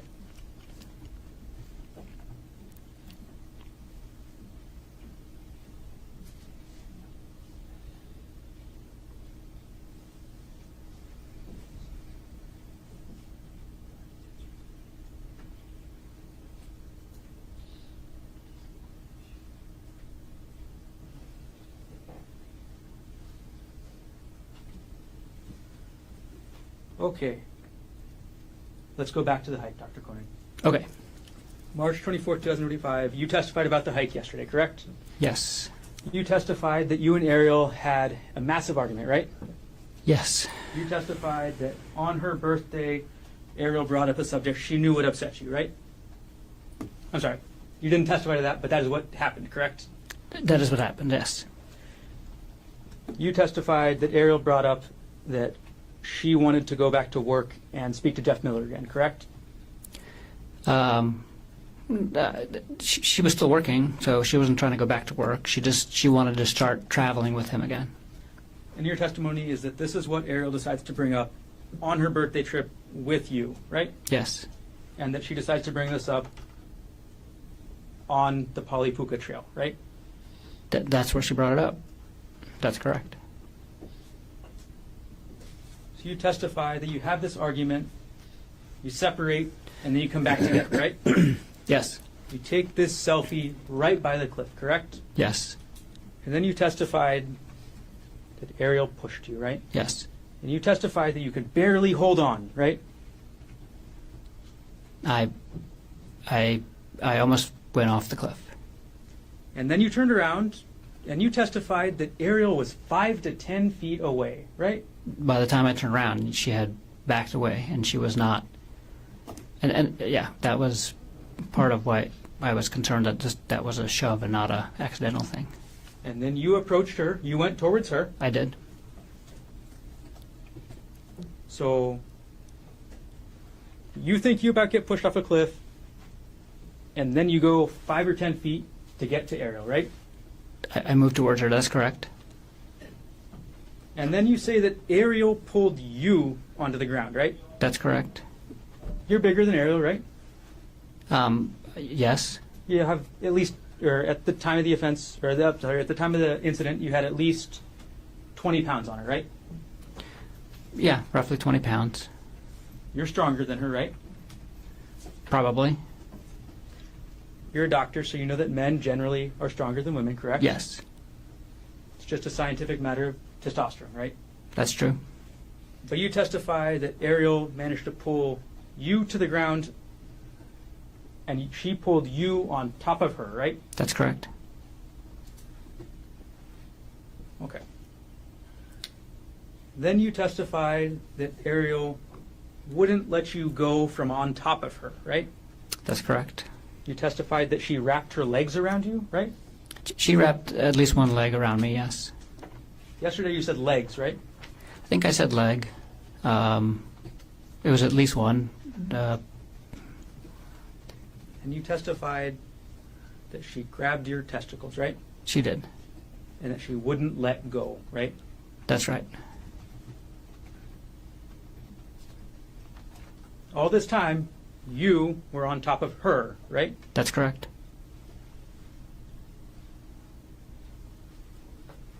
And then you testified that Arielle took that rock.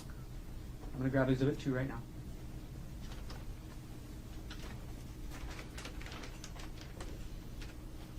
You testified that Arielle took this rock and hit you in the face. Isn't that right? That's right. And you said the first hit, she got me kind of good, right? That's right. And you said she kept trying, right? That's right. And you testified you tried to start blocking it, right? Yes. And you testified she actually got a couple more hits in, right? Yes.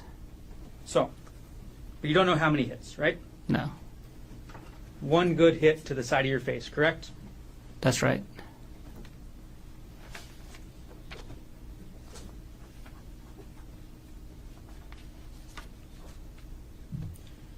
I'm going to publish State's Exhibit 236.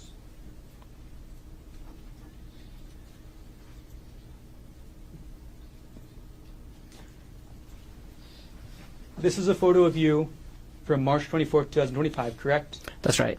This is immediately after the police arrested you, right? That's right.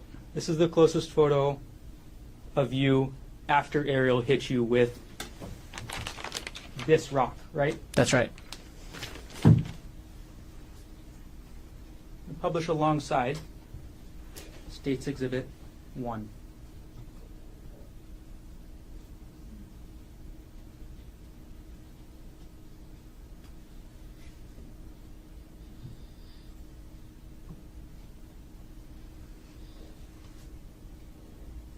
Okay, so on the right side, we have you after Arielle got one good hit with you with the rock, right? That's right.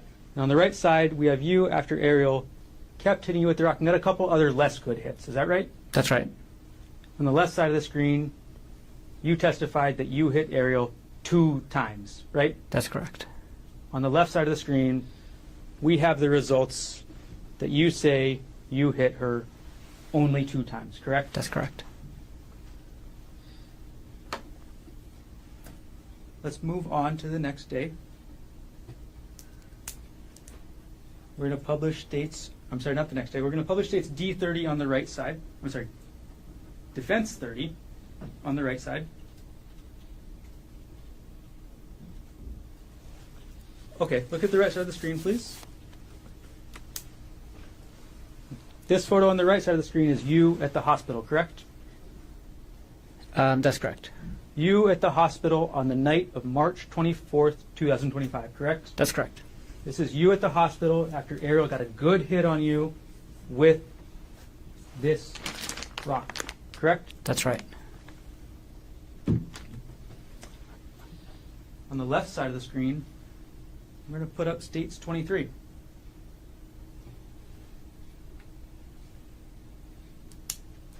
This is Arielle at the hospital, correct? That's right. This is Arielle at the hospital after your 2 hits, correct? That's right.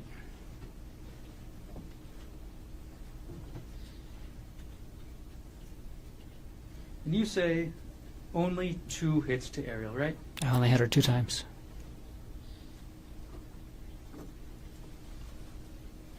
This is the front of Arielle's face after those 2 hits, right? Yes. Which exhibit? States 22. Thank you. Put up States 27. This is Arielle's hand after those. This is Arielle's hand after those 2 hits, right? Yes. And lastly, we'll put up on the left side states 128.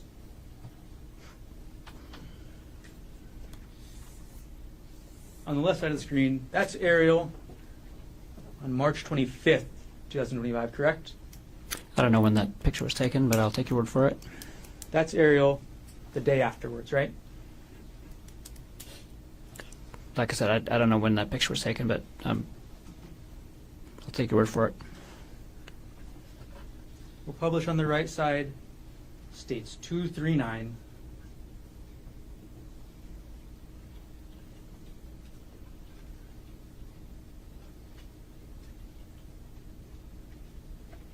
We'll flip it upside correctly.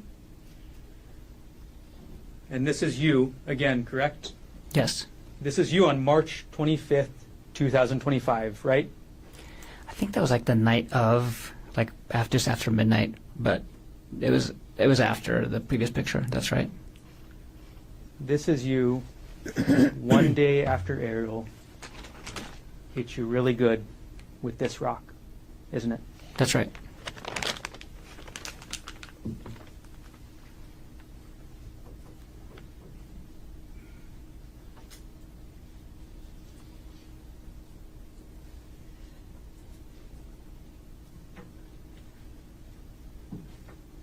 Take the recess. I'm sorry. Should we take the recess? That was a good time. Ladies and gentlemen, let's take our afternoon recess.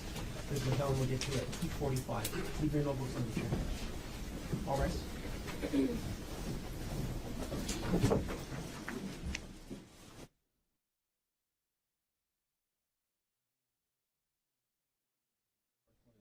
Once you see that 25-373, Dr. Konig is present in court on the stand and still in the role. All full counsel of record are present. All jurors are back in the court. Mr. Garner, can you continue? I have no further questions. Mr. Otake, can you read that right? Yes.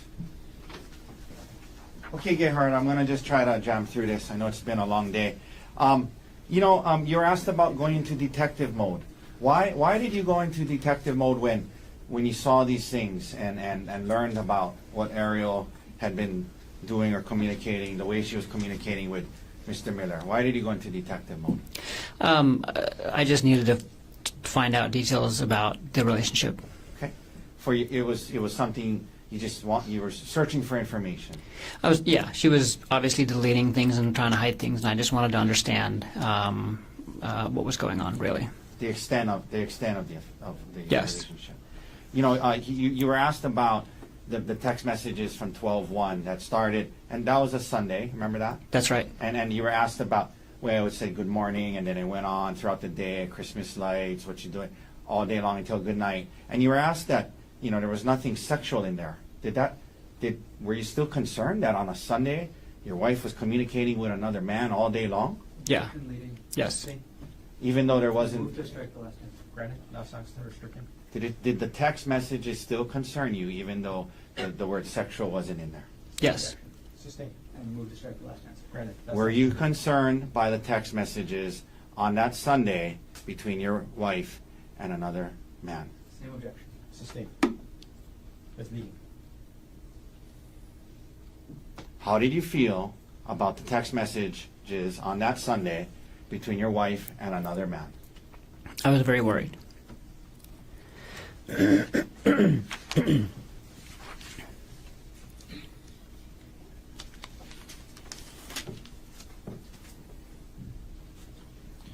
Why did you tell Bryant first?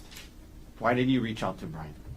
I reached out to Bryant because he was one of my best friends, and I needed advice, and I wanted to give him a heads up about what was going to happen on the trip. Okay.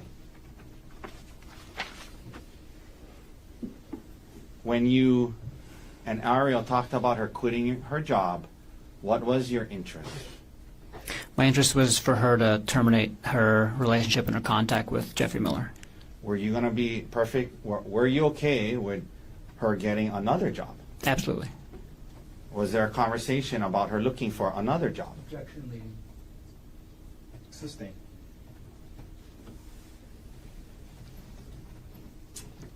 did you and Arielle talk about what would happen if she quit her current job? Yes. And what did you guys discuss? She was going to look for another job. Okay. You were asked a lot about her move, like this conversation about her moving out and then not. Initially, what was your thoughts about her moving out initially when you found out about it in San Luis Obispo? I mean, I would have preferred if we could deal with the affair in an isolated environment, and so it would have been preferable if she had moved out. Did you eventually change your thoughts on that? Yes.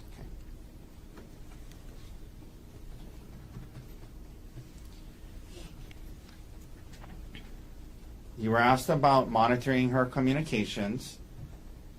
Is there anything you learned in the audiobooks about that? Yes. What did you learn from the audiobooks about monitoring her communications and her sharing, giving up some privacy during this healing period? I learned that as part of rebuilding trust in a relationship after an affair, especially in the digital age, it is going to require proactive giving up of some degree of privacy by the cheating spouse. Okay. Now, you were asked about in the December time period certain things that on your computer when they ran this access search indicated it was accessed. Okay, so I'm going to quickly ask you. I'm not going to spend hours on hours on it. Okay. Ask you a few questions about it. Yeah. The things about Reddit and the audiobooks and things to do with infidelity. Why were you looking up these things in late December? Because I was working on our relationship. Were you still having a hard time with it all? I was. You know, I asked Detective Inuma about how the search warrant, the computer search only pulled the terms, the relevant terms, and your name wasn't on there. Do you believe, like during this time period, you were also looking at your own financial? I most certainly was. Beyond the scope and expertise. Do you believe you were also looking at your own financials at that time? Yes, I most certainly were. But you heard Detective Inuma say that search only pulled the ones with her name, yeah? Yes, I heard that.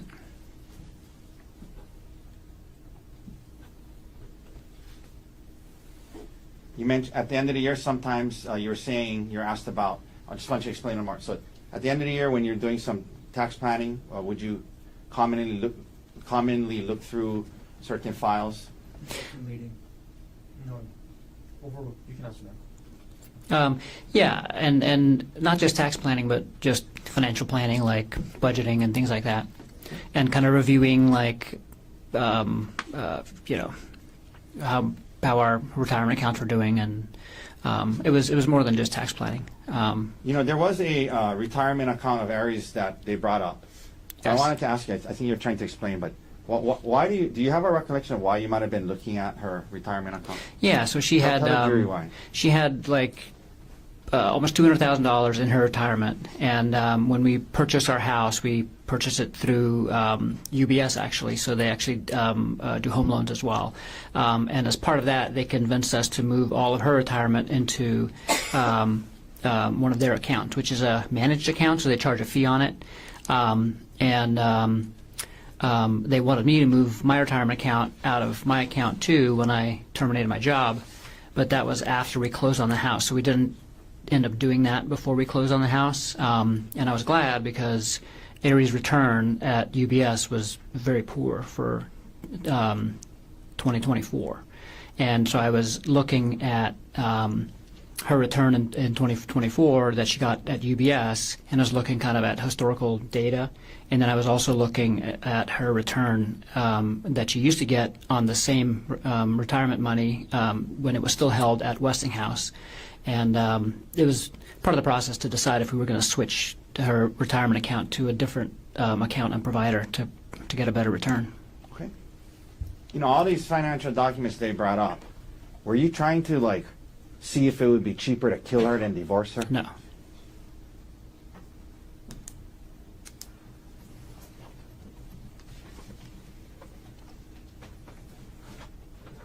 You mentioned Darvo and what that meant.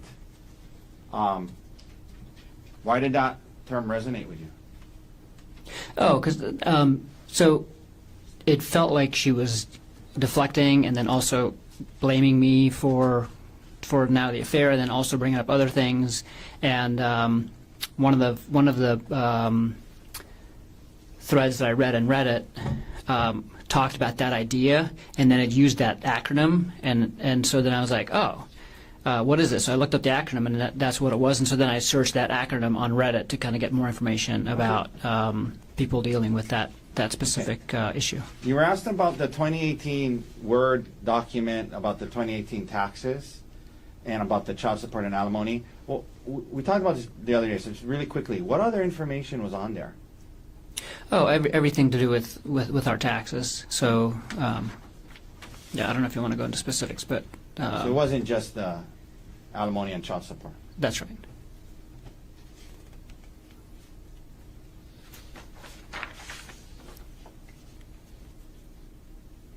Do you typically wake up early in the morning? Yes.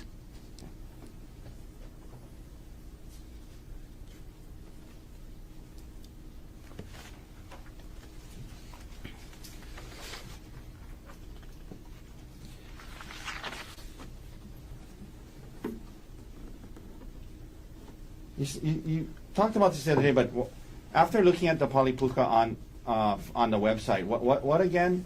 Why did it seem like a good one for you guys? What was the reasons? Yeah, I thought that was going to be a really good hike for us to do because, like the prosecutor mentioned, it has these expansive views of the entire East Oahu. I'm sorry, West Oahu. No, East Oahu. And that was kind of one of our goals, is to kind of explore the island but kind of see it, so we can get an idea of what the island looks like. It was a relatively difficult hike, which we're kind of used to, and we like hikes like that. That's like a little bit out of the ordinary. And it ended up, at this really cool spot where we could take a picture. It was close to Waikiki, and it was a short hike. Okay. Fit into our You wanted schedule. to do other things that day. Yes. Okay. 1 second.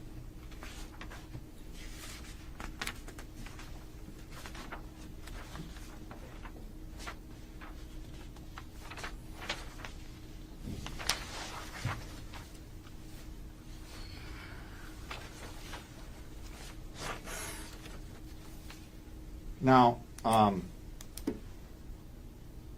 you were asked about whether or not during the conversation when you confronted Arielle about the affair in San Luis Obispo, prosecutor asked you if at some point in that conversation you called her a lying bitch and a whore. You remember being asked that? Yes. And was this a long conversation you guys had? Yeah, I mean, I would say we had the conversation about the affair for the entire time we were in San Luis Obispo. But then that first on night, and off, That first night, did that conversation get heated and emotional? It did. Okay. It did. Let me ask you this. It was just the two of you there, right? Oh, when yes. Yeah. And you were asked if you called her those names, and you wanted to tell the jury that you did. Yes. You could have said, no, I didn't call her that, but you wanted them to know that you did call her those names, right? Testifying. Sustained. You testified to this jury. Well, you admit that you called her those names. Yes. And then did the conversation continue, and did you guys try to work through it? Yes. Okay. All right. Thank you, doctor. That's all the questions I have for you. Any recross based on what was asked on redirect? Just a moment. Take your time. Actually, before we begin, may we approach on the record? Yes.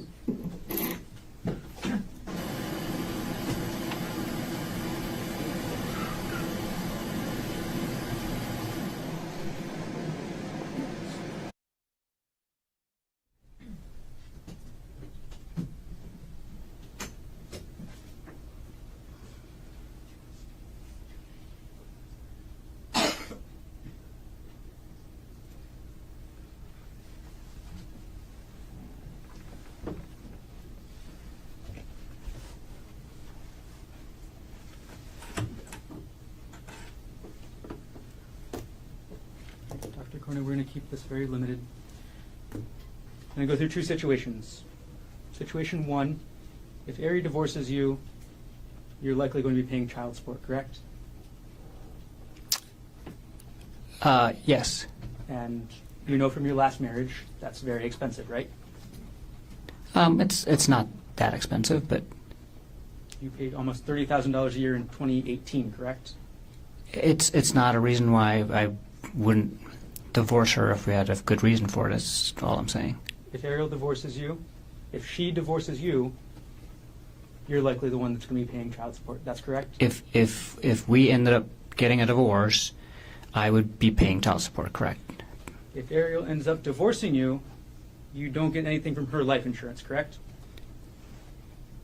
If Arielle, if we get divorced, neither one of us gets either one of our life insurances. Arielle divorces you, you don't get any of her retirement accounts, correct? If we get divorced, well, that's not true. No.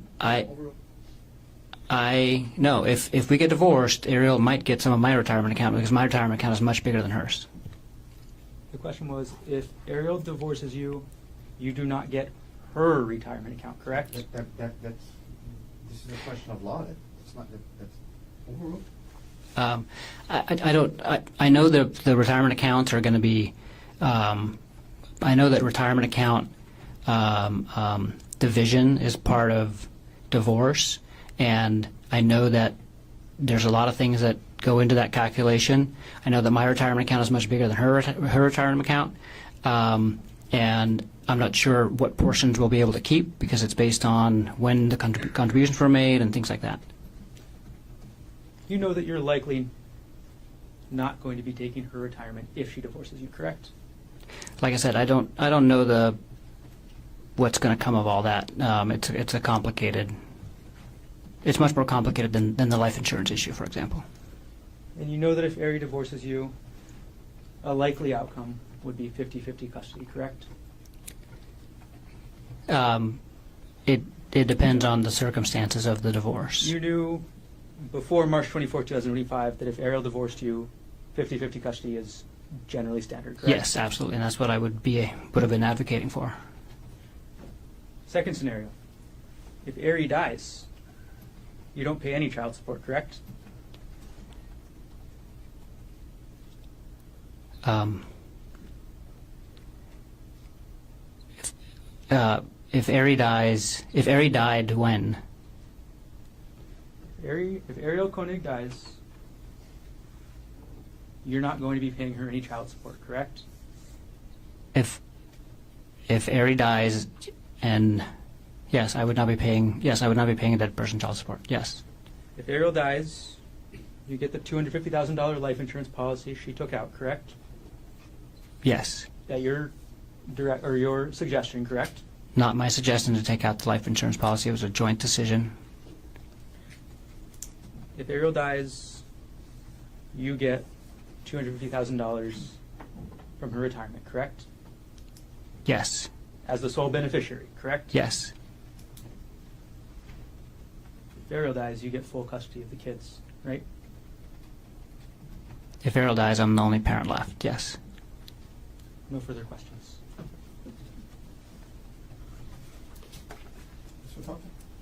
If you get convicted of this charge, Objection. she gets full custody. Approach.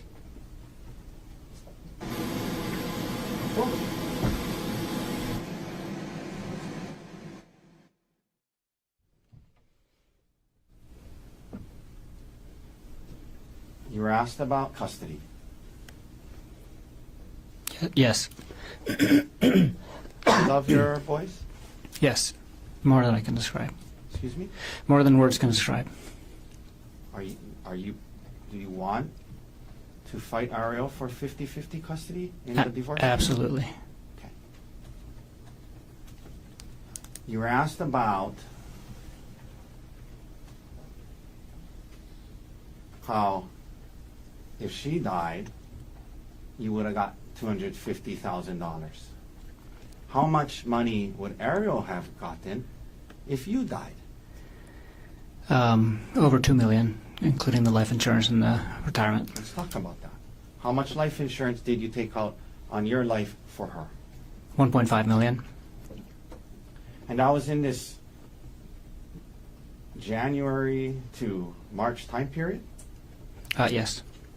During that time period, you decided to take out $1.5 million of life insurance on your life for her, right? Yes.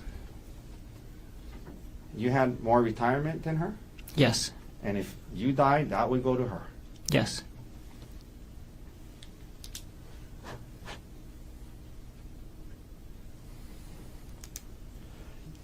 They brought up child support. Throughout, when you were your two older kids, they asked you about that. After you and their mom split up, did you pay child support? Yes. Did you feel it was the right thing to do? Yes. Did you want to do that for your kids? Yes.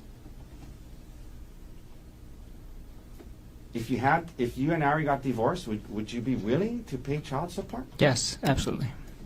Would you do financially whatever you needed to do to make sure your kids had a good life? Yes. Thank you, Gerhardt. Any other questions? No further questions. Doctor, thank you. You can return back to council state.